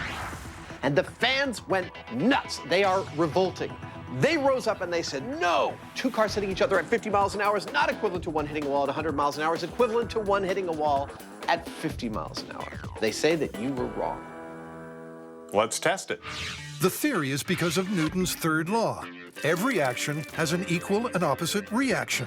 So, two cars crashing at 50 miles per hour is the same as one car crashing into a wall at just 50 miles an hour, and not 100. It sounds nuts, but can this counterintuitive argument actually be right? I want to smash some cars. All right, then.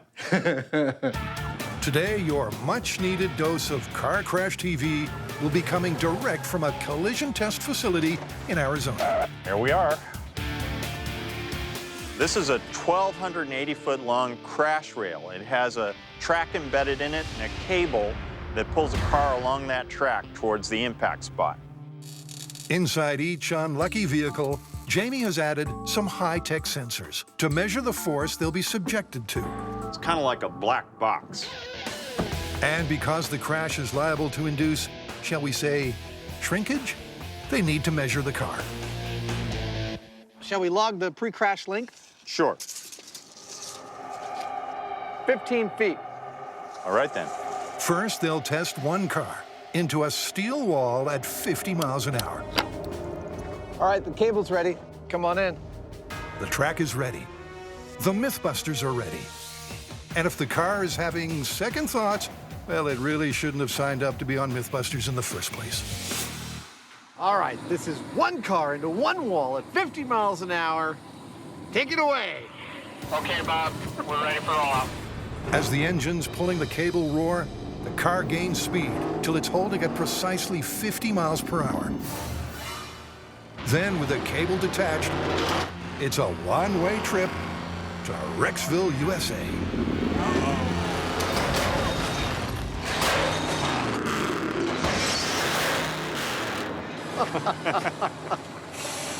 Oops. Time to reach for the insurance policy, if you can find the glove compartment. Yep, it's a car crash, I think. Yeah, I'd say what happened here is this car here hit this wall. There. The evidence of that is undeniable. Like a hot dog hit with a hammer, the front of the car crunched up so much, it was a whole 3.5 feet shorter. 11 feet 7 inches. This car hit that wall at 50.7 miles per hour and took an average of 58 Gs in the longitudinal direction. I'm gonna go out on a limb and say that when we smash a car into this wall at 100 miles an hour, the G load is going to be significantly higher. With Adam perched on that shaky limb, another car is strapped into the track of doom. Commence with the 100-mile-per-hour crash.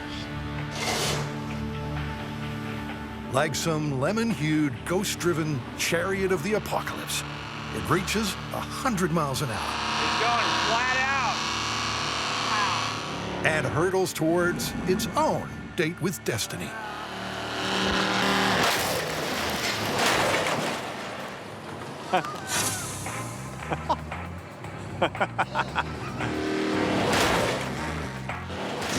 That impact crushed the lemon car with such force, it should be in a glass with ice and a cocktail umbrella. I can't wait to see what the data set says about the G load. If the data's still intact. If anything's still intact. Got good data. Really? Yeah, we got a peak on the left side of 140 and a peak on the right side of 230. And we'd normally just average those to get a resultant there. So the midpoint's somewhere around 185? 185. That's nice. That's significantly more than, what was the last one, 58? 58. Data! Before it was 15 feet. Now it's 8 feet. So, not only did the G-load triple, the crash compacted almost half of the car. And remember, these two cars were identical. There's only one more test left. Crash two cars together at 50 miles an hour. Will they resemble the 50 miles per hour squashed hot dog? Or the 100 miles per hour crushed lemon? Bring on the head-on collision. From each end of the 1,280-foot track, the identical 1.5-ton cars take off. Like tragic star-crossed lovers, they're pulled relentlessly towards each other. They reach 50 miles per hour. It's about to happen. The cables uncouple, and... well, that was quite a kiss. That was spectacular. What can you say? What can you say? That breathtaking finale is the final piece of their physics puzzle.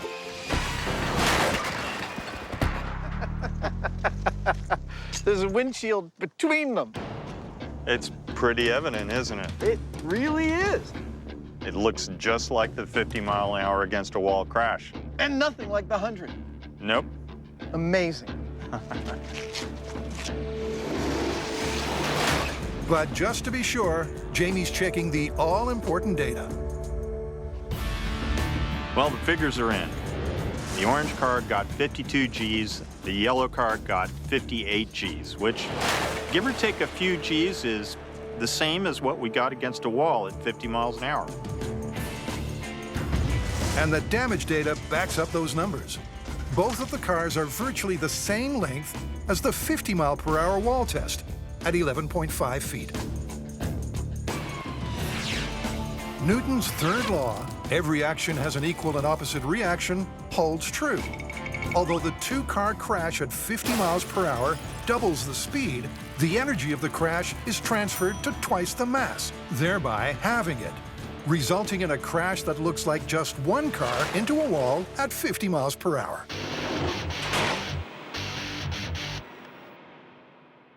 So if the laws of motion can crush a car like a tin can, can a speeding bullet sweep you off your feet?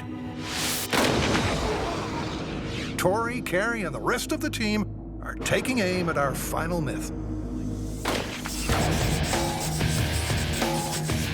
This one is another Hollywood-created myth, and it's the one around a person getting shot and, like, flying backwards. So the question is, does a bullet have enough kinetic energy to transfer to a person that would, like, knock them back, whether or not they're wearing, like, a bulletproof vest or something, just like we see in the movies? We've all seen it happen like this in movies. To capture the action without actually shooting someone, Hollywood experts use special stunt techniques, a crane, and a whole tug-of-war team. It's a Tory Pinata. But to test if blowback like that actually happens in real life, we're going to use real guns and a real, though recently deceased, pig. This is our harness, basically, that's gonna hold the pig up. We're gonna put its hooves, dig the hooks into the hooves, and then this will hang from our rig.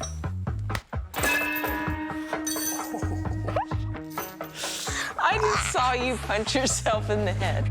Let's hope out on the range with high-powered weapons and live ammunition, things go a little bit smoother. That's what you want. It's the carabiner. That's beautiful. Okay. Look busy. Here's San Francisco PD former sniper Alan Normandy with quite the arsenal. A Remington 700 308 sniper rifle, 12-gauge shotgun, a Colt M4 in .223, Thompson submachine gun in .45 caliber, and an MP5 in 9mm. The question is, will any of these have the firepower to make pigs fly backwards? The M4 is loaded with a 9mm hollow point bullet. Lean forward just a little bit, squeeze slowly. There you go. A direct hit, but the pig barely twitched. Hardly at all. It moved a little bit, but that could have been a fly that landed on it. Yeah. Let's try Tori with a .45 caliber Thompson.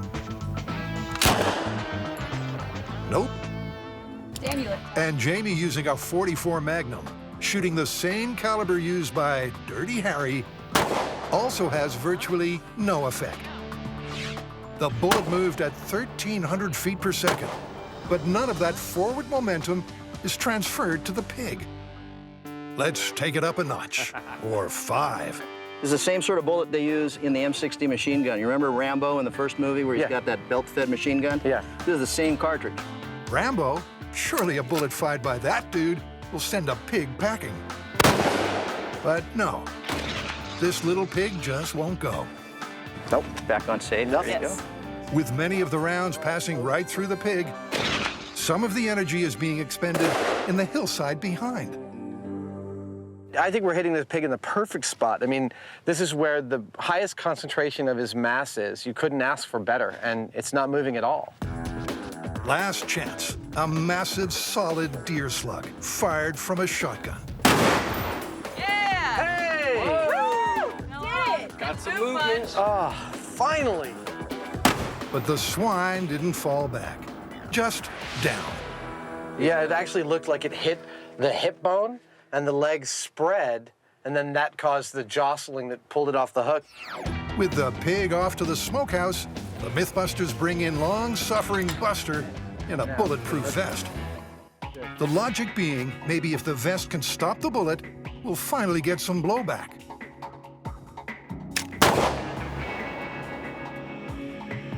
Nothing. What about the same shotgun that dusted the pig? Hey! Buster drops, but doesn't go back. Why? Because as we know by now, every action has an equal and opposite reaction. So to make the shootee fly across the room, the shooter would have to be thrown an equal distance backwards. It don't happen. The simple truth about this test is it's about the impact or effect on a target can't be greater than what the shooter's going to feel, because, you know, Newton's laws still apply. So if he was going to go 10 feet, the shooter would go 10 feet in the opposite direction. Absolutely.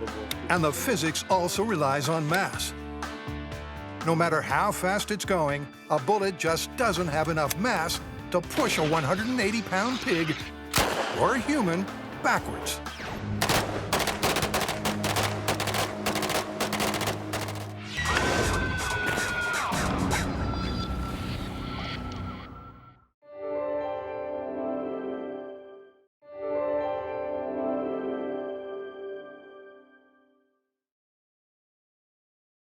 Never try anything you see on the show at home.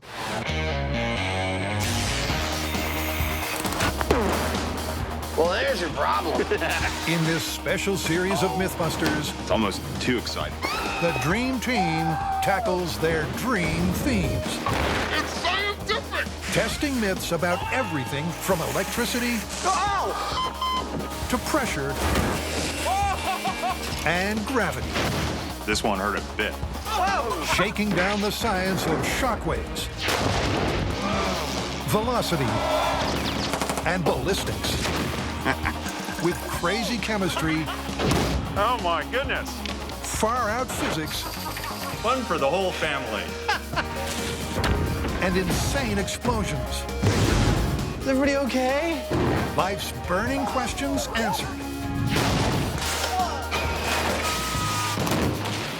On MythBusters, there's your problem. On this episode, it's Burn, Baby, Burn, as the team tests out myths about fire. This is gonna be scary. While later, they do a 180 It's time to go to war. and get to grips with ice. Come on, baby. It's a feverish ride That's beautiful. as temperatures hit new highs and lows. First up, viral myths and MythBusters. They go together like C4 and explosions. Whoa! That looks seriously dangerous. I like it. You know, they're claiming to do this with only sawdust. Fans, they're a little skeptical. They think it's either something way more flammable or it's CGI. Well, in theory, it could work. Yeah, even though they say they're not using any accelerant, if the powder's fine enough, you could get that result from just sawdust, compressed air, and an open flame. Oh, we are gonna have to be so careful. Viral videos can sometimes be a little loose with the truth, and viewers have suggested this may have involved added accelerant, but the maker says not. What we have here is the energy source. It's a propane tank. All you need is compressed air, sawdust, and an ignition source. Time to test if this is for real. To make the sawdust cannon barrel, Carrie recycles an old pipe. Well, you didn't want it to come all off in one piece, did you? Grant works on an empty propane canister, just like in the video. Modified to hold compressed air, a high-flow valve should release it all into the cannon in one short blast. When we push this button, it deploys in less than a quarter of a second. Heavy-duty pipes connect the canister to Carrie's cannon. And it's ready for a proof-of-concept blow test without flame to see how high they can blast the sawdust. I think this will work out pretty well. It's light and fluffy. The canister is pressurized to 100 psi, and... In 3, 2, 1! That's good. The problem is, it didn't go that high. No. 10 feet in the air. At the moment, it's not looking exactly like the height that we would expect to see. No, not quite. But I think it's achievable. So what to do? Grant thinks he'll get more punch with less hardware. He fits a shorter connecting pipe. Then Carrie trims an inch or two off the legs. Scarface Balachi's already booked the bomb range, Say hello to my little friend! where they get ready to blow. So this orange line right here is connected to the air compressor, and that is the source of air for the whole cannon. And hopefully, that'll be enough to create a huge sawdust plume. The plan is I'm gonna light the flare, Grant's gonna pull the string, and hopefully we'll get a giant tower of fire. The pressure inside the canister rises to 120 psi. Perfect. Good to go. In goes the ignition source. All right, 3, 2, 1. Grant releases the compressed air.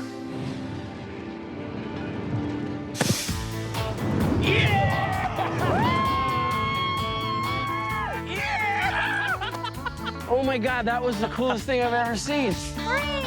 It didn't look like it was gonna ignite, and then all of a sudden, whoa, it went up. It was beautiful. It's not just the size of the flame, but the sound. It was amazing. It's a towering inferno of nothing but sawdust, tiny particles which burn instantly.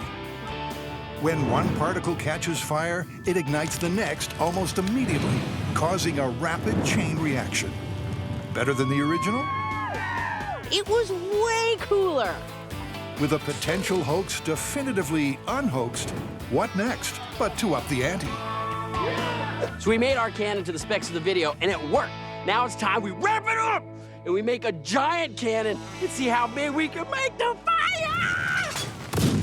They've clearly caught the firebug, Carrie included. She wants something more combustible than sawdust, so she tests other fine-grained substances, like flour. That was good. Next, non-dairy creamer, which is made from highly combustible corn syrup. Non-dairy creamer, flame burns to my hand and into the cup. It's so flammable that there is a backdraft. They've found their most flammable fuel. Meanwhile, Tori's increasing their firepower. He's turning this blue hopper into a launch cannon and welding on a 55-gallon yellow barrel. Huge pipes will dump compressed air into the cannon. And let's not forget to pack the fuel. How big a cup of coffee do you think you need for 3,000 pounds of non-dairy creamer? Back at the bomb range, the coffee creamer is loaded into their super-sized cannon. All right, it's full. Everything is set. So, what's the prediction? First of all, we know that the non-dairy creamer is much more reactive in air than the sawdust. Second, the orifice size is much larger, 36 times the force, 20 times the air capacity. If everything goes right, we could set this whole hillside on fire. As the saying goes, careful what you wish for. Good to go. Tori sets the spark. And they beat a rapid retreat. Okay. All right, fire this puppy up. Here we go. Non-dairy creamer cannon in 3, 2, 1.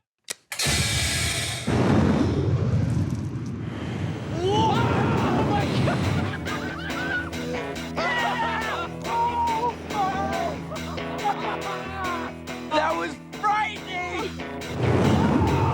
Terrifying! This was frightening. I mean, seriously, there was a moment where I'm like, oh, crap. This was a bad idea. When you set off an explosion, you go click, boom. When you fire one of these cannons, you go click, and like, whoosh. It's not working. Oh my God! All I heard in my head was, run. We should destroy this. This technology should not be shared with anyone. And just in case you missed the message, I hope I don't need to tell you this, but don't try this at home. now a fiery face-off to warm the cockles of any myth-busting heart. Fire versus ice. It's a viral video that's been going around where two hillbillies pull up into the middle of nowhere and face off, one armed with a flamethrower, the other armed with a fire extinguisher. They both fire their devices, and fire and ice meet in the middle and apparently, according to the clip, cancel each other out. Dibs on the flamethrower. And don't want to hear any more about the story? No. All right, then. Roll the clip. No wonder this went viral. But the team wants to know if it's a case of film fakery or fiery fact. Time to get forensic. Well, let's scale it up. First, they study a film frame to get a take on the distances involved. There's 60 feet between these guys, which means each of these things has to shoot 30 feet. Adam sets up a firing range to test a standard 15-pound CO2 fire extinguisher as featured in the clip. The question we're concerned with is, will it actually fire out 30 feet? Honestly, I don't think so, but that's why we're doing this test. 3, 2, 1. I think that was pretty far. Encouragingly, that was a good 25 feet. Dude! Very close to the required target. I think it's time to put it up against Jamie's impromptu flamethrower. Impromptu and top secret. Even though we tell people not to do what we do at home, when it comes to homemade flamethrowers, I'm just not going to show you how to do it. And that's that. Now it's time for a proof of concept test and a swift change of set. Obviously, we can't be squirting lit gasoline around inside M5, so we've come to the San Francisco Fire Department Treasure Island Training Facility. I'm ready. All right, fire extinguisher versus flamethrower, small scale. Let's light her up.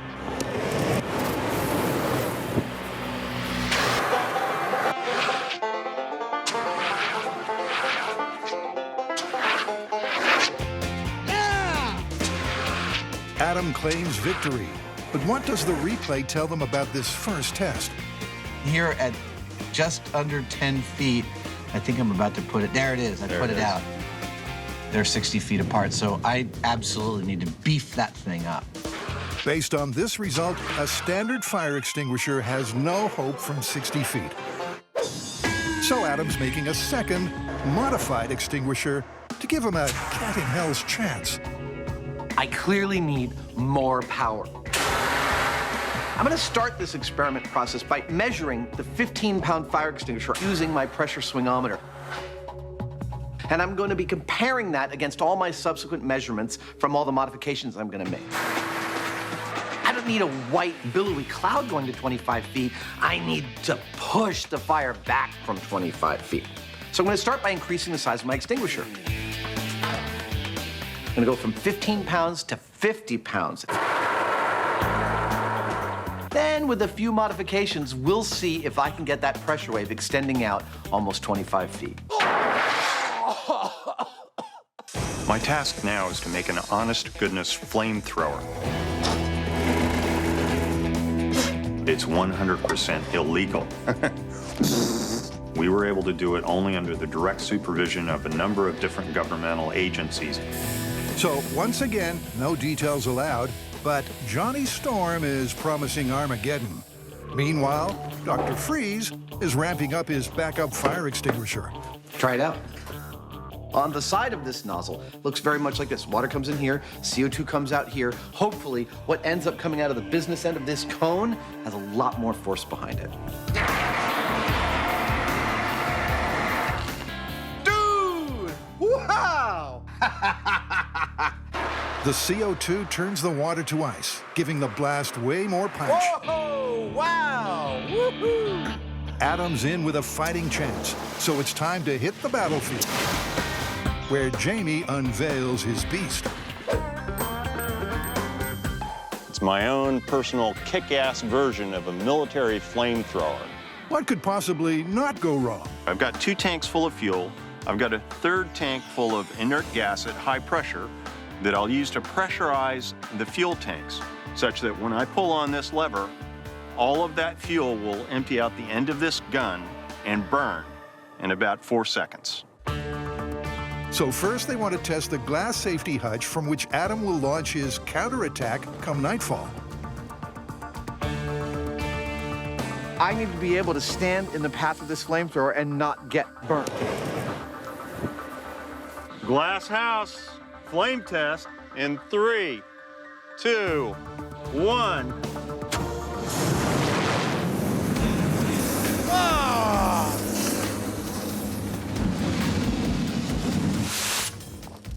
That looked like it might keep me safe. It looked good. It did? From here, it looked terrifying. And after viewing the high speed, sanity prevails. So before the showdown begins, they add more protection in the shape of large side shields. Now all we got to do is wait for it to get dark. Eventually, the sun does its thing. Battle stations. It's hot versus cold at 60 feet. This is gonna be scary. First test. Okay, everyone set. We're going hot. With Adam wielding the standard 15-pound fire extinguisher. 3, 2, 1, go!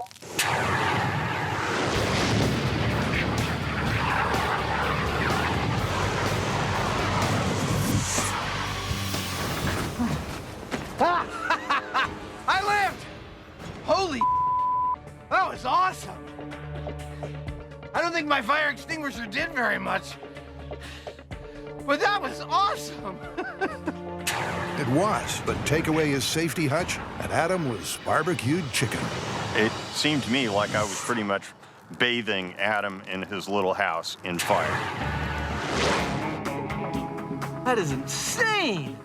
I'm gonna have to warn my mom before she watches this episode. She's gonna think I died in there. The myth is toast. So time to step it up to Adam's supersized water-injected extinguisher. I am ready! Jimmy, you ready? I'm ready. 3, 2, 1, go!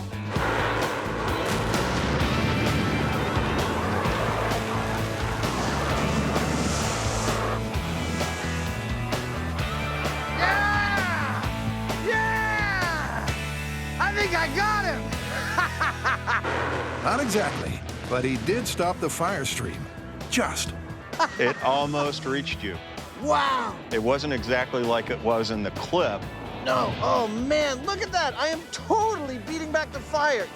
It's definitely not meeting in the middle, but I am successfully pushing back your flamethrower. How do you want to call it?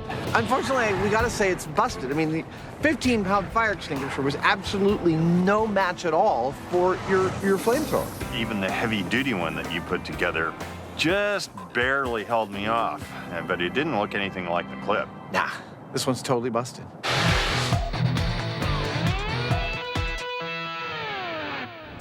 Now for a grapple with the grape.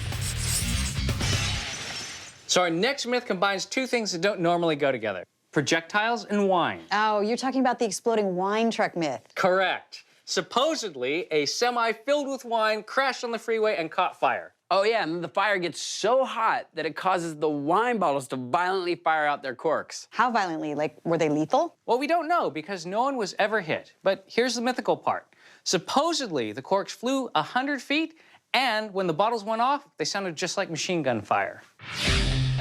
There's no doubt this blazing bottle inferno actually happened, but were reports greatly exaggerated? Did the fiery wine truck really launch corks over 100 feet with a machine gun-like rattle? They'll start with small-scale shop tests to see how far a heated wine bottle will launch a cork. And in the interests of scientific rigor, they've assembled a variety of vintage vino. It's possible that the size of the bottle, the type of wine, or even the shape of the bottle might make a more explosive cork. This myth is all about pressure caused by fire. As heat is applied to bottled wine, it starts to boil. That increases the pressure in the cork bottle until...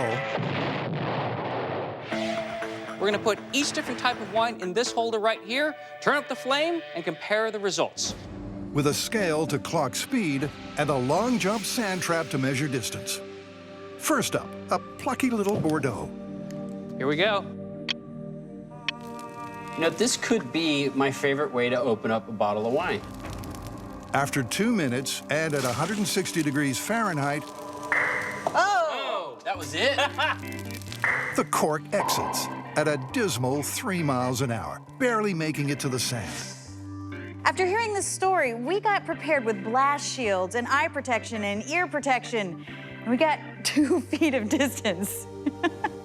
But being glass half full optimists, the guys reset with a twist.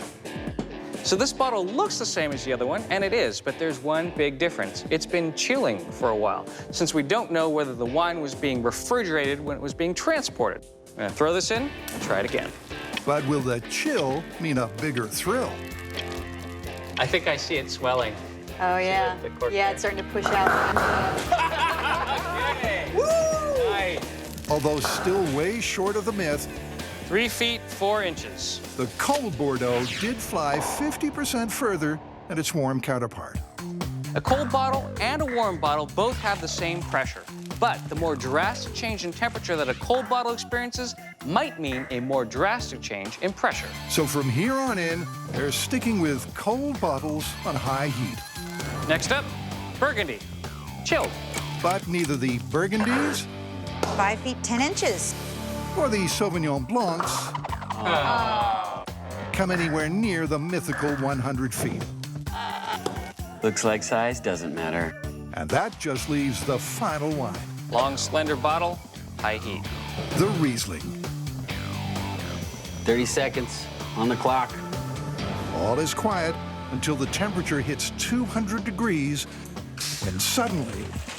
Here we go. Whoa! Wow. Oh my gosh! It went off the end of the scale. That is incredible. Result.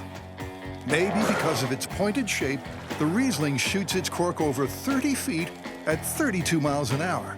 Still not far enough for the myth, but all is not lost. It's time to bring out the bubbly. Champagne is already at a pressure of 80 psi at room temperature. Let's see what happens when things heat up. The cork looks like it's pushing out. Here it goes. Oh my God, it's happening. It's about to pop. It's happening. I could not even see where it went. It's a champagne moment. A cork bullet that flew 60 miles an hour and lodged in the rafters over 50 feet away. Finally, we're getting some results, and this is looking very good for the myth. Time to pop the cork on this one for real. To the bomb range.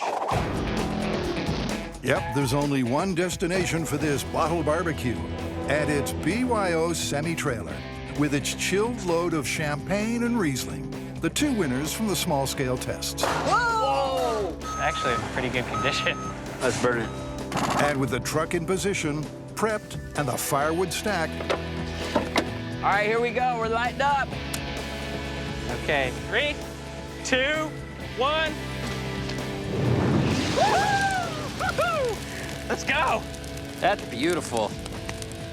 This fire is burning hot. So, what about the myth? Will the flaming truck turn into a flying cork machine gun? I have a hard time believing that. Tori's not convinced, and after 5 minutes, the simmering semi is still relatively quiet. Oh! Here we go. Yeah. Heard him. I mean, it's not like a machine gun you would imagine. It's more. Not yet. Hold your horses. Experiment's not over yet. Carrie's right. Good things come to those who wait. There's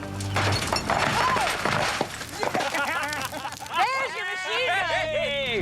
Oh my goodness! Whoa! This is better than the 4th of July. In fact, once the gunfire sounds start, there's no stopping them. Wow, you see shrapnel flying out here? Yeah. As hundreds and hundreds of bottles either pop their corks or explode in the fire. I can't believe how well this is working. After we set the trailer on fire, those bottles started popping just like a machine gun.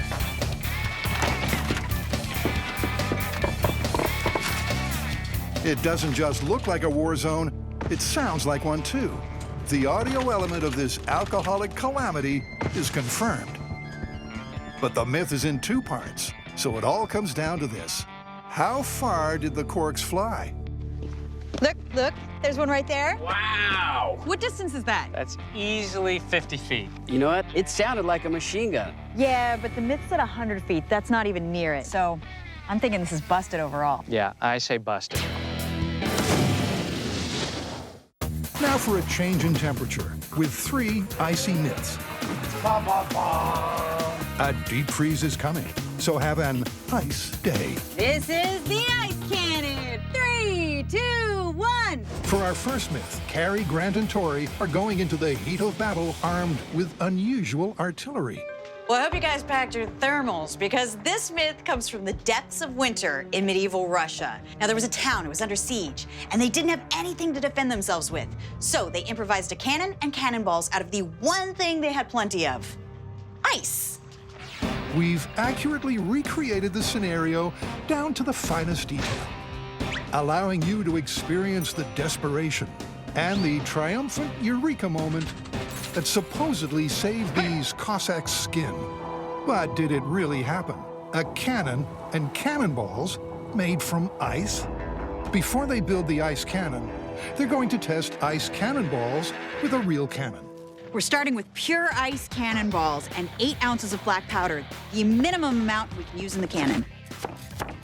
Don't worry, comrade. They are only shooting ice. How bad could that hurt? We'll use it to chill our vodka.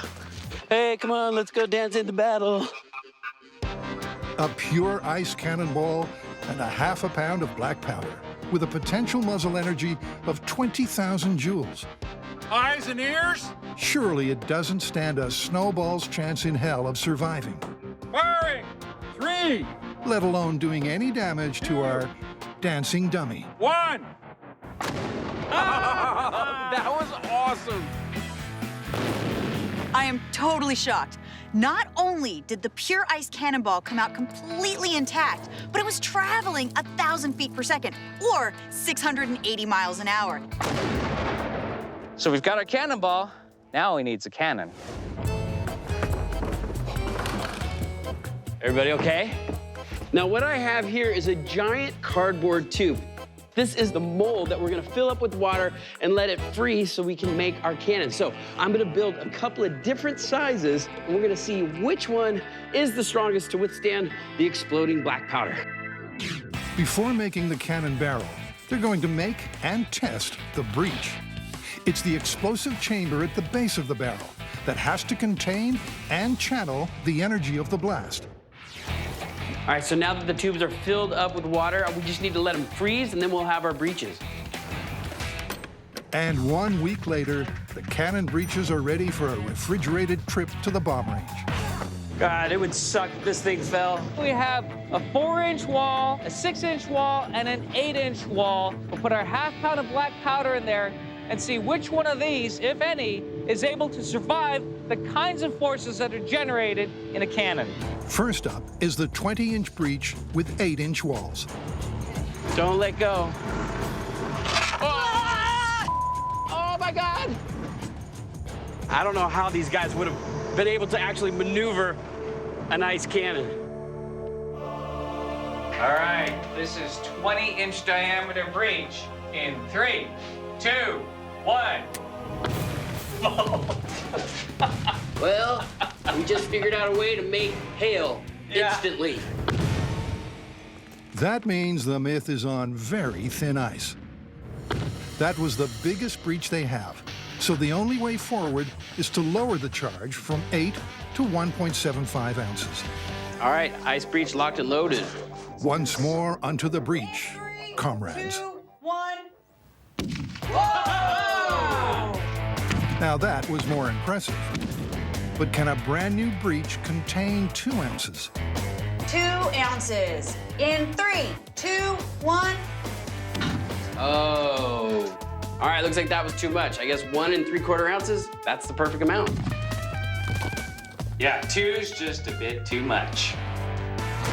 So, we've got the ball, we've got the amount of black powder, we've got the size of the breach. You know what that means? Mega ice cannon making montage, that's what.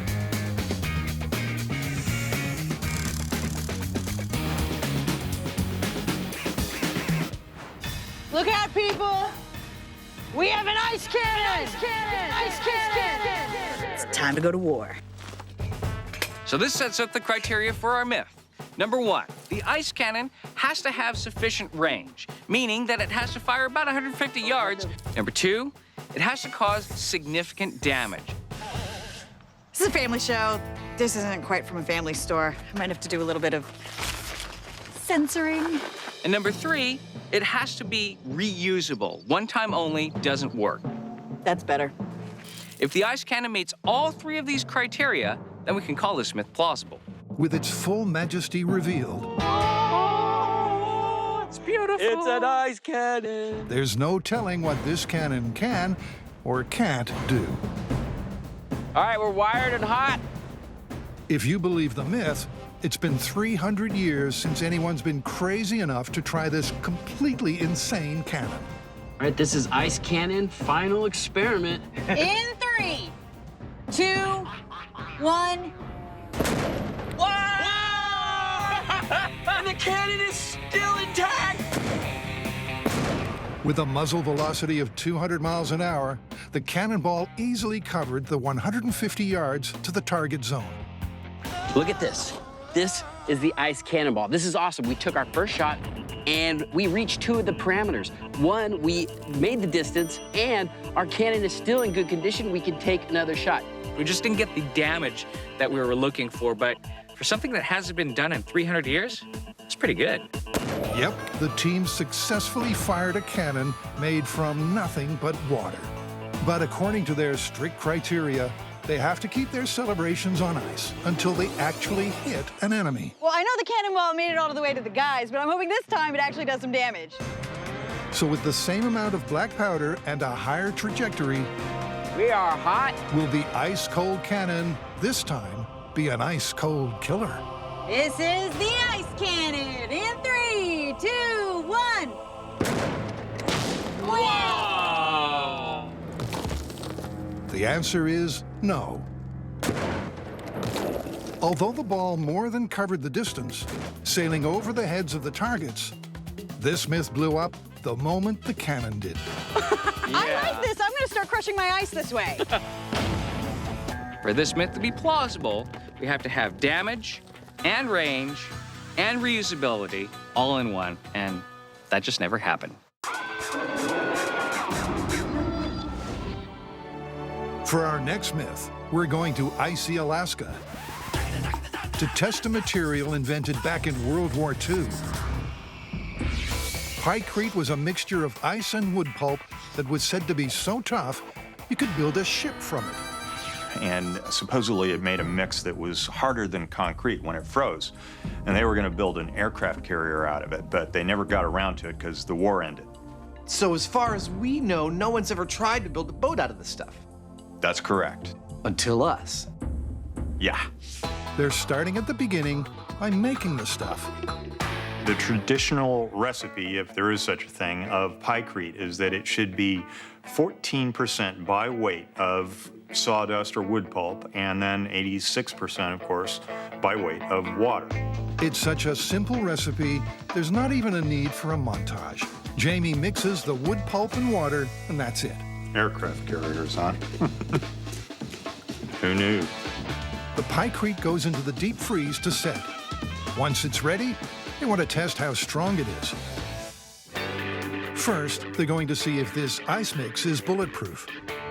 In 3, 2, 1.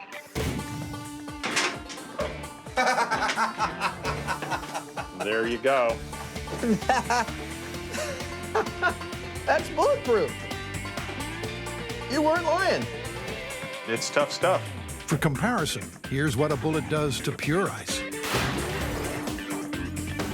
We turned it into a snow cone. And when they do a weight test,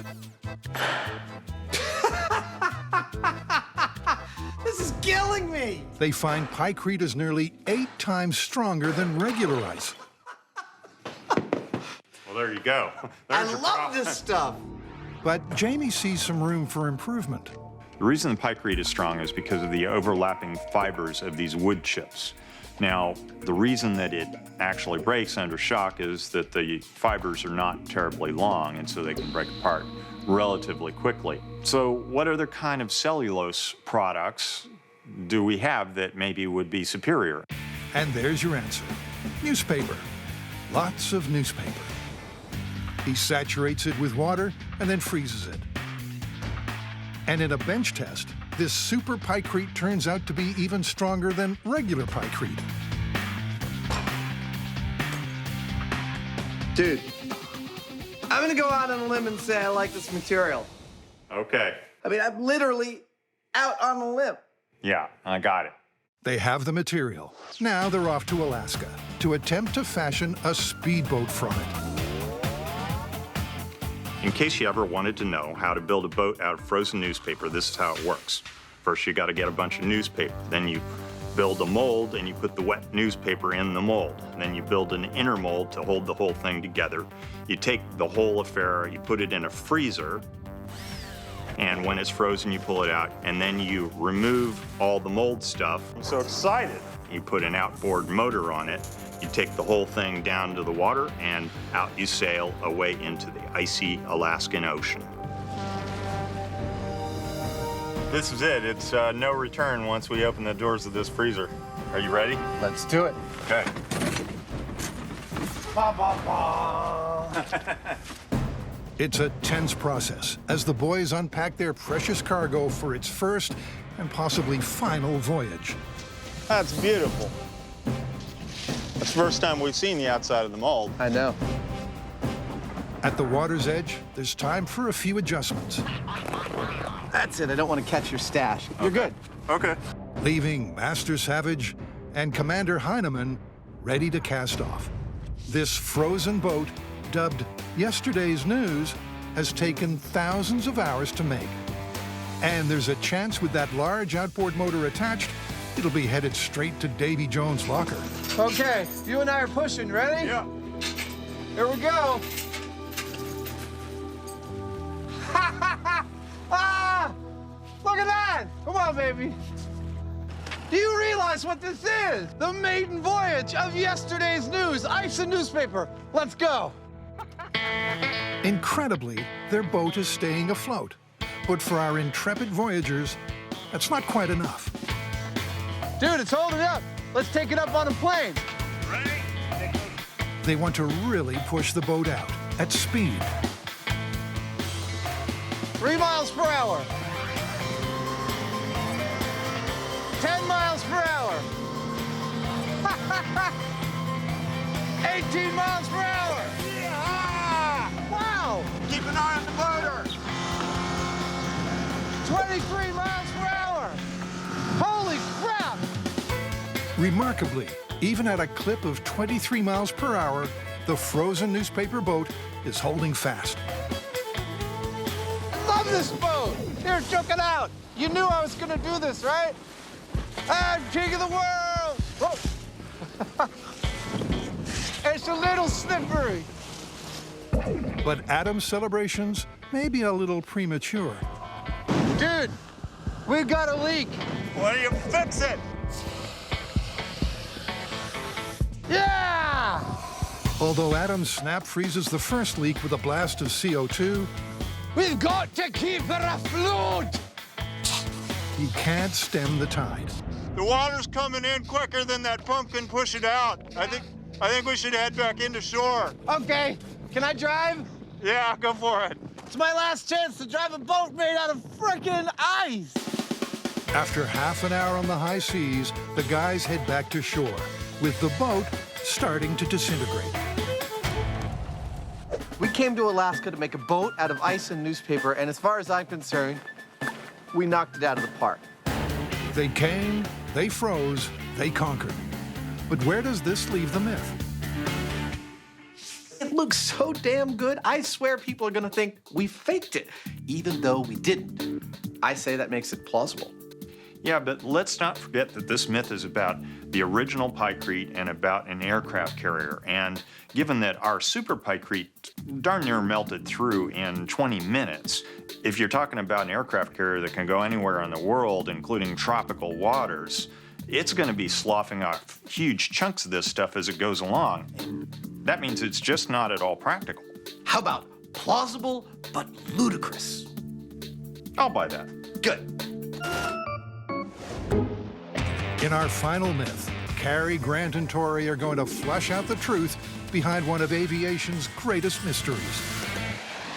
What's the story? It's the one where the pilot jettisons the contents of an airplane toilet, which promptly freezes at altitude and turns into a deadly projectile. Ah, you're talking about the myth of blue ice. Exactly. According to the blue ice myth, a pilot supposedly jettisons the contents of a toilet's tank. And apparently at high altitudes, the sub-zero temperatures freeze the liquid into a foul, icy blue missile. First, Carrie wants to check if it's possible for a pilot to dump the contents of the latrine. So you're an airplane technician. What do you think of our old blue ice myth? Well, Carrie, as you can see from this cockpit, there are thousands of buttons and switches, of which none are labeled dump the toilet. Which is bad news for the myth.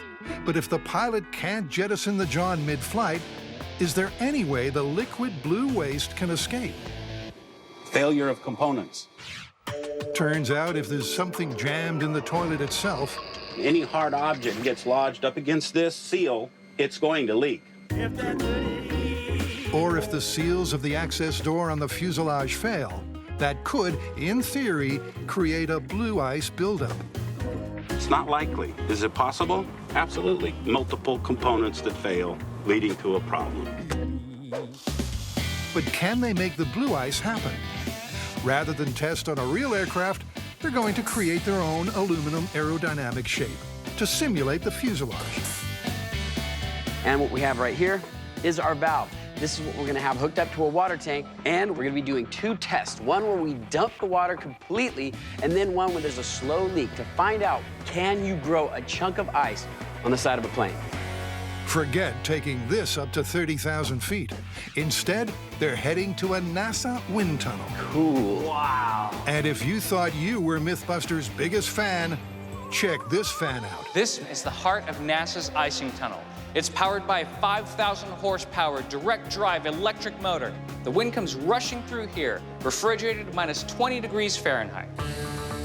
And the way we're gonna test this is we're gonna stick our section of fuselage into their wind tunnel. Does this mean I'm the R2-D2? Oh boy.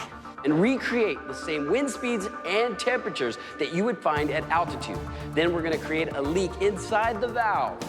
Let it sit there and see if those conditions will cause that blue liquid to form into a chunk of ice. Maximum warp. Ugh. Sorry, I just made that really We're trying to make didn't I? science cool, dude. Here we go. With the wind up to 290 miles an hour and the temperature dropped to minus 20 degrees Celsius, Our model is holding together perfectly. they're ready for the first test. A catastrophic failure with the hatch ripped off. So this is full tanked up in 3, 2, 1, go!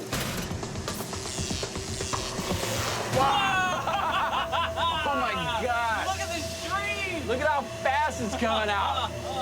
That is awesome. Impressive. But as soon as the liquid exits the aircraft, it's ripped away by the wind.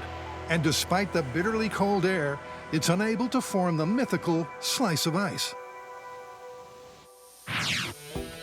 Okay, so we're ready to do our slow leak test. Once again, the NASA technicians simulate the same high-altitude conditions, then sabotage the plumbing for the drip test. And once the leak is leaking... Oh, let it go! Look how quick the ice is building up! They get instant results. Dude, this is looking great. And it's blue! That is fantastic. It hasn't even been 2 minutes yet. Oh my gosh! That is incredible! The liquid moving over the surface of the aircraft is protected from the extreme wind speeds by what's called a boundary layer.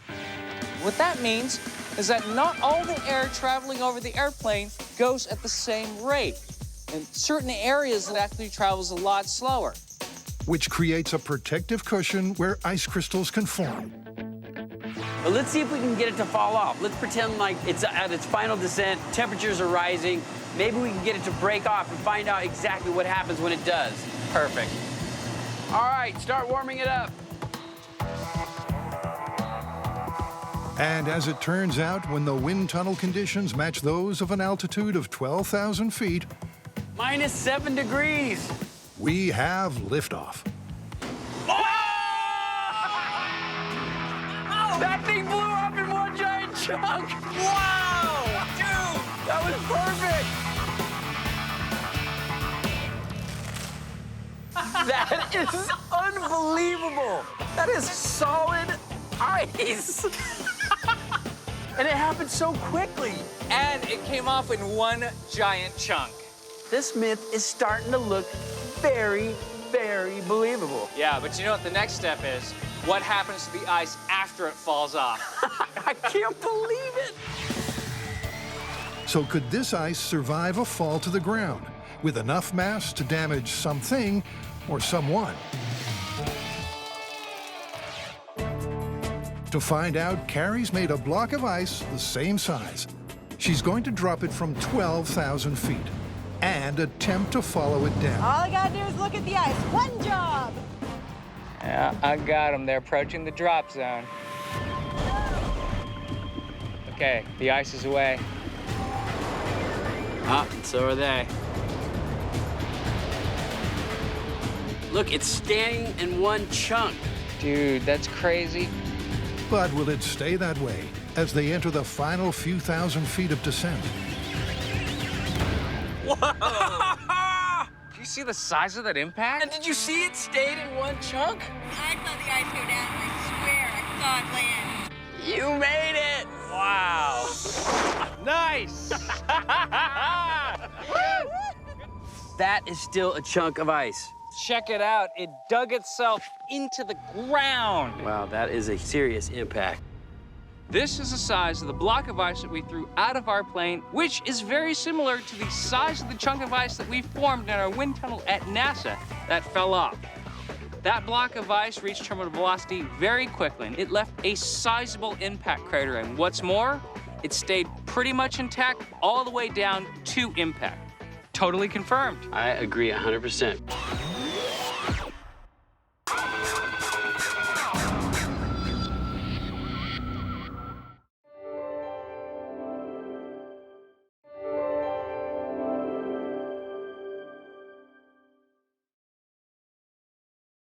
Do not try anything you are about to see at home.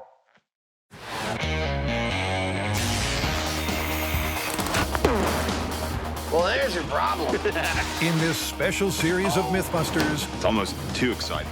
the Dream Team tackles their dream themes. It's scientific! Testing myths about everything from electricity to pressure and gravity. This one hurt a bit. Shaking down the science of shockwaves, velocity, and ballistics. With crazy chemistry, Oh my goodness. far-out physics, Fun for the whole family. and insane explosions. Is everybody okay? Life's burning questions answered. On MythBusters, there's your problem. On this episode, time to go diving. stand well back as the MythBusters probe the power of pressure. This has never been done before. And later, they crush it. Oh! There you go. Wow! There you go. With some voracious vacuum myths. This is killing me. It's all about the PSI. It's alive! As the team dials it up. First up, Adam and Jamie test a myth that ping pong can go fatally wrong. According to this myth, in the right conditions, a delicate ping pong ball can be as lethal as a full metal jacket. But how is that possible when ping pong balls have so little mass? Time to get this myth up to speed. So if you're thinking an itty-bitty ping pong ball can kill you, what's your plan? Well, force equals mass times acceleration. Ah, I see. So what this lacks in mass, you're hoping to make up for in speed. How fast are you thinking of going? A lot. I'm thinking supersonic. I love it. So, could Adam and Jamie impart enough velocity to a ping pong ball to compensate for its lack of mass and turn it lethal? To go supersonic, they need to get one flying at 760 miles per hour. Clearly, muscle power won't do it. Cue brain power. Perfect. Adam thinks air pressure might be the way to go. This is what I call a breech-loading pop gun. Here's the breech. There's the ammo. Seal it up. Pressurize from here. Open it up. Point it in the direction you want to hit with a ping pong ball. Release with this high-pressure valve. And Bob's your uncle. With the pressure pumped to the max the pop gun can handle. 95 PSI in 3. Let's see how this flies. 140 miles per hour at 100 PSI. That's about twice the speed of hitting it with a bat. But there's a long way to go. The obvious next step is to turn up the air pressure. But they also have another trick up their sleeve. Coming along nicely. A long barrel, like 80 feet long. To explain the physics, a Heineman walks into a bar and says, So why the long barrel? Well, as long as the pressure behind the ball is greater than the pressure in front of the ball's going to continue to accelerate. It's perfect. So the longer the barrel, the more time to accelerate, the faster the ping pong ball. There's a target. Or that's the theory. Okay, that's 140 PSI. Firing. 3, 2, 1. I just see a hole at the other end. Wow. That is far out. 140 PSI plus long barrel gives an encouraging 453 miles per hour. That's a good place to start. Absolutely. So we got this ball going 453 miles per hour. Wow. That's really fast, but I have to say, I don't think it's lethal. Might break a rib, but it's not going to kill you. They need more speed, and a spot of research triggers a slight change in direction. It turns out that physics teachers have been getting incredible acceleration out of ping pong balls. What they've been doing is they've been taking a 36-inch long tube of PVC. Then they put packing tape over each end of the tube, and they draw a full vacuum in that tube. Okay. Here we go, pulling the vacuum. The theory is that when the tape is pierced, air rushes in to fill the vacuum. Just everyone back off a little bit. Propelling the ping pong ball forward at up to 300 miles per hour, even with a short barrel. Here we go. Whoa! Popping the sealed vacuum causes a sudden influx of air. Holy! And the pressure differential sends the ball rocketing. I didn't expect it to work that well. Well, the vacuum trick's working gangbusters. I actually got 375 miles an hour. That is awesome, and this is where I'm going to concentrate my energy to get the fastest ping pong ball possible. We're ready. In theory, all they need to do now is apply the vacuum trick to the 80-foot barrel, and the result should be frightening speeds. This has never been done before. It's scary. Ping pong bazooka in 3, 2, 1. But it's an unexpected and disappointing dud. That's no good. The high-speed camera shows the problem. See, air rushes in this tube behind the ping pong ball. There's a vacuum in front of it, but that air sneaks past the ping pong ball, and it looks like it's providing a cushion that's actually causing it to spring back once it reaches the end. So it's not attaining enough speed or momentum to bust out. But on the bright side, the ball is reaching incredible speeds at 30 feet. 8:29. We're well past Mach 1 here. So shorten the tube to 30 feet, and this myth is going supersonic, right? 3, 2, 1. Wrong. 275 miles per hour. We're getting less out of a 30-foot barrel than I was out of a 6-foot barrel. Even with a shorter barrel, the air cushion is still an issue. Failure is apparently the only option. Just as it seems they're about to choke, Adam has a bright idea. Add one to the pop gun. We found out about this technology of adding a choke, like rocket science. The choke is a sealed pressure chamber behind the barrel. Oh, kidding. Vacuumizing. Pull a vacuum in the barrel. I really hope this works. Pressurize the choke to 100 psi. 1. And stand back. Whoa, whoa. Wow, wow. The blast of pressurized air popped the vacuum and added extra energy to the equation. But just how much? 779 miles per hour. Mama. That's what I'm talking about. What Adam's talking about is that after all their hard work, they have a ping pong ball faster than the speed of sound.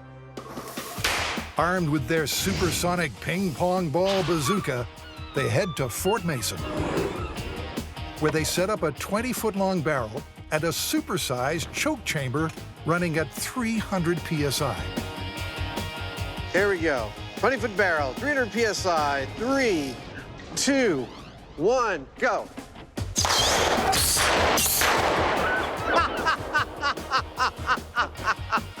That was an ever-loving smack of a bang. But how fast did the vanishing ping pong ball actually go? It was going at a speed of 1,100 miles per hour. That's pretty fast. That is pretty fast. Now it's time to find out if the 1,100 miles per hour we got out of the end of that barrel is in fact lethal. Lethal balls. That's what we're looking for. For our lethality test, today's human analog will be played by a pork butt. I think we're ready. 300 psi lethality test with a pork butt in 3, 2, 1, go.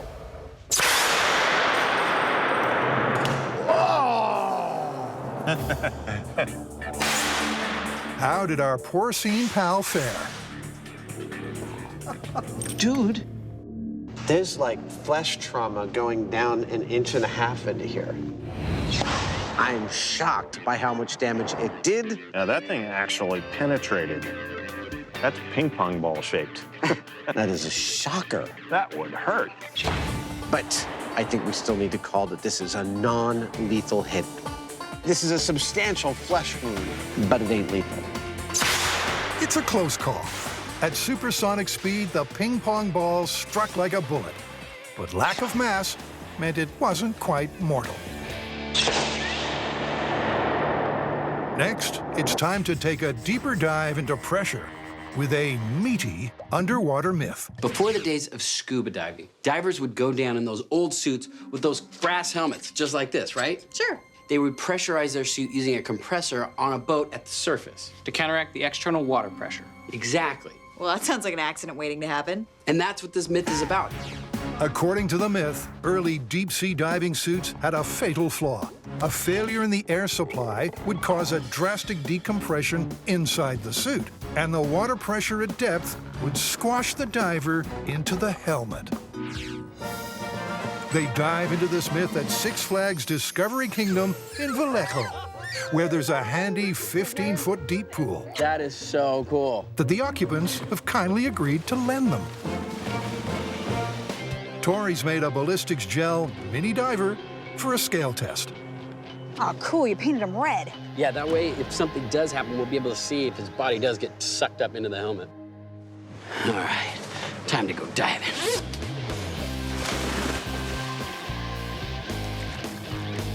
Okay, pressurizing the suit. A compressor feeds air into mini diver's suit, so the pressure inside it matches the water pressure at the bottom of the pool. Ready? What happens when the air supply is cut off? Compressor failure in 3, 2, 1. Okay, so the pressure on my side has gone to 0 immediately. Air pressure is quickly squeezing the suit against the gelatin. Well, that's good, we know. Now it's actually squishing body into the helmet. You're kidding me, this is working? It's squishing up all around his neck. Even at a depth of only 15 feet, the pressure differential squeezes Mini Diver like a tube of toothpaste. Totally worked! It smashed the body into the helmet. Oh my God. Awesome. I think we have a perfect proof of concept here. We can totally move on to the large scale. But to really test this myth, ballistics gel won't cut it. They need something almost human. So I give you Meat Man.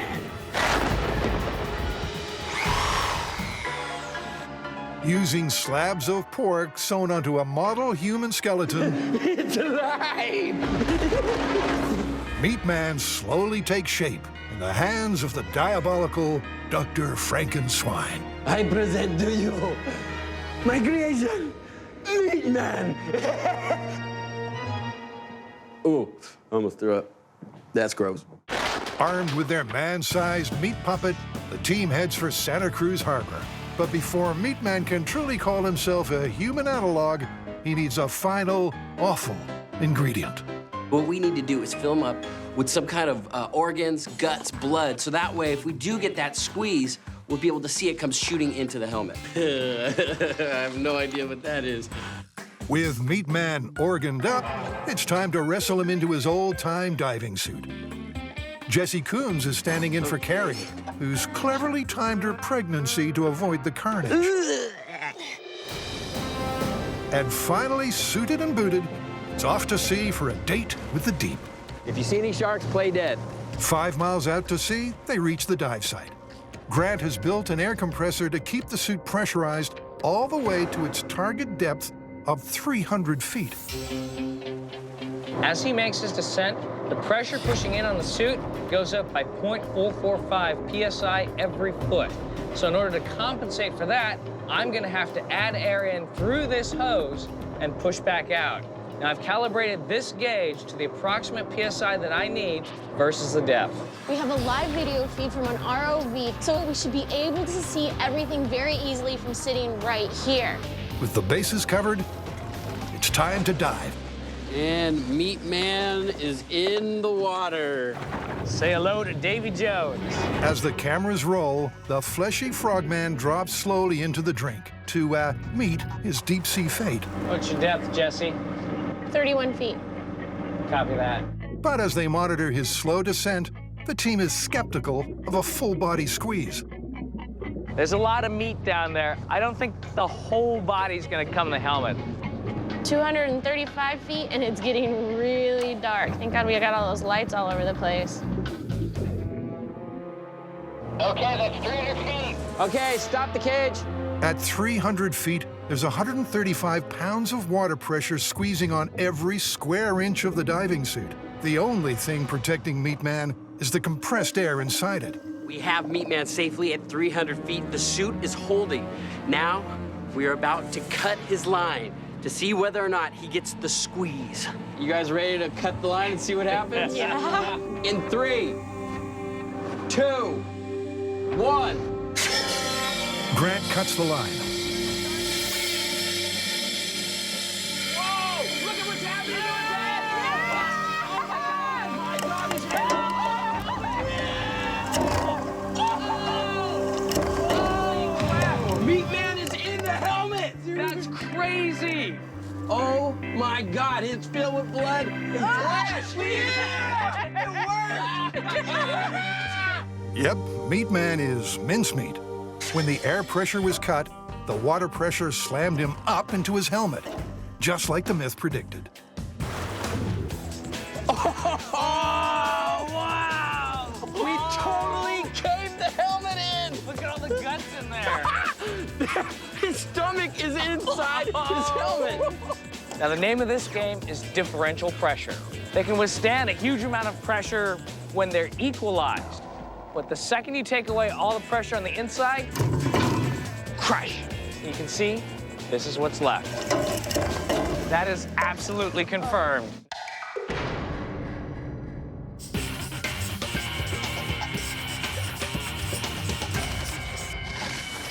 What do you got? Well, it looks like we've got a bunch of fire hoses pointed down, and they're lifting a car off the ground. That is friggin' perfect for us. You know, if this is real, and we can actually pull this off, it's gonna be awesome. Jamie's picked out a fire training facility about 30 miles east of the city in Pleasanton. This is kind of a dangerous situation that we don't really want to just dive into without preparation. And so we're going to build a scale model before we start dealing with the big boys. A system comprising pipes and valves will feed water from a fire hydrant to multiple hoses on either side of a model car 1/6 the scale of the real thing. Right on cue, fire engine and crew hit the scene to open the tap on this scale test. All right. Dude, look at that! Yeah! And in scale, that's about right. That's like 20 feet off the ground. These things are pointed every which way, but because they're mostly down, it's really stable. It could not have gone better. We got liftoff, we got stability. This seems really, really possible. What? Fired up by the results, the MythBusters splash out on an old wreck to see if they can shoot it skywards. But Jamie crunches some numbers, and he's not so sure. This car weighs, according to the sticker, 3,175 pounds. Now, that means that each of those hoses has to put out about 320 pounds of thrust. Personally, I don't think so. Not one to leave things to chance, Jamie knocks up a rig to rate the pressure from a standard fire hose and heads back to the fire department to test it out before anyone in wardrobe could have a word in his ear. We're good to go. We got 400 pounds on there. Let's fire it up. Okay, here we go. If one hose lifts this weight, then 10 hoses should lift the car. There's movement, but no liftoff. There we go! So Jamie decides to narrow the valve and raise the pressure. Hopefully, putting this reducer on this will make for an increased nozzle reaction. That's what they call it in the industry. Water is pumped through the truck as Jamie wills the weights to greater heights. But as the saying goes, be careful what you wish for. Everybody over here. I think we got a little bit more nozzle reaction that time. It was like a rocket. That was exciting. In fact, that was like dangerous. And terminal as far as any more testing goes. But on the bright side, there's no doubt that one hose can lift over 400 pounds, so they're still in business. Back at base, Adams upscaled his water delivery rig. A quick coat of paint, and it's time to hose this myth down. Or up. All available fire trucks roll up to the test site. But there's only 6 instead of the planned for 10. I'm a little nervous about it. The math says we should be able to do it just, but will we? Now let's see if a full-size, full-weight car really can take flight. The tension is mounting. Are you ready? I'm ready. Let's do it. I'm gonna get in position. Test number 1 starts with the standard hydrant pressure of 80 psi, which Jamie steadily raises 10 psi at a time. All right, all pumps up 10 PSI. All pumps up 10 more PSI. But sadly, this car looks more likely to float than fly. All pumps down, completely down. Okay, we're exceeding the amount of water flow for the system. Oh, no. Yeah. Well, what if we remove a couple of the hoses or just, don't power up with 2 of the hoses? With a fixed water supply, cutting 2 hoses will raise the pressure in the remaining 8. It's a question of finding the perfect balance. They'll start this test at 100 psi, then lift the pressure bit by bit. 10 more PSI. In test after test, All pumps 1, 2, 0. Jamie raises the starting pressure, All engines 170. repositions the nozzles, and changes the number of hoses. But try as they might, the jalopy stays firmly on terra firma. So how did they achieve this? Adam's starting to think that there's less to this car than meets the eye. The problem is we've got an engine. That's why we're not getting any movement. Well, let's get the engine out. All right. There's nothing in the video we saw that said that car had an engine. And we got to get liftoff before the end of the day. So we're lightening our load by a few hundred pounds. Daylight's fading, and this next test is make or break. This one's going to work. I hope. Up on 6. With 6 engines, 6 hoses, Come on, baby. Up, up, up. and no motor, the car finally takes flight. Up on 3. Up on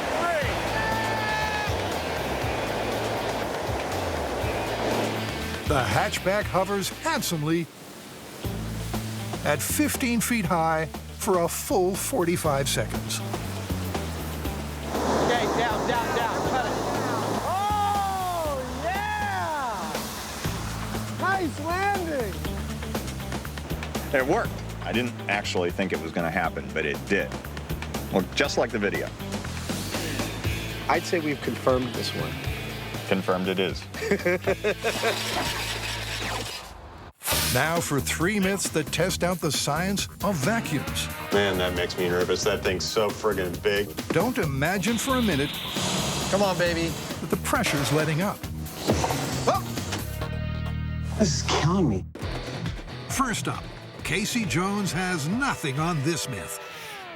All right, there's a guy. He's tasked with cleaning out one of those tanker cars on a train that holds liquid, and he's using a steam cleaner. So he's steam cleaning the whole thing, and of course, as he's doing that, he's warming it up.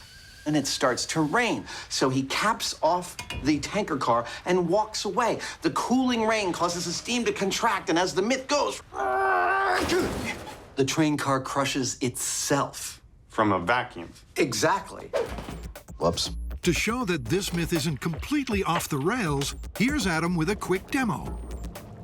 He heats up a metal can, pours in some boiling water, caps it, and removes it from the heat.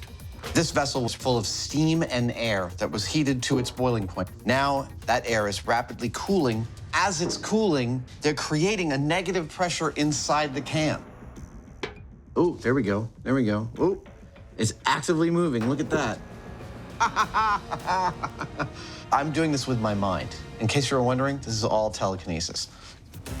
Actually, it's differential pressure, but this can is fairly flimsy, so they're going to step it up to a 55-gallon steel drum.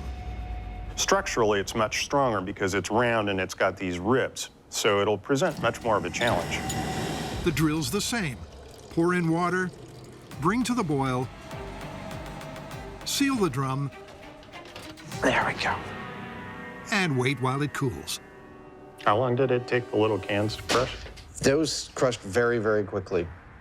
You know how a watch pot never boils? Seems like that goes for cooling, too. So let's cut to the chase. Next time we hold the camera up with magnet. Oh! There you go. Wow! You can feel that. Woo! That was so cool. They crushed it. Literally. But before they go full scale and wreck a perfectly good, very expensive railroad tank car, there's one more test to do. Shape and geometry are critical when it comes to pressure vessels. And so we're going to build a scale version of our tank car cylinder and see what difference that makes. They weld together a row of 55-gallon drums. Then steam clean the model rail tanker as per the myth, heating it to 200 degrees Fahrenheit. All right, capping it up. A pressure gauge will tell them how strong the vacuum is at crush point. Oh, hey! A total vacuum measures around 30 inches of mercury. Okay. 7 minutes in, we're at 11 inches of mercury. But way before they reach that point, Whoa! Awesome! another spectacular implosion. Oh, that was fantastic! For these veterans of explosions, this is kind of like seeing snow for the first time. That is awesome! The model tank car is mangled metal. Now, can they do the same thing to this? If you're wondering how on earth the MythBusters managed to score a perfectly good tanker car to have their way with, you're not alone. Isn't it beautiful? 67 feet long, 10 feet diameter. It holds almost 30,000 gallons of liquid. Unless you think that the shell is thin, it's actually almost half an inch thick. It's almost 70,000 pounds of cold rolled steel. But could a simple steam cleaning accident cause it to crush like a tin can? Adam rigs it for data monitoring with a vacuum pressure gauge and heat sensor. We just turned this tank car into an experimental vessel. It's ready for them to recreate the implosive events of this railroad myth. This is gonna be cool. First, they turn on the steam, just like the cleaning crew on that fateful day. Piping hot at over 300 degrees, its goal is to remove every last trace of residue from the previous cargo. Then they wait while the metal casing heats up. It's happening. Yeah, it's already rising. When the temperature hits 200 degrees Fahrenheit, Adam springs into action to batten down the hatches. Here we go. This is it. Unfortunately, once the service guys had done their job, they closed every hatch and valve on the tank car, something they should never have done. I am de-assing the area. Mission accomplished. That went smoothly. Now for the final ingredient of the developing disaster. All right, fire department, let's make it rain. Copy, making it rain. With a hot, sealed tank car, the heavens open. Oh, perfect. Rapidly cooling the steel vessel. 5 inches of mercury. The trapped steam inside condenses. 6. Negative pressure rises. It's climbing steadily, that's what we wanted to see. And a vacuum builds. 13. The pressure differential means that already more than 1.5 million pounds is squeezing on the tank car's steel shell. Man, that makes me nervous. That thing's so friggin' big. I know. The small-scale tank car crushed at 11 inches of mercury. This is killing me. Then, 1 hour in, and pulling almost a full vacuum. Why, they make these things tough, don't they? Absolutely nothing happens. Damn! It's a crushing anticlimax. Here we go. But the guys aren't about to let it suck the air out of them. Technically, what we did to this car to try and make it collapse with a vacuum was flawless. Got the tank really hot. We sealed it up really well. We pulled darn near a perfect vacuum on it, and yet nothing we did to it made it collapse. But you know what? We're not done yet. Time to switch tracks on this myth. Perhaps the tank car in question imploded because of structural wear and tear. With this theory in mind, the guys decide to stage a bit of a, shall we say, accident. Dropping 3,200 pounds on a tank car. Something we didn't expect to be doing in this episode. 3, 2, 1.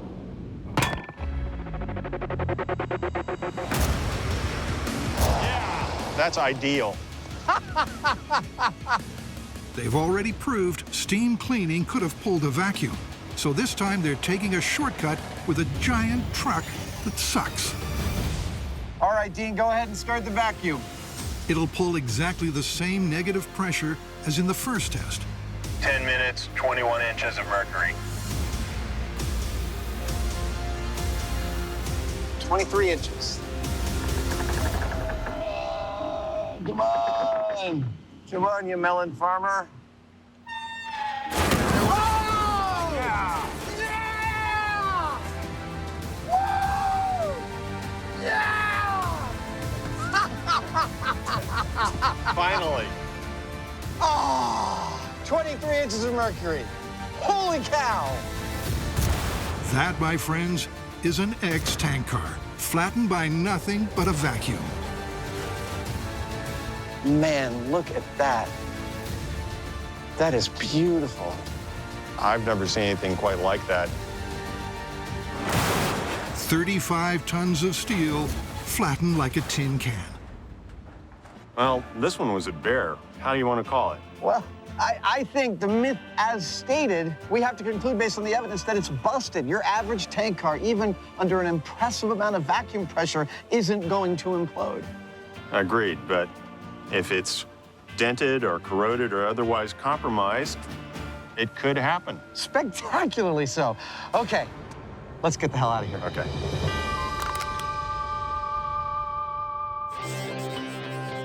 That first myth went off with a bang, but this next one says you'll never get one of those in space.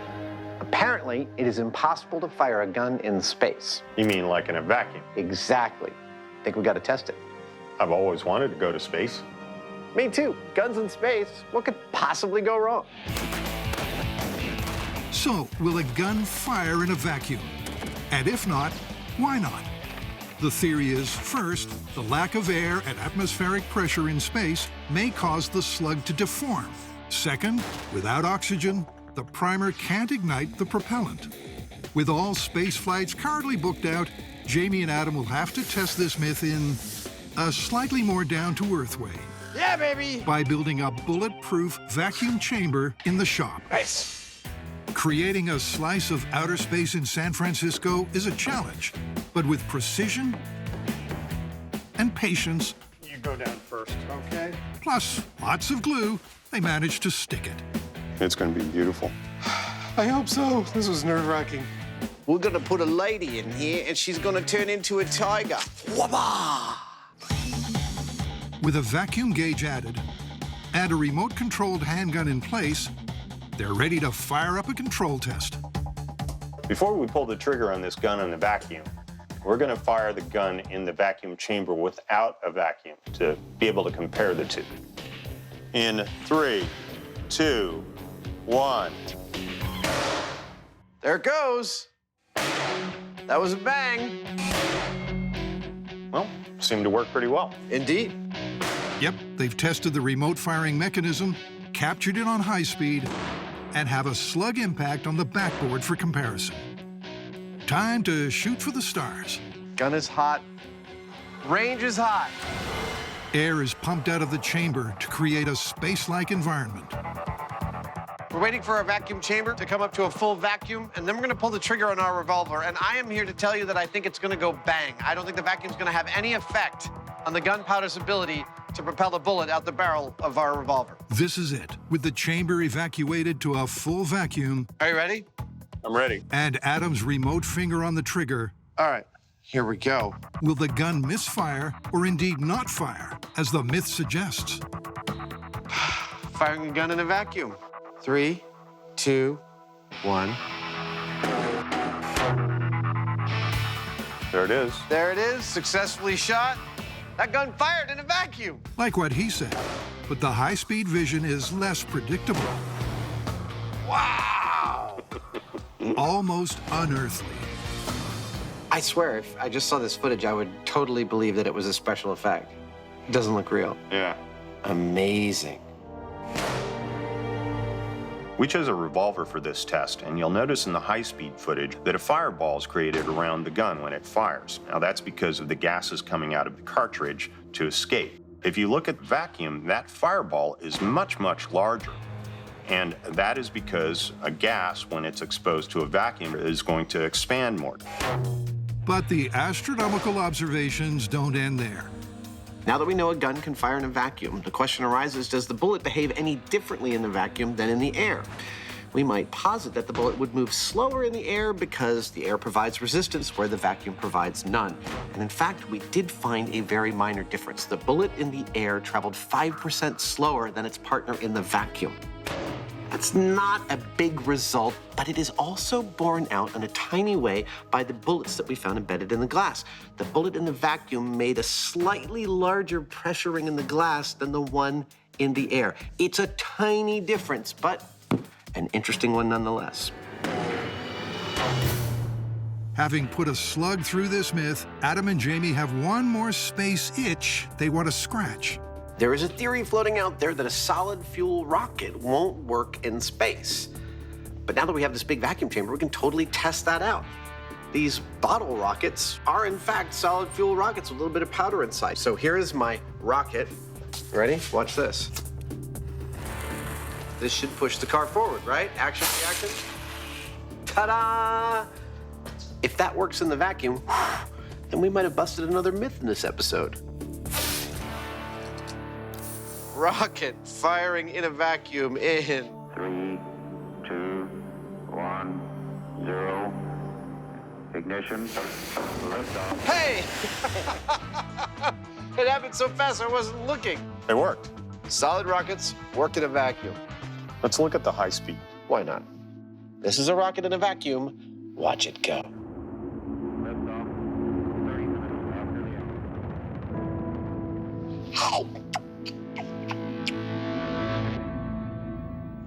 So, the myth that guns cannot be fired within the vacuum of space? It's totally busted. Yeah, it's busted. MythBusters and vacuums have history. A levitation machine made from a vacuum cleaner. And an intimate connection between Adam's butt and an aircraft vacuum toilet.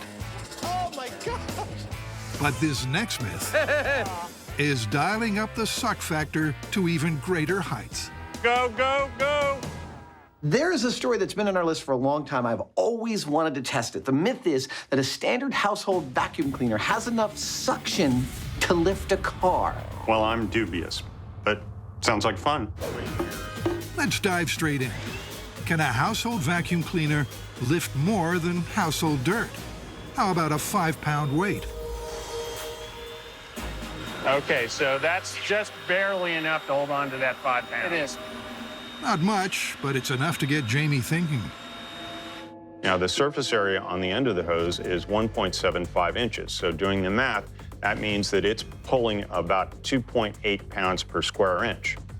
So how are we going to lift a car that weighs 2,600 pounds? Well, all you need is more square inches. In fact, if we have up to about 1,000 square inches of suction area on the car, we should be able to lift it, in theory. When Jamie says in theory, he often means good luck with that. But to give themselves more square inches of suction area, This is one of the stranger things we've built. Adam enlarges the vacuum attachment. I hope that works. Jamie modifies a manifold for the vacuum cleaner. There we go. That ought to do it. And I've got a 50-pound weight to try and lift.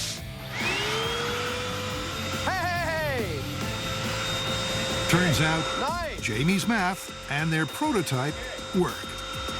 In theory, I think this should be able to hold more than twice that. That is awesome! So awesome, in fact, they're going with that model full scale. Our plan is to build 40 more suction cups just like the one we just made. We'll position them on the roof, the trunk, and the hood. From each one will come a tube that will join to a kind of mega manifold that will be attached directly to our single vacuum cleaner. Also from each cup will be a piece of threaded steel rod that will link to a support structure we'll hang above it. We'll turn the vacuum on, then we'll lift up the steel structure with the crane, and either the car will lift up or the car will not get off the ground. So with the rig wrangled, it's off to a test pad. The cups are placed, and the vacuum cleaner is ready to suck. All right, you ready to turn it on and do this thing for real? There we go. All right, let's get them all socked down. Roof's all good. Trunk's good. All good. Let's go. Come on, baby. Come on. Come on. Ah! Rats! Rats! Rats! The problem is the hood. It's buckling slightly. The hood is boning us. And breaking the seal. Our solution? Cut that hood out and replace it with a piece of sheet steel. A flat and strong sheet of metal should give a much better seal. That ought to do it. Look, I don't want to get overly confident here, but right away, the replacement of the hood with a flat piece of sheet steel is working magnificently.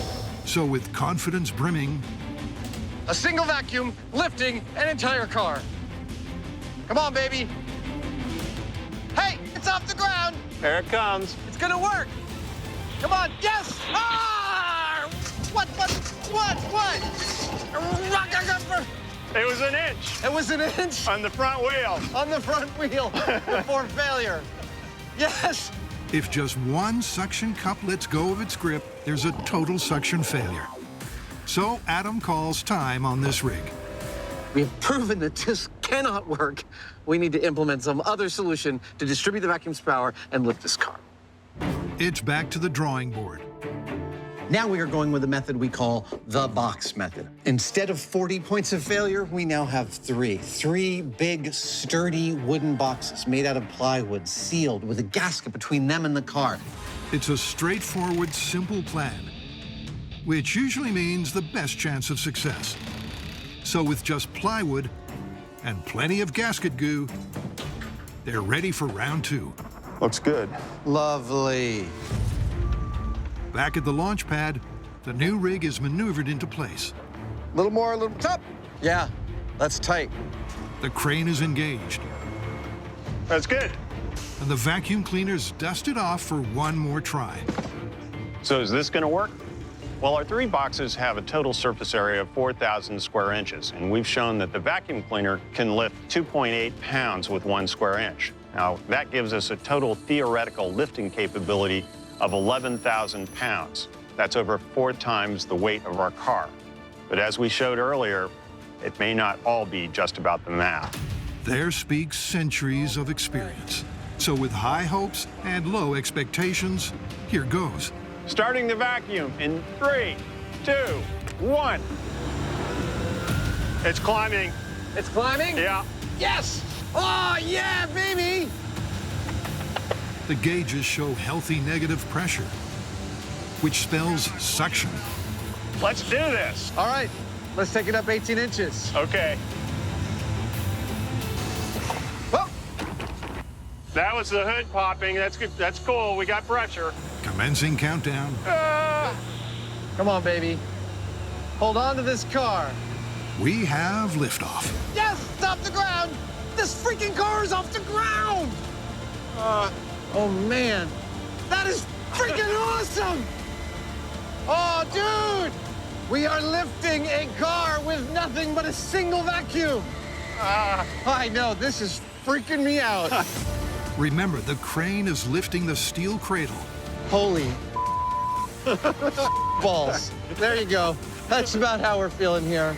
But it's the vacuum cleaner on its own This is every bit as satisfying as I was hoping it would be. that is sucking the cradle to the car. That is freaking awesome! And to prove just that, once the car's as high as it can go, they'll pull the plug on the cleaner. 3, 2, 1. And with no suction, gravity does its thing.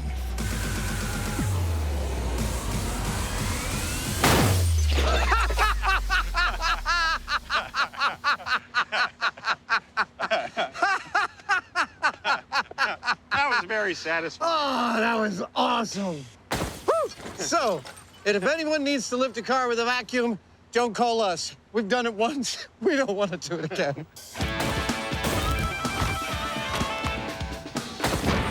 We actually lifted this thing with nothing but the power of a single vacuum cleaner. Next time someone tells you that MythBusters sucks, tell them damn straight.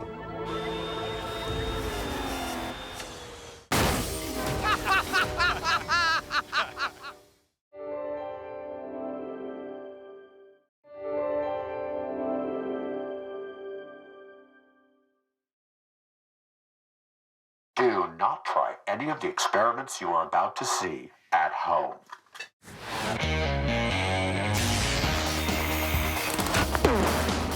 Well, there's your problem. In this special series of MythBusters, It's almost too exciting. the Dream Team tackles their dream themes. It's scientific! Testing myths about everything from electricity to pressure and gravity. This one hurt a bit. Shaking down the science of shockwaves, velocity, and ballistics. With crazy chemistry, Oh my goodness. far-out physics, Fun for the whole family. and insane explosions. Is everybody okay? Life's burning questions answered. On MythBusters, there's your problem. On this episode, the team takes a dive into some watery myths. Wow, I can feel the pressure. Both above and below the surface. Come, silent walrus! First up, can water shield you from a lethal shot?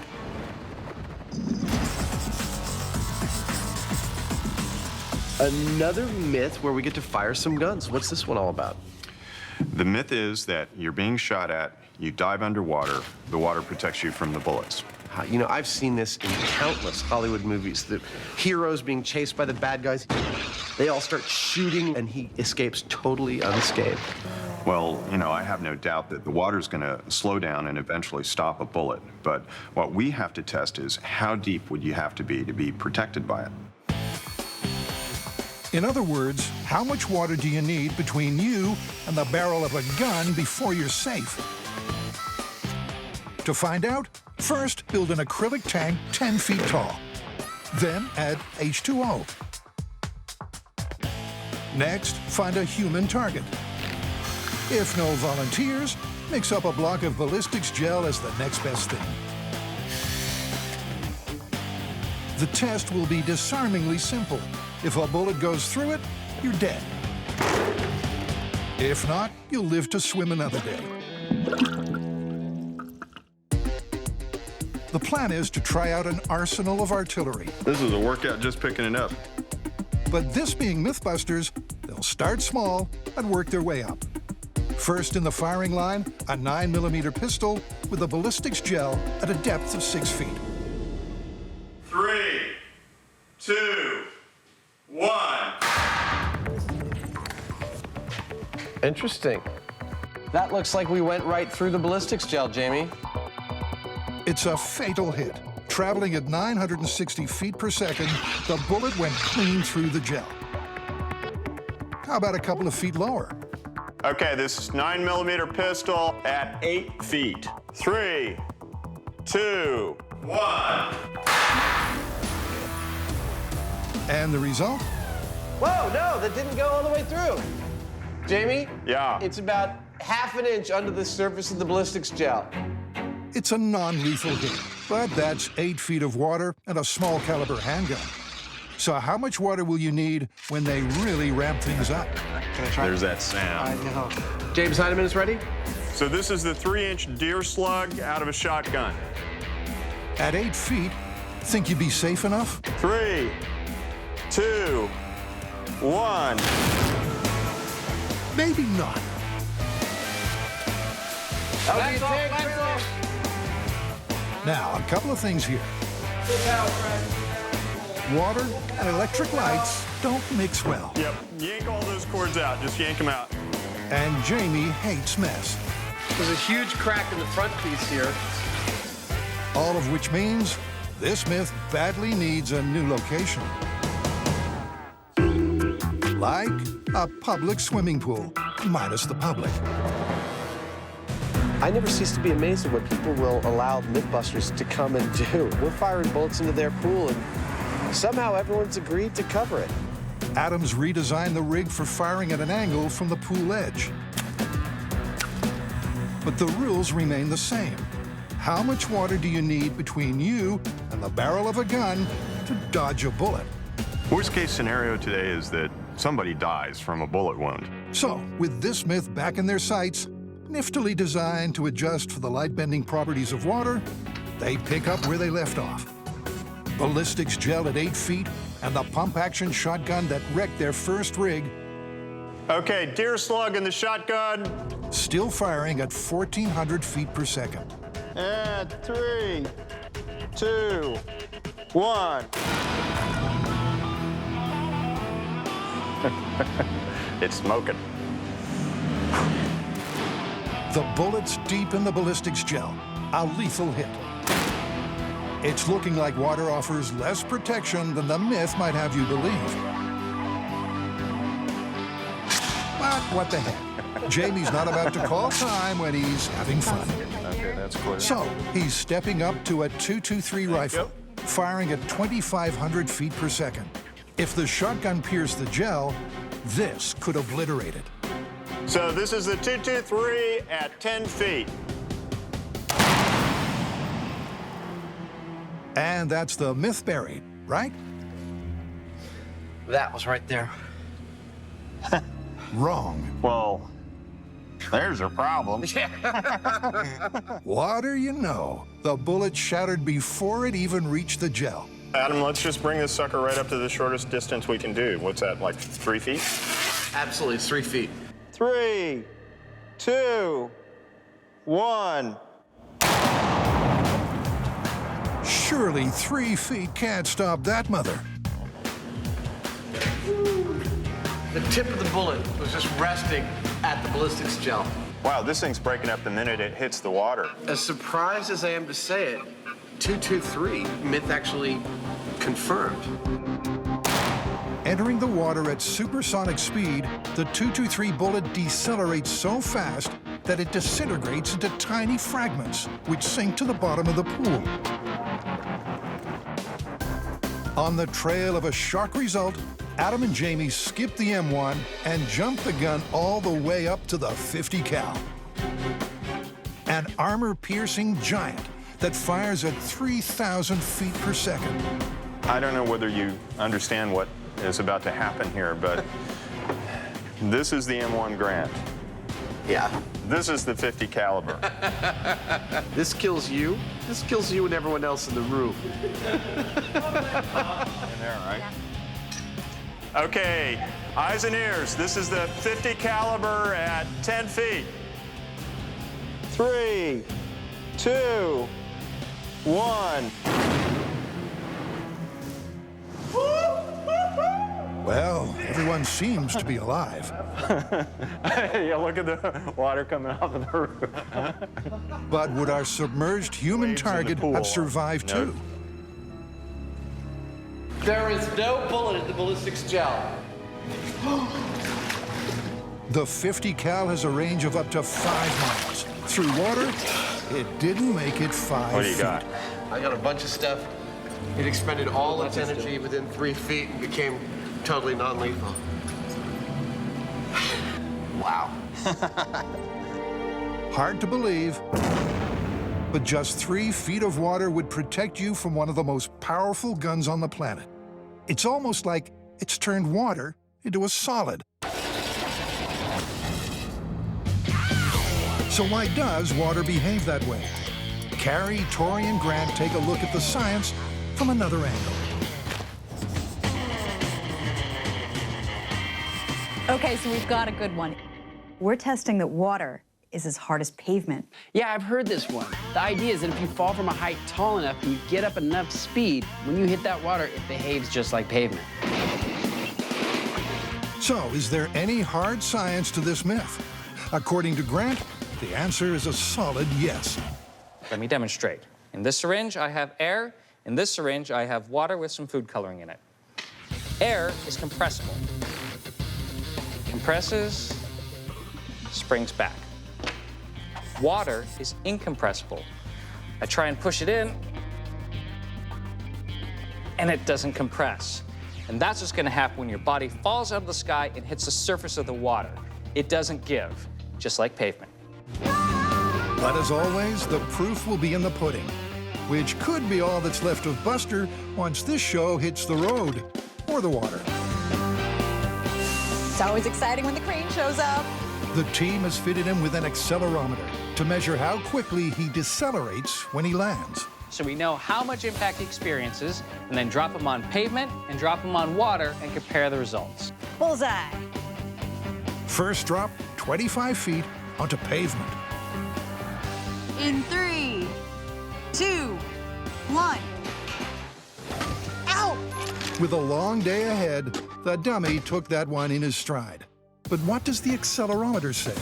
Got a peak G load of 60 Gs. Well, that seems about right. I mean, he has his legs to break his fall. Great! That should cheer Buster up. So what does a fall from the same height All right, that looks good. into water look like? Oh, that didn't look so bad. That's definitely not the same as pavement. And the numbers bear that out. Okay, so I got no trigger, which means that that fall was less than 25 Gs. It won't trigger anything below that. And remember, in this same situation over pavement, it was 60 Gs. But the myth states that water equals pavement from a great height. And at greater heights, Buster would be falling at greater speeds. Time to raise the stakes to the crane's maximum height of 75 feet. That's a long way to fall. Anybody feel sorry for Buster? No. No. Just checking.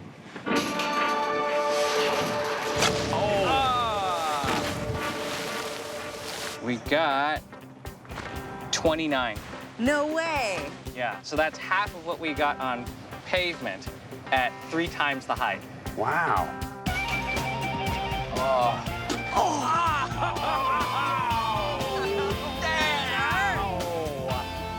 All right, 75 feet into the pavement, what kind of G's did we pull?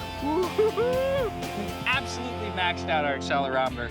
That means over 500 Gs. A skin-shedding impact at least 17 times harder than the H2O. But if water's incompressible, how come this myth looks as busted as Buster? The answer is to do with how water behaves at lower impact speeds. Time for Grant mini experiment number 2. Now, water's incompressible. That's a fact of physics. And if I put my hand in the water slow enough, the water can displace. It can move out of the way. But if Buster were to hit the water fast enough, and if he had enough surface area, the water wouldn't have a chance to get out of the way. And because it's incompressible, there'll be some point at which the G-force is equivalent between water and pavement. So, they need to go much higher than a 75-foot crane. Cue Chopper. Come on, let's go! Get to the chopper! And Buster's on strike. So the next best thing to a crash test dummy? Crash test pig carcasses, of course. All nicely trussed up in body bags.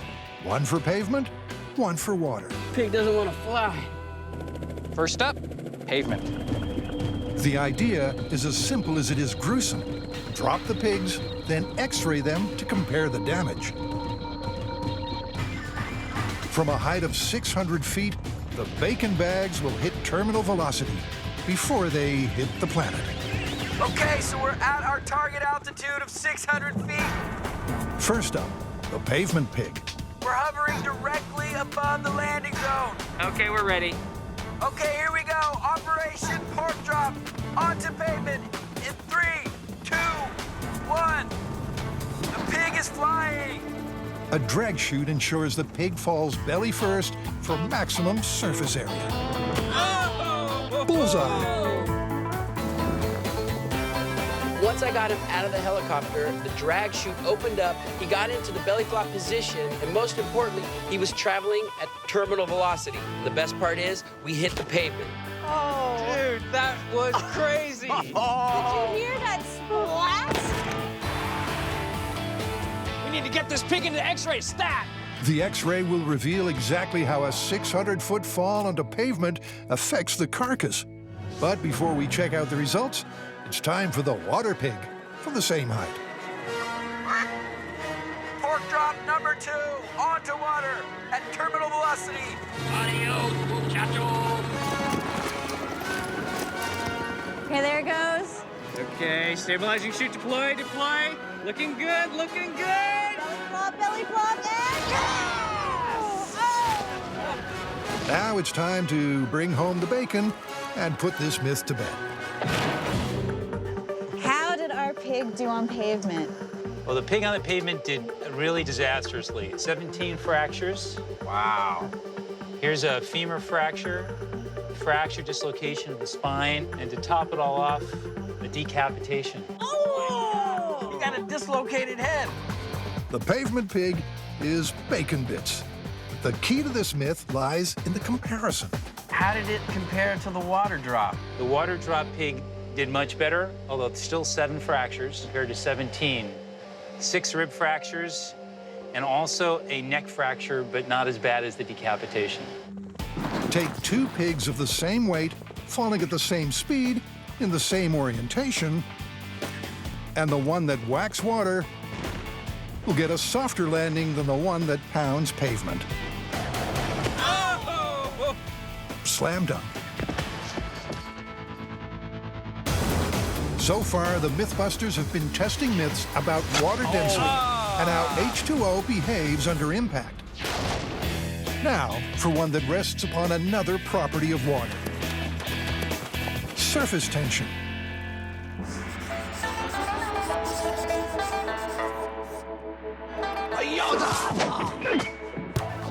The myth is that Japanese ninjas used shoes called Mizugumo to walk on water. The theory is that the wide surface area distributed their weight, allowing the stronger bonds between water molecules at the surface to stop them sinking. Adam's going to try and make his own pair. I've got some pine-based, light-density fiberboard here. It's pretty much perfect for our uses, so I'm going to use this as our stand-in for the Mizugumo wood. That's good.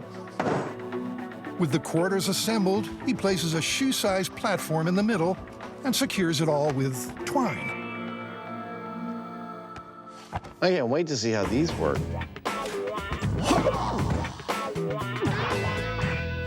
These are my special device for storming the castle, walking across the water. All right, then. I think Adam's going to sink like a stone. They are made of wood. They do float.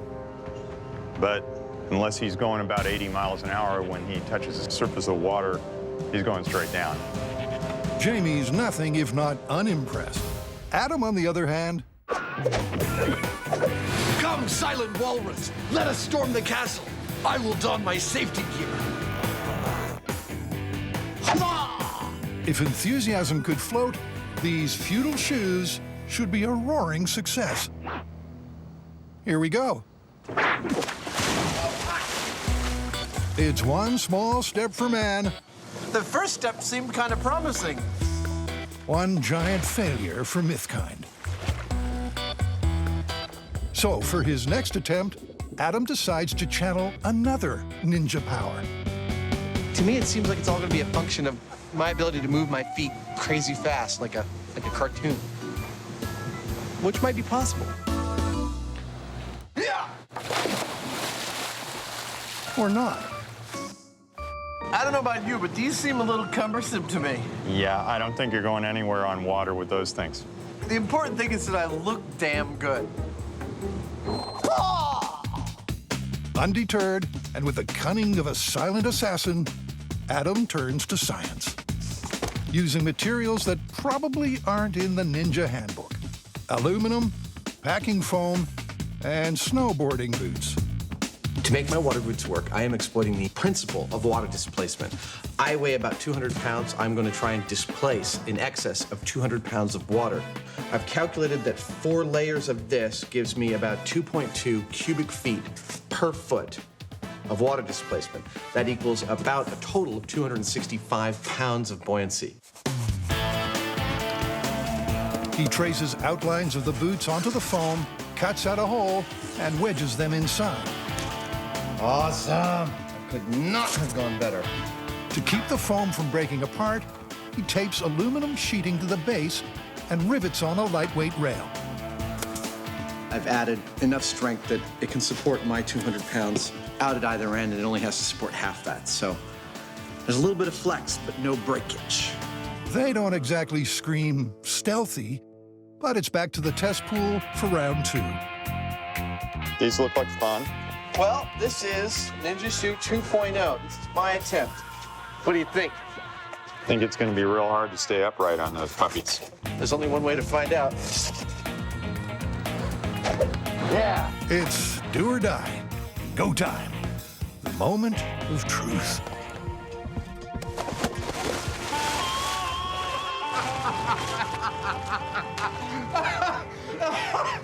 Woo!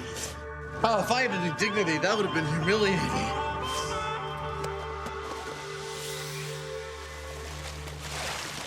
For his next attempt, Adam tries a gentler launch.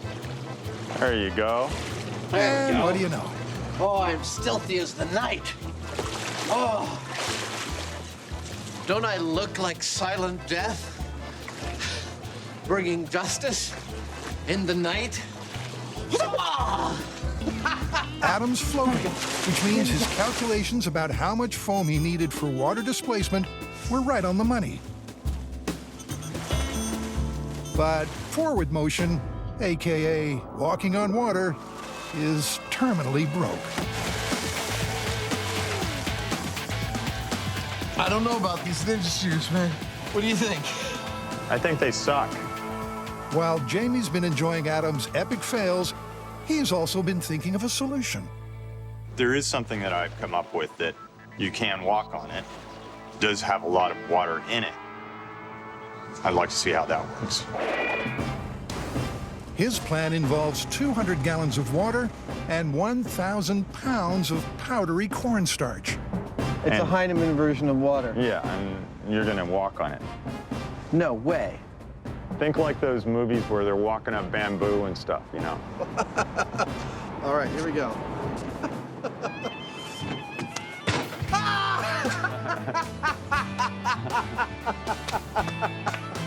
That is so cool! Hey, it worked.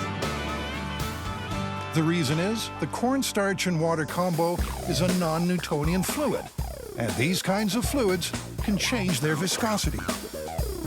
Cornstarch is made up of long chains of molecules. If you add water, it slides between the chains and separates them, so it flows like a liquid. But if you add pressure, the water is squeezed out, and it behaves as a solid. It looks like a liquid, it pours like a liquid, but when you want to run across it, you're fine, because the impact of your feet is enough to change that balance. All of a sudden, you've got a solid that you're dealing with only for a second, but it's long enough for you to move across the top of it without sinking into it. And here's the thing about surface tension. It works okay if you're moving quickly. Stop for too long, and the bonds between the molecules move aside, and you get that sinking feeling. Funky. Oh, dude, that feels so wrong.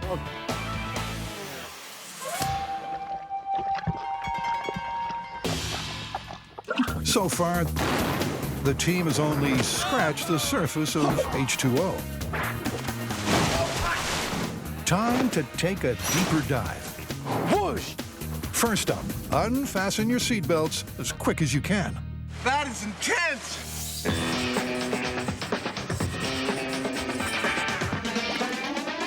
This is one I've been wanting to do almost since we started doing this show. The myth is that you're in a car, it goes over the side of a bridge or something into the water and it starts to sink.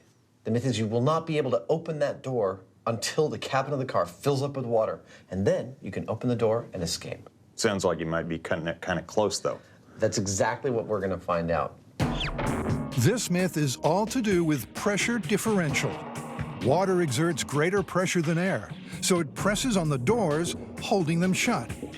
Only when the cabin is completely full of water does the inside pressure match the outside, allowing the door to be opened. But can you really hold your breath and keep your cool long enough to carry off such a narrow escape? To get this myth revved up, they need a test car. minus one engine. They don't work where it's going. Well, there's your problem. The motor is replaced with weights to make sure the car sinks. This is Jamie's new hydrogen fuel cell engine. Now for the wet bit. This is a high school diving pool, and this is where we're going to sink our car. And risk their necks. Here's how it'll work. The car will be lowered into the pool from a crane.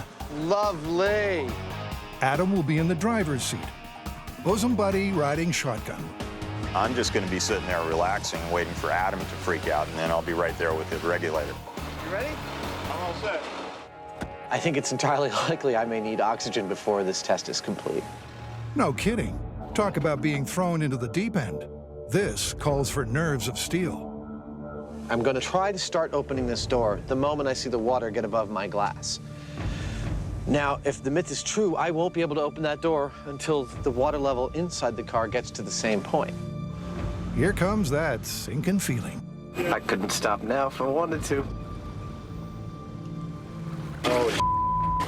Oh, man. Oh. The water's up to my butt now. All right. Okay, it's coming past my waist. Now I can start to see under the water. Oh my God, it's coming up under the windshield. Wow, I can feel the pressure. All right, I only have a couple more breaths here. Adam's completely submerged. And scientifically speaking, in deep shit. If this was for real, he's dead in the water. Only after he starts taking breaths on the regulator does the cabin fill up completely, allowing him to escape.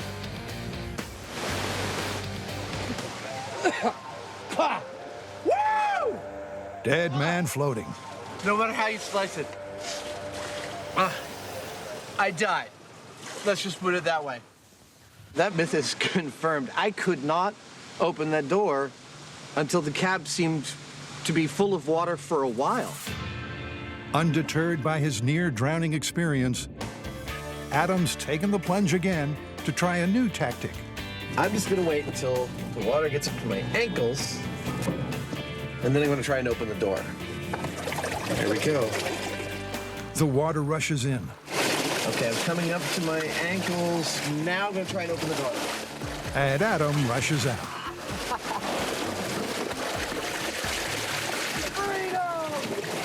But let's face it, that car was not sunk. By the time you can see water halfway up your window, it's pretty much too late. Window. Good point. Surely you can just wind the window down when you're underwater. Back to the shop to find out. I have one electrically powered window and I have one manual powered window. I'm going to put them under the same kind of strain that they'd experience underwater and try and open them. Adam weighs down the door windows with 350 pounds, matching the pressure they'd be under at a depth of only 2 feet. I do not know of a more visual way to make clear how much pressure you're dealing with when you put things underwater. Suddenly, this looks less simple. Manual winder. Just failed. Busted. The gear just slipped. You ready? Uh-huh. Electric winder. No, it's not budging. And neither would you be if you were trapped in the car. And if you're thinking, why not just bust out? Think again. Car keys. Keys are busted. Cell phone. You're screwed. Steel-toed boots. No. But if you're properly prepared and have the right tool in your glove compartment, Oh! One hit. bust the glass, wait for the car to fill up, and you're home free. It doesn't take much, but it has to be the right thing. Yeah, exactly. But this myth's still up in the air. So it's back to the pool where Jamie thinks he can land it. So what's the answer? Simply patience. The idea being that if you sit there, you relax, you conserve your energy and therefore your air. Easy for him to say, because Adam's the unlucky lab rat who gets to test his theory. With blue-hued deja vu, our aquanaut says a mental goodbye to the world above. takes one final breath, and does his best to kick back and relax as if he's on a lazy Sunday afternoon drive.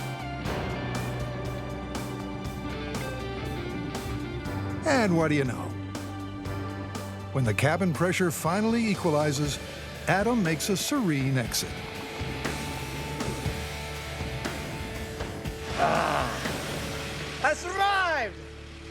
Woo! The MythBusters technique worked! Woo! Well, how are we going to wrap this one up?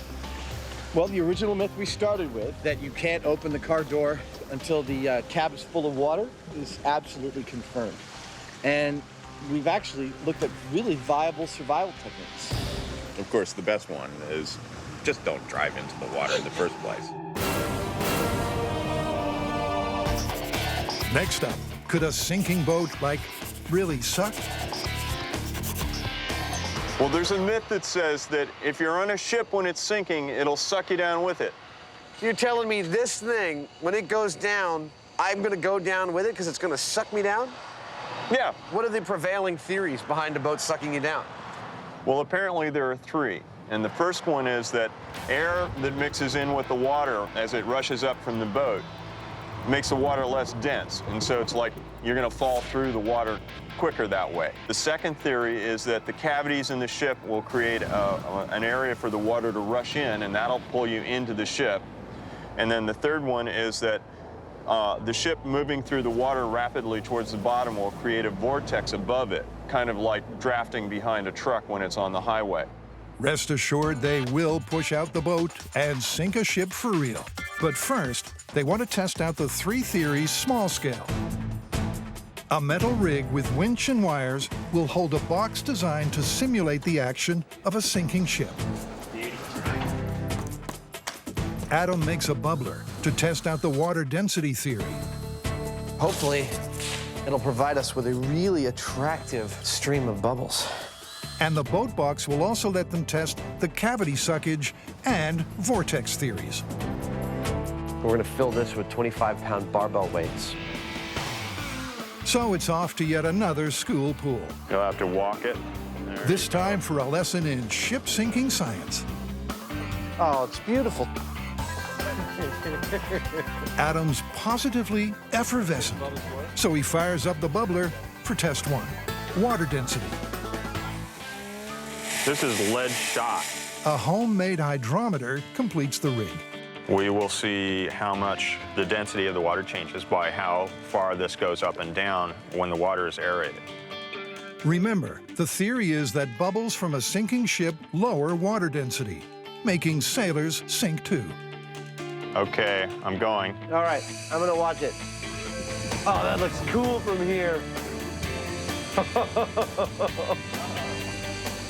It looks like it's going down. Yes, oh, definitely. Way down. Encouraged by the first result, Adam decides to go all in for the next tests. Can we blur out the love handles? Be nice to me, all right? Test number 2 is the suckage theory, that water rushes into a sinking ship and sucks you down with it. The empty boat box is suspended on the surface and loaded with 200 pounds. Good, go. Water enters through specially designed holes, and down it goes. Wow. I pulled it down. That was intense. Where's the hydrometer? There it is. That pretty much says it. Wow. I mean, it went all the way to the bottom and hung out there for a while. Based on what I see here, you would definitely get sucked down, and I think the bigger the object, the bigger the suck. That's 2 for 2. Now for the third theory. Okay, hold on. Does a sinking ship create a vortex that drags you down from above? And it's a titanic yes. Okay, ow, first of all. Second of all, you can feel yourself in the vortex as you're going down. I mean, I did not separate from the box at all. That was intense. All three theories are confirmed. At small scale, it hardly seems worth testing this myth for real. Only kidding. The MythBusters would never turn down the chance to sink a boat, even if it means being tugged down with it. It's a nice, solid little hunk of steel, and I think it ought to go down like a rock. The 9-ton tug is promptly renamed the Mythtanic, and they set about rigging this sucker to sink. What we have are some large threaded fittings which we're going to weld into the holes that we cut in the boat, and we'll simply unscrew them to let water in. As unsinkable as its ill-fated namesake, Mythtanic is towed out to the sink site, where a huge crane can haul it up from the bottom should retests be required. This myth needs a sailor to go down with the sinking ship. Swing it out some more. And Adam's drawn the short straw. Jamie will be one of the support divers. Just letting you know we got 50 feet underneath your boat right now, 50 feet of water. Very cold water. The water's murky, it's cold, it's deep. This is a dangerous stunt that we're doing.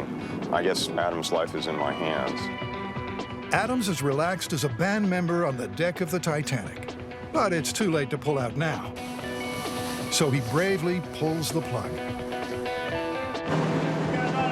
About 2 feet of water in here now.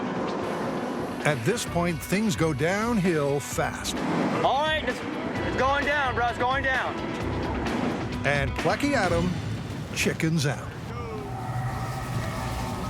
But when sink or swim are the options, gotta sympathize. My job, I know, was to stay with the boat and feel the suction. But I swear to God, standing on there, my body just goes, move that way, not that way.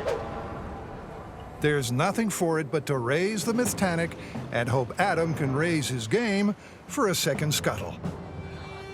Rescue plan in place. It's now or never. Okay, be careful, it might roll and you get caught. It's gonna roll, guys. I hardly dare say it, but I can't help hoping the Mythtanic really does suck. Stay with it, stay with it. There you go. Sadly, no. Though Adam probably doesn't feel that way. No suction. No suction at all. I mean, I could not have been more central to the boat where it went down. I sat on it, the entire boat just dropped underneath me, and I hit the water, my neck hit the water, and I never went any lower. It's a Titanic dud. So how to explain the promising boat box tests? Perhaps the difference was the rate of descent. It went right down really quickly. The boat's not built like that. It's a lot larger surface area. It didn't go down that fast. Well, you know, Jamie, I'm gonna go out on a limb here and say there is no effect. That myth is busted. Yeah, I'd agree. So with one ship successfully sunk, next we ponder the myth that you can refloat a boat from the bottom using only these.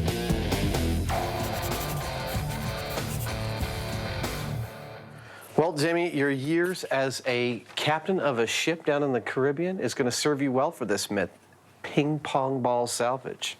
It's true. Jamie once raised a sunken sailboat using bags filled with air. Ping pong balls contain air too. So could they achieve the same result? These, to raise a ship. Yeah.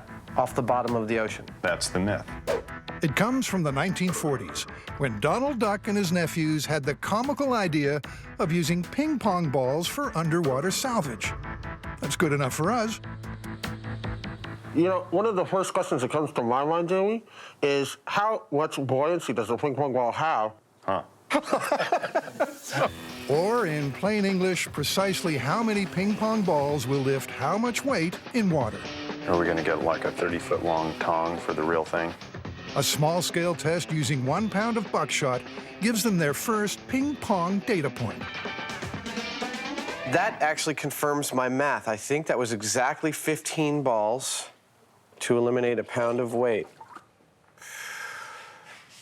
That's a lot of balls for a lot of pounds. 3,500 pounds, to be exact. The weight of the sailboat they're planning to sink and salvage. It'll take just over 50,000 balls to make it neutrally buoyant, probably 60,000 to raise it from the bottom of the ocean. That's a small sailboat. That's a small sailboat, like a 25-footer. 60,000 ping pong balls sounds pricey. So before they burn the cash, They need to know if the balls will bear up at the ocean bottom. Would they hold up under the pressure? Maybe we should test it first. Jamie knocks up a mini pressure chamber to test to depths up to 100 feet underwater. Never let it be said that Jamie and I don't take high pressure seriously. You ready? I'm ready. If the balls crack under pressure too soon, we're at 30 PSI. This myth is busted before Adam and Jamie have even got their feet wet. So let's go to 45. Okay. I'm just gonna keep on going. Okay. If you hear a big boom, just dive. Whoa!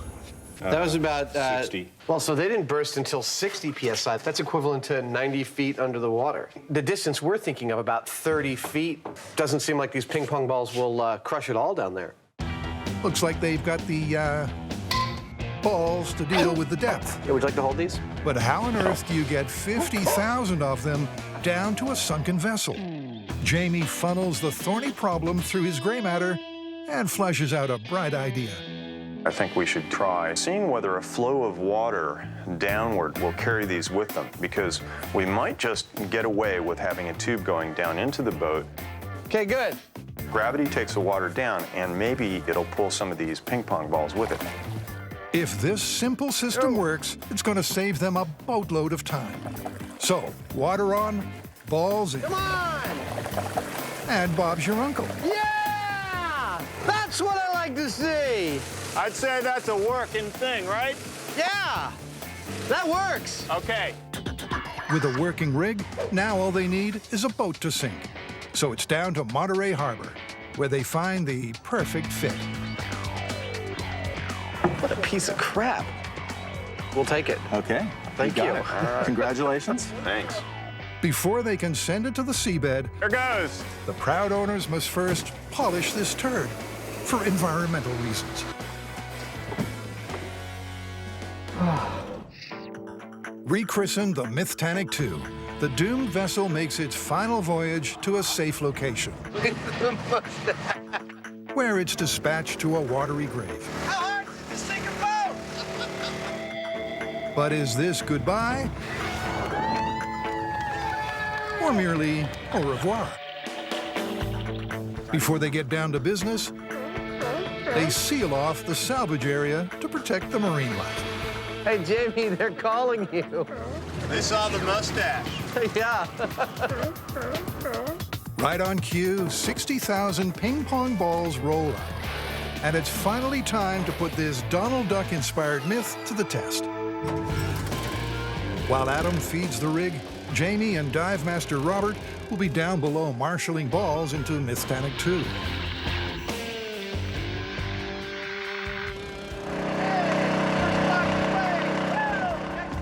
At first, things seem to be going swimmingly, but that could be their last hurrah, for a while at least. The system is clogging up, and Adam's reduced to feeding balls in a handful at a time. At this point, I've only emptied 4 or 5 boxes. That's like 6,000 or 7,000 ping pong balls. At this rate, it'll be dark before they get halfway. Then Robert pops up with a suggestion. I think the hose is still too long. I got all this slack. If you can take about another 10 or 12 feet off of this thing. I can take 10 feet off in 5 seconds. The long hose is looping in the water, slowing down the flow into the boat. Will a shorter hose and a more direct delivery get faster results? The answer is a resounding yes. And with thousands of ping pong balls per hour flowing into the boat, she soon becomes neutrally buoyant. Whisper it, but this seems to be working. Oh, that's cool. But with victory in sight, here come those jaws of defeat. Oh, no. They're coming up. Is that a whole boatload of bobbing balls coming to the surface? What's going on down there? There's a window on top. We didn't even see it. A piece of wood glued in that blew out. On the front of the boat, there was this hatch on the bow that we screwed down. That hole blew out, it seems, from pressure of the ping pong balls. A new hatch cover is quickly fitted. And before long, there are 26,000 balls in the hull. Halfway there. The boat is upright, it's teetering. These boats have a lead keel, so it's anybody's guess whether it's actually going to work. With the boat and this entire myth in the balance, and an estimated 23,000 balls still to go, the math unexpectedly tilts Mythtanic 2's way. Holy duck, here she comes. The 9-hour marathon salvage is over.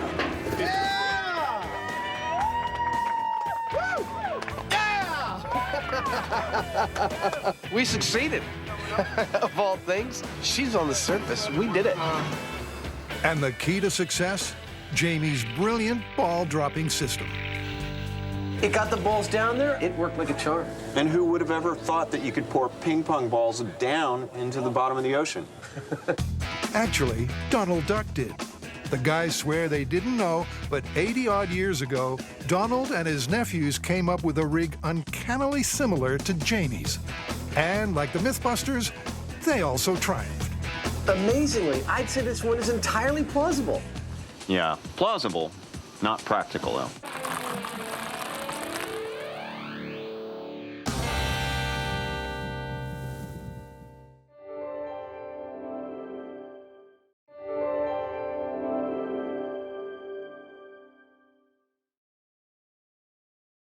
Don't try this at home.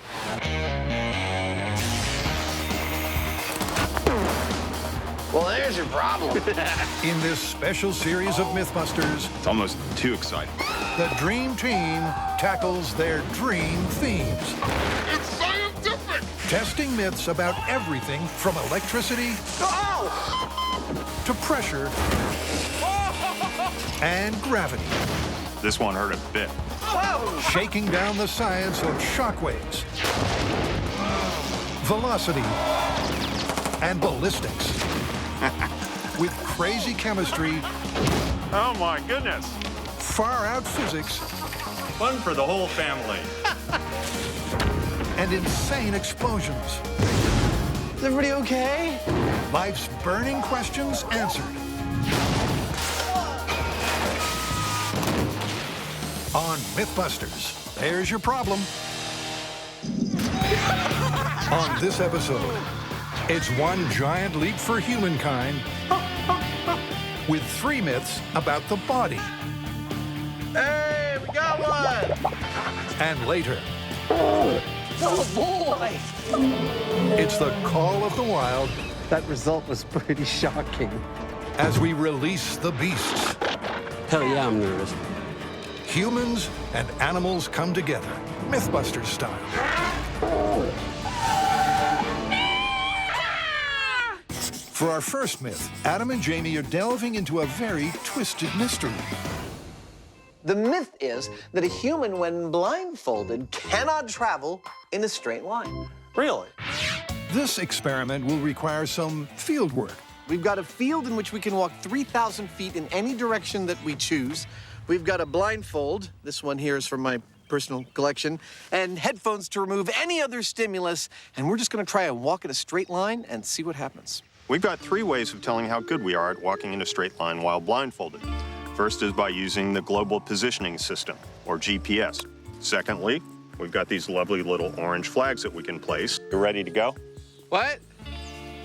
I think I may veer to the left or to the right, but I think I'll end up pretty close to my goal of that cluster of trees over there. Or is it there? Adam's confident. Okay, blindfolded walking. 2, 1, go. It is a very weird thing to be walking without any visual or auditory stimulus. What's really weird is how surprisingly difficult it seems to be. I mean, tickling at the back of your mind, you're thinking something might be wrong, but try as you might, you feel like you're walking straight. Whoa! Whoa! You started out pretty nice, but after about 300 feet or so, you started to turn to the left, and you just kept doing that, and till you ended up right back at the fence. I swear I thought I was walking a perfectly straight line. Nothing told me that I was possibly walking in a 200-foot diameter circle. I am totally amazed by that result. The astonishing disparity between Adam's perception and his actual route is there for all to see. That is hilarious. It's an outcome that begs several questions. First of all, will Jamie do any better? Jamie's blind man walking in 3, 2, 1, go. And any doubt that subtle topographical features caused Adam to go left are dispelled. As Jamie leans so far to the right, he's turned back on himself in a corkscrew pattern. I ended up right back at the road, just like you did. Walking in a straight line is apparently not doable without your eyesight. But what about other forms of travel? What's next? Swimming blindfolded. Each of us will take a turn putting on a pair of blacked-out swimming goggles. Then we'll see if we can swim a straight line from here to the reflector across the lake. GPS me. Will the water smooth out their wonky route? Oh, it's cold. Or only make it worse? He's swimming around and around in a corkscrew.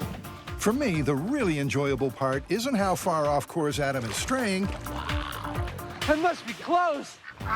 but that he thinks he's nailing it. I feel like I'm doing pretty good. In my mental landscape, target's still right there. No, Adam, it isn't. Take a look at Adam's GPS trail. He made 3 complete circles, almost the same size. And what that tells me is that he's got some bias to swim in that direction. And unless he has vision to straighten that out, that's just what he's going to do. And Jamie's no better at going in a straight line, putting on a truly dizzying display. Well, Jamie didn't fare any better than I did in attempting to swim in a straight line. In fact, he fared far worse. What else can they probably not do in a straight line while blindfolded? Driving. I love it. Maybe a machine will eliminate the foibles of human biomechanics and finally get them on the straight and narrow. I don't think it's going to be very hard to drive in a straight line. Go. I think all I need to do is align the wheels and not move my hands. I'm holding my hand steady, but I can't shake the feeling that I'm drifting to the right. Interesting. Adam's supposed to be heading towards the distant city of San Francisco. Okay, you're gonna have to stop. Well, you can open your eyes. I was drifting to the left? Yep. Want to try again? Absolutely. 2 further tests only confirm the fact that driving in a straight line is not as simple as holding the steering wheel steady. Oh, I feel a terrain change. I think I'm in trouble. If this is how he drives a golf cart, I'd hate to see his tee shot. Whoa! It drove us into the middle of a field. No straight lines here. Nope, and the GPS data shows that perfectly. And Jamie's equally inept. Even in that machine, the kinesthetic feedback we're getting from the world forced both Jamie and I to make corrections. And these corrections were based on a map of our landscape we had in our head, which wasn't correct, and thus our corrections were incorrect and sent us careening all over the runway. Even driving, we could not make a straight line. There's no rhyme or reason as to why we can't do it. But the boys have proven that without our eyesight, humans can't go straight.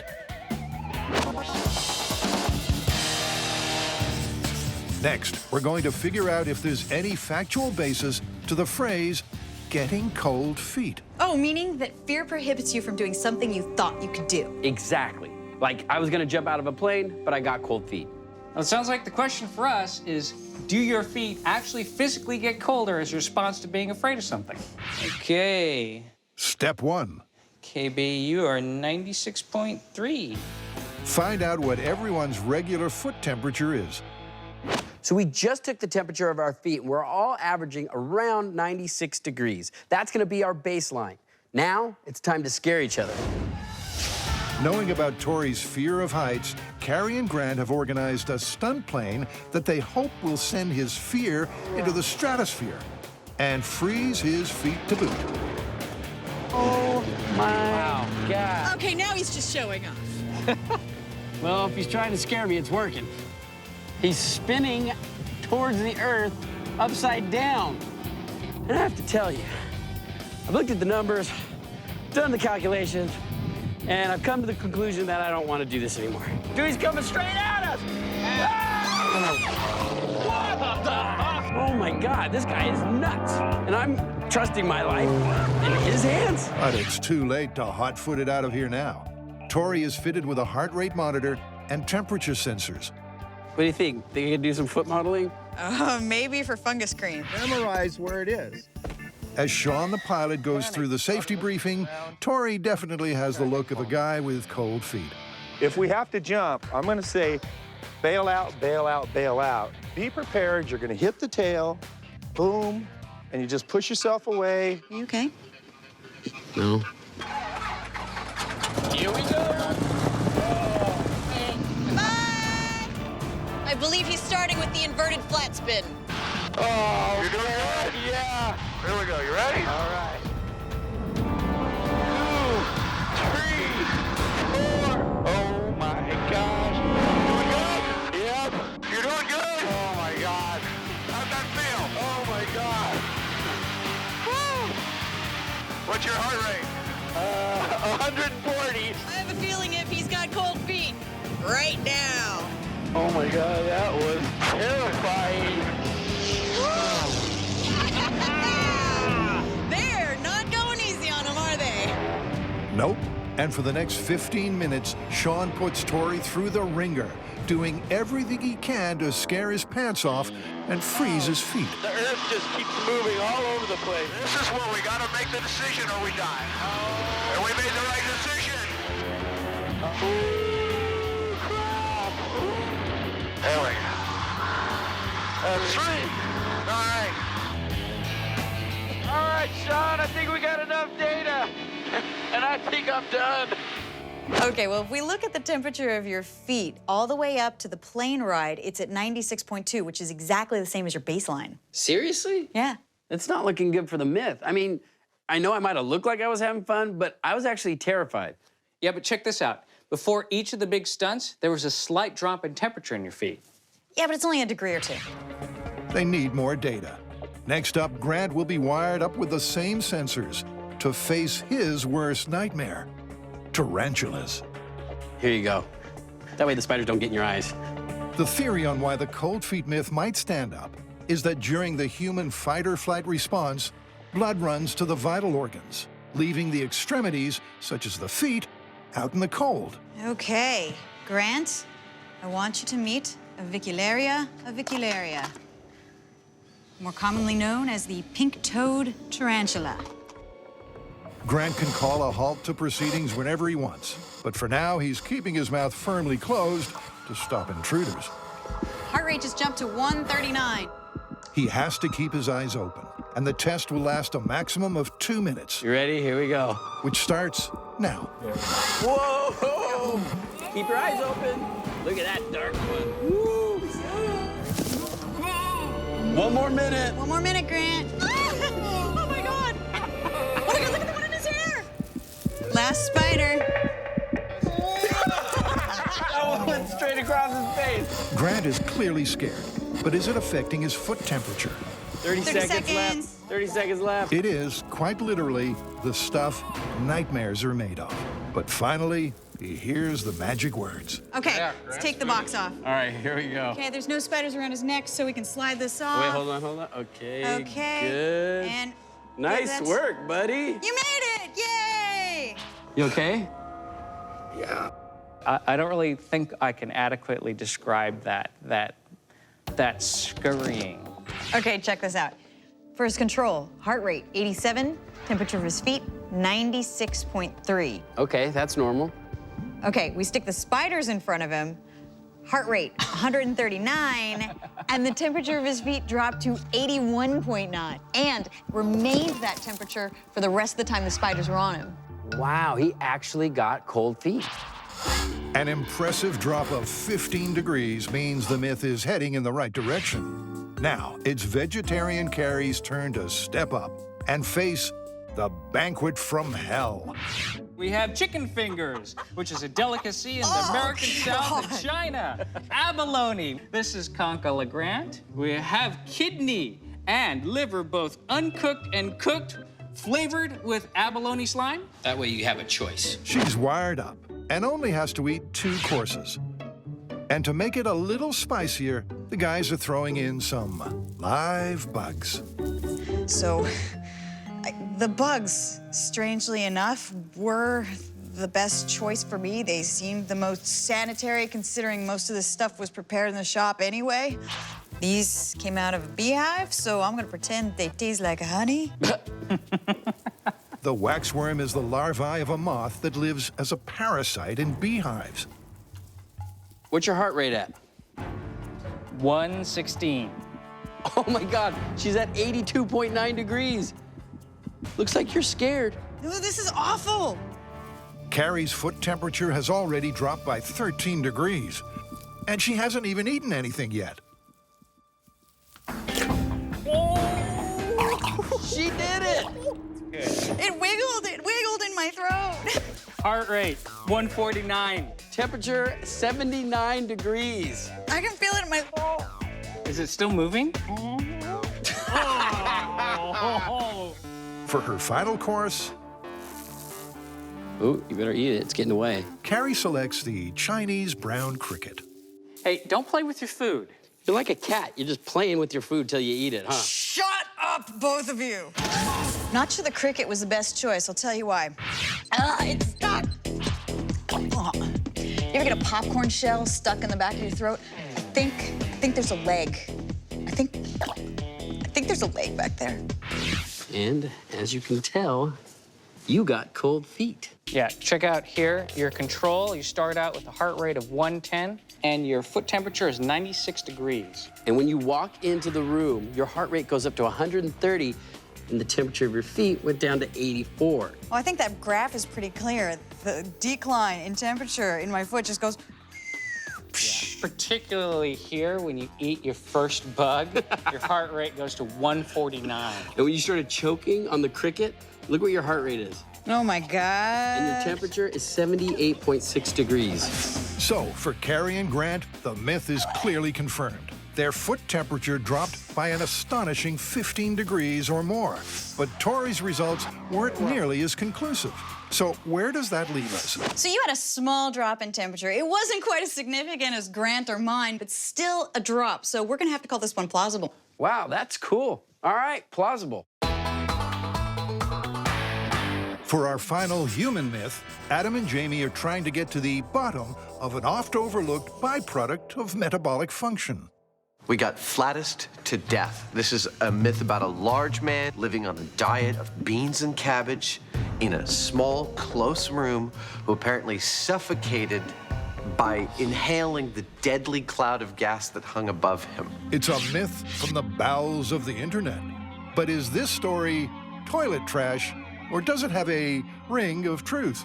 Can flatulence really be fatal? You know, in order to get started with this, we have to physically determine the actual size of a flatus and what its constituent components are. Well, that means we have to come up with some sort of device to actually catch a flatus, right?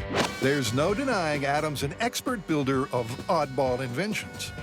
But will his bath-based flatus catcher really cut the cheese? I mean, mustard.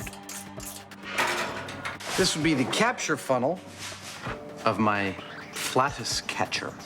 If it does its job, they can then take the trapped air to a lab to be analyzed. I don't know why you didn't just use a balloon, stuck it in your butt. With Adam's trap tuned up and a bubble bath on standby, everything is ready for the main event. My dignity and good television. They'll never meet. It's a sad truth. The lower Adam stoops, the higher our ratings. So hurry up and get in there. Oh, God, it's so cold. Oh, dude, that's wrong.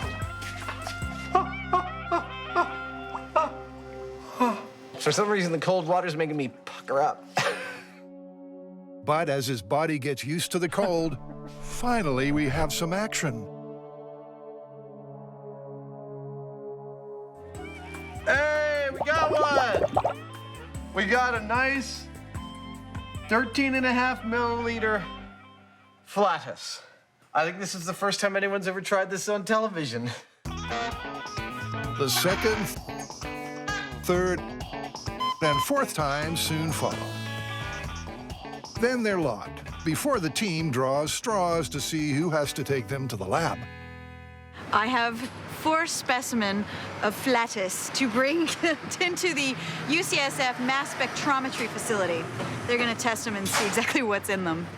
Not quite the lunchtime delivery these guys were hoping for. Well, what we're going to do is take this sample, and we'll open up the stopcock at the top. We'll put this syringe in, pull a volume of air out of there, and then we're going to inject it on here, and they will be analyzed to tell what they are. When it all sounds so simple, you just know there'll be trouble. Oh, God! A quick spray of not so much eau de cologne as eau de colon. That can't be good for you. So what are the main constituents of the sample we just took? So what we're mainly seeing is 28 and 32, which would be nitrogen and oxygen, which of course is the main constituents of our air. There's a little bit of 40, which would be argon, which also is a normal constituent of air. We're seeing some methane and some carbon dioxide. Adam's air solute also contains hydrogen sulfide and methyl mercaptan, the smelly gases of Flatus. I hope this is the weirdest thing you have to do today. While Carrie's been on her errand, the boys have been busy building a suitably small bedroom. Now they need a test subject. Yes, the long-suffering Buster. There we go. And with the room sealed up, everything's ready for the gas. They're first going to test with carbon dioxide. The reason we're going to start with CO2 is because of all the constituent gases that make up your Flatus. It's the one we think it really has the highest potential to be the most deadly and come out in amounts large enough to actually be plausible. Regular air does contain carbon dioxide, but there's so little of it, just 0.03%, that it's harmless. But at higher levels, it turns hazardous. At concentrations of about 2%, we have cerebral dilation, we have increased blood pressure, nausea, confusion. At about 10%, we have death within minutes. And to see if they can get to the deadly 10%, they're going to turn the dial right up to Flatus Maximus. The largest Flatus recorded in the research we have is 170 milliliters per hour. And given that the largest amount of CO2 in Flatus in the study we have is 80%, that's 140 milliliters of Flatus. This might be the meanest thing we've ever done to him. Slow but deadly. 3, 2, 1. All right. That is 1 hour's worth of CO2 in Flatus production. Well, we're showing absolutely no change on the meter. The meter's staying at 0.03%, nowhere near the 10% needed for fatality. So I'm going to add another hour's worth of CO2 in Flatus. That'll be 2 hours total, 280 milliliters of CO2. Okay, go for it. Okay. No difference. Let's add 2 more hours. That's half the night. With no change in the reading so far, they decide to add a whole night's worth of gas emissions. And that is 8 hours worth of Flatus, of CO2 from Flatus entered into Buster's little bedroom. What does the meter say? Well, we're actually up to 0.06%. The level's doubled, but it's still way too low to be deadly. If you want to get to 10%, 2,600 hours, it's 110 days to reach the lethal limit of CO2 in a sealed room if all you're doing is passing gas. Look, breathing is going to cost much more CO2 production than Flatus. He's right. A previous test showed breathing could potentially produce enough CO2 to kill you. But Flatus CO2 alone? No way. It's virtually impossible to die from suffocation, from CO2 poisoning, by Flatus. But could any other Flatus ingredients be the culprit? What about methane, deadly at 2%? How long would that take? 441 days. So, methane's out the window. What about hydrogen sulfide? That's 193,220 episodes of Flatus, or 22 years of solid gas passing. That's a commitment. They did the math for all gastric gases and found that death by Flatus would take anything from 4 months to 22 years. This malodorous myth is busted. But now for some tall tales of creatures great and small, as the team takes on 3 myths. I know, where is he? From the animal kingdom. For our first myth, Adam and Jamie are going to see if the world's largest land animal is freaked out by one of the smallest. Like in the cartoons. Exactly, except we're gonna test it in reality. I don't want to use a circus elephant. They're trained. I think we need a real elephant, something out of the wild. So we need to go somewhere where elephants wander in the wild. Africa! Let's go to Africa. The untamed wilderness of Africa is no place for the foolhardy. But Adam and Jamie are going anyway. Now, we've brought a bucket full of mice. Yes. And I understand you have some elephants. We do indeed, yes. We've also got the lions, the leopards, the big 5. Let's not get carried away. With their first look at the elephants, the mouse myth seems more and more like mumbo-jumbo. Behind me are our test subject elephants. Now, these guys are semi-habituated, which is the only reason I'm allowed to be this close. If we were actually in the wild, this would be extremely dangerous. Back in the safety of the truck, the boys need to work out just how to get their minuscule mice next to these massive mammals. All right, so the elephants are over there. We've got their arch nemesis right here. How are we gonna get this mouse to those elephants? Slingshot. Okay, seriously. We need to improvise some kind of mouse delivery system, something that won't freak out the elephants. Well, where there are elephants, there's elephant dung. So maybe we get a ball of dung and we'll dig a hole and put the mouse in. Then we just yank Pull it the over. string. Yeah. That's great. That's a total MacGyver solution. That's exactly what we should do. Let's go find some elephant dung. Okay. It's a race to the bottom. You go that way, I'll go this way. Don't get eaten by a lion. Okay. May the best manure win. Hey, Adam, got some. A job well done. Now, Adam's going to work on the ingenious mouse delivery system. In the course of doing MythBusters, we've done some pretty elaborate builds. This is not one of those builds. Allow me to demonstrate. You take your piece of elephant dung, and you take your mouse. This is a stand-in mouse. The real one will be later. Put him in the hole, cover him with the cardboard. Lay it out, and think elephants are gonna come on by. And wait in the distance with your monofilament. When the elephant gets near, boop, you expose the mouse and all hell breaks loose. At least that's the theory. It's a trap that's as sneaky as it is squeaky.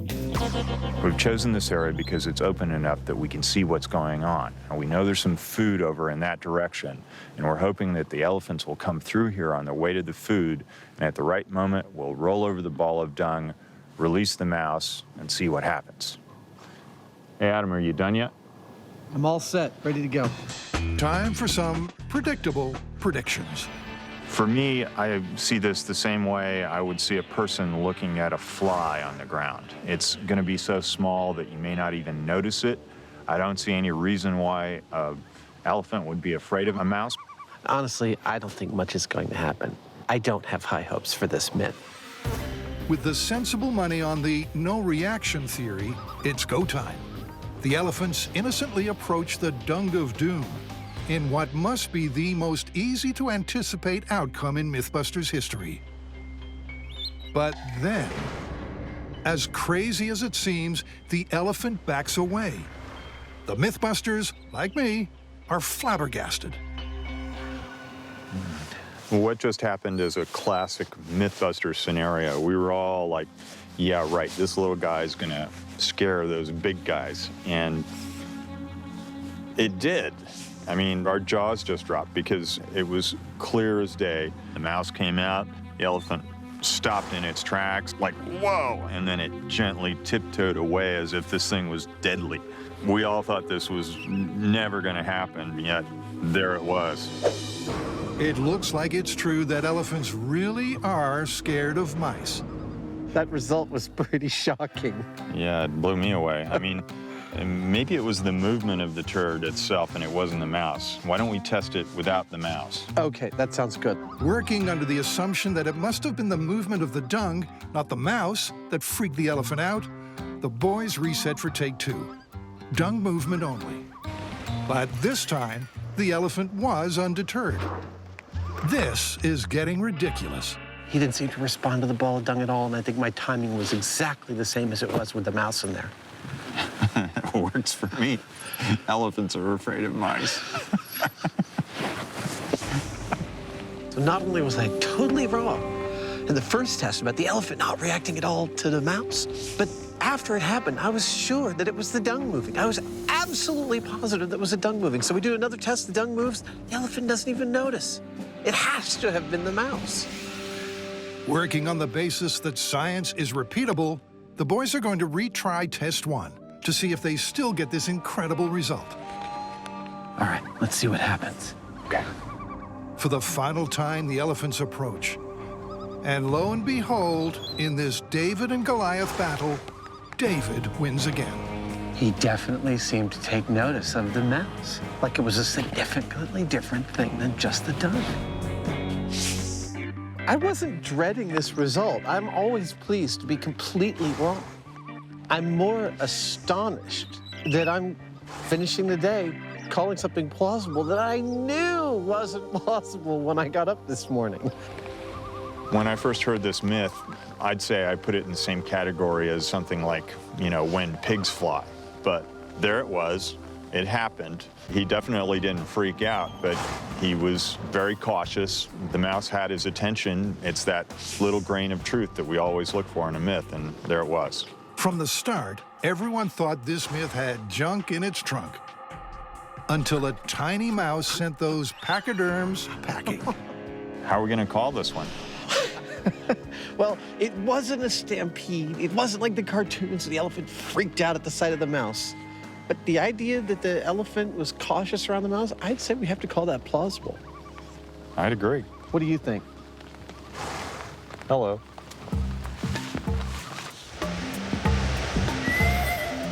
For our next myth, Carrie, Grant, and Tori are going to test if bulls really are riled up by the color red. Okay, so how are we going to test this? I mean, these bulls can weigh over 1,500 pounds. Not only are they dangerous, they're really unpredictable. I think it's really simple. I'll just put on a red sweatsuit, I'll stand in the middle of the ring, and we'll let some bulls out and see if they charge me. Or how about Carrie and Grant check first how dangerous getting in the ring with a bull is from a real rodeo clown? Oh, yeah, it can be a very dangerous job. I've lacerated my pancreas. I've had a bull stick his horn through my arm. I've had a bull that I didn't even see him coming. He hit me right in the side. He actually broke my femur in 4 places. Oh, my God. Okay, now I'm a little scared for Tori. Me too. And I'm only the voiceover guy. Let's go to Plan B. Make 3 robotic matadors, each capable of waving a different colored flag. So what we're gonna do is use these molds to make some foam bodies. We already have Grant's head cast. We need to make Carrie's now, and then eventually I need to make one of mine. And then we're gonna put our faces on these dummies so that the dummies get hurt and we don't. There you go, buddy. Thanks. Okay. Wait, no, I got another itch, but it's lower. You reach that one? I can't reach. The dummies' bodies are made of soft foam so they won't hurt the charging bulls. Remember, you gotta get rid of the hands and feet, too. They're nice little movers in the ballroom. A little rough on your partners there, aren't you? But how will they go in the bull ring? Kind of creepy, huh? They've got a blue, white, and red dressed matador. Come on! And the bulls are all charged up. These bulls look ready. They look more than ready. So maybe we should get out of the pen and get the tests going. We've got our 3 dummies lined up, and they're going to be waving their flags and see which one the bull goes for. Oh, now he's going for white. The bull went straight for the white dummy. not the red. Meaning the myth, like Grant's dummy, might need some resuscitation. Are you done playing with yourself?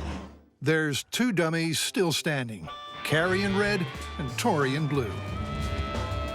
Apparently these guys have a Mexican fighting bull, and these things are trained just for that, to attack. Oh, he's going for the camera!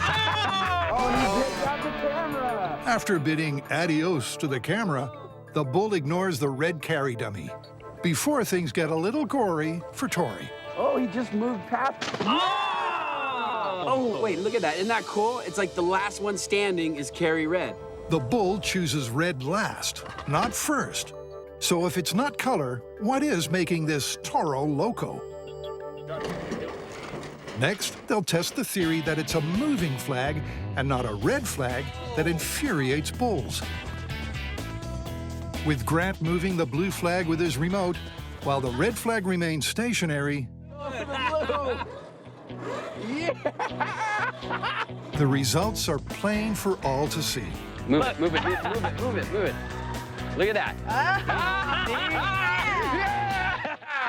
Dude, I am totally convinced. In proving that it's movement, not color, that enrages the bulls, they've hit the bullseye. But why? So far, our findings do not show that red does anything magical. They seem to go towards movement rather than actually for the color red. Why is that? Are they colorblind? Well, it's a common misconception that they are colorblind, but in fact, they're not. In the last 10 years, people have looked at animals with hooves and found out that they're what's called dichromates. They can see two main color types. Humans are trichromates. We can see the rainbow and all the colors in between. Color perception is a complex field of study, but basically, the human eye has three types of cone cells that help us distinguish color. But cattle only have two. So although they can see reds and blues, it's likely they see the world with a muted palette of color, like this. Okay then, so bulls can see red, but there is no scientific evidence to prove that makes them any more enraged than any other color. Absolutely. There is no scientific evidence to support that. Which means it's safe for Tori to face the bull dressed entirely in red. We think.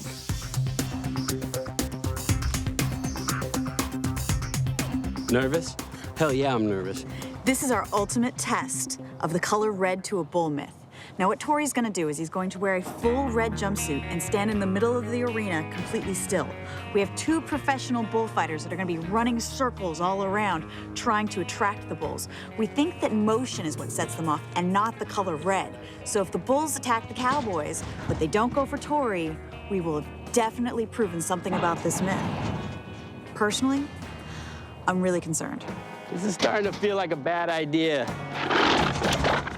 Tori, are you ready? I don't know. Yeah, I guess. Let's do it. Okay, release the bull. It's the moment of truth.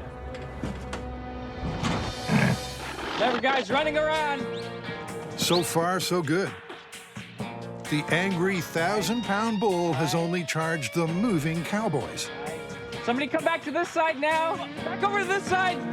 But suddenly, with the cowboys out of position, Tori is left exposed. For a heart-stopping moment, man and beast size each other up. More movement, more movement. Oh my God! Good job, dude, good job. He was looking right at me. I know.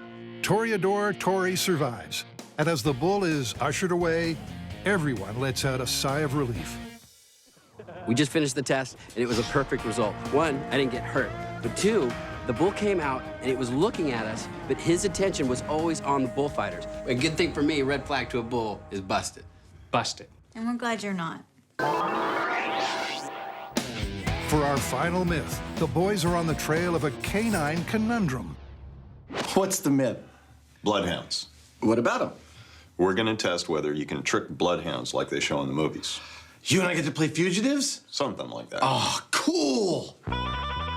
Bloodhounds are the ultimate trackers, but can they really be foiled by simple techniques? Can you guess what my role is today? I am the chasee. And here's the chaser. This is Morgan. He's a 2.5-year-old bloodhound. Morgan and his handler Matt work in the San Mateo County Sheriff's K-9 unit. Today, Adam's going to try to throw Morgan off the scent using 6 different methods often seen in the movies. But will any of these stop Morgan finding his very guilty-looking fugitive? Test 1, the zigzag. I am going to be zigzagging. I'm going to be doubling back on my trail. And I'm going to finish off with a lovely climbing of the tree. Adam has 5 minutes to get as far away as he can. Okay, that was a zigzag. Using the most confusing mix of double backs he can muster. Hello, team. This is Convict 1. I'm hidden. Time for Morgan to go get. First, Matt shows him the scent article. Smell. Eat one of Adam's unwashed T-shirts. The scent a bloodhound detects are the millions of skin cells we're constantly shedding. These minute particles carry a person's unique scent signature. They rub off on anything we come into contact with, and we leave a trail of them wherever we go.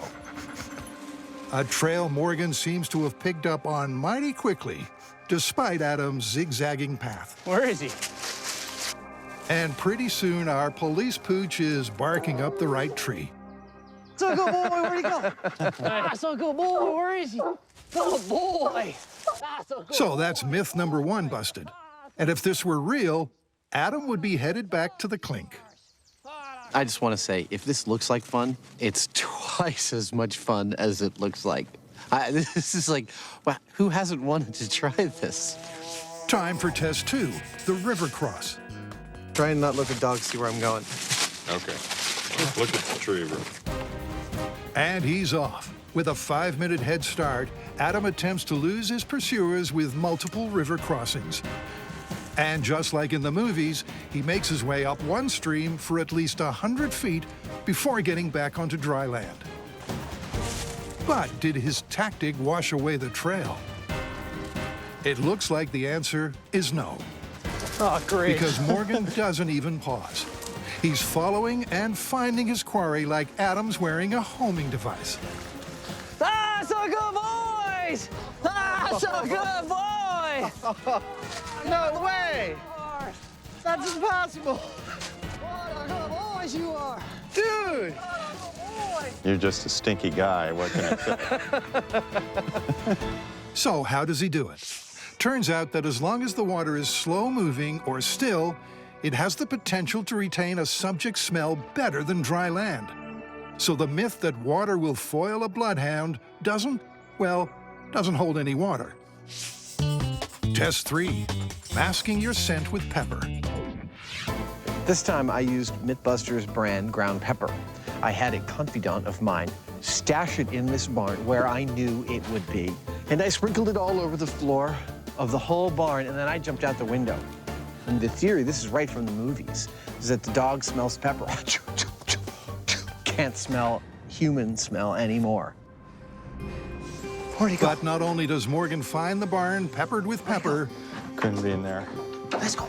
Come on, let's go. Where'd he go? he also finds the exact path Adam took outside. And pretty soon he's banging on Adam's door again.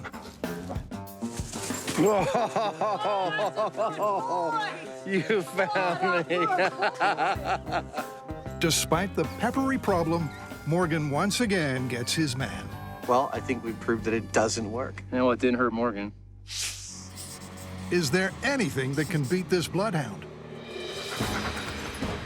How about when Adam does a complete full body wash and puts on a full new set of clothes? I have no doubt he can find my wash basin. The question is, can he follow me from there? Where'd he go? For a moment, Morgan is overwhelmed by the sheer amount of scent. I know, where is he? But he soon gets back on track. So what are you taking? That's a good boy! That's a good boy! What a good boy you are! Boiled again. Time to try masking the scent with coffee and cologne. It is a very strong scent. And so I guess the theory is that it will overpower the dog's olfactory abilities. Oh, no! No! There's one test to go, so Morgan's not out of the woods yet. Well, actually, I'll take that back. I suppose the secret's out about what this test is about. Yeah, this is just downright mean. Oh, really? Yeah, oh, yeah. This is a hard one. Yeah, for us, this is hard. Some people, not hard. For us, this is hard.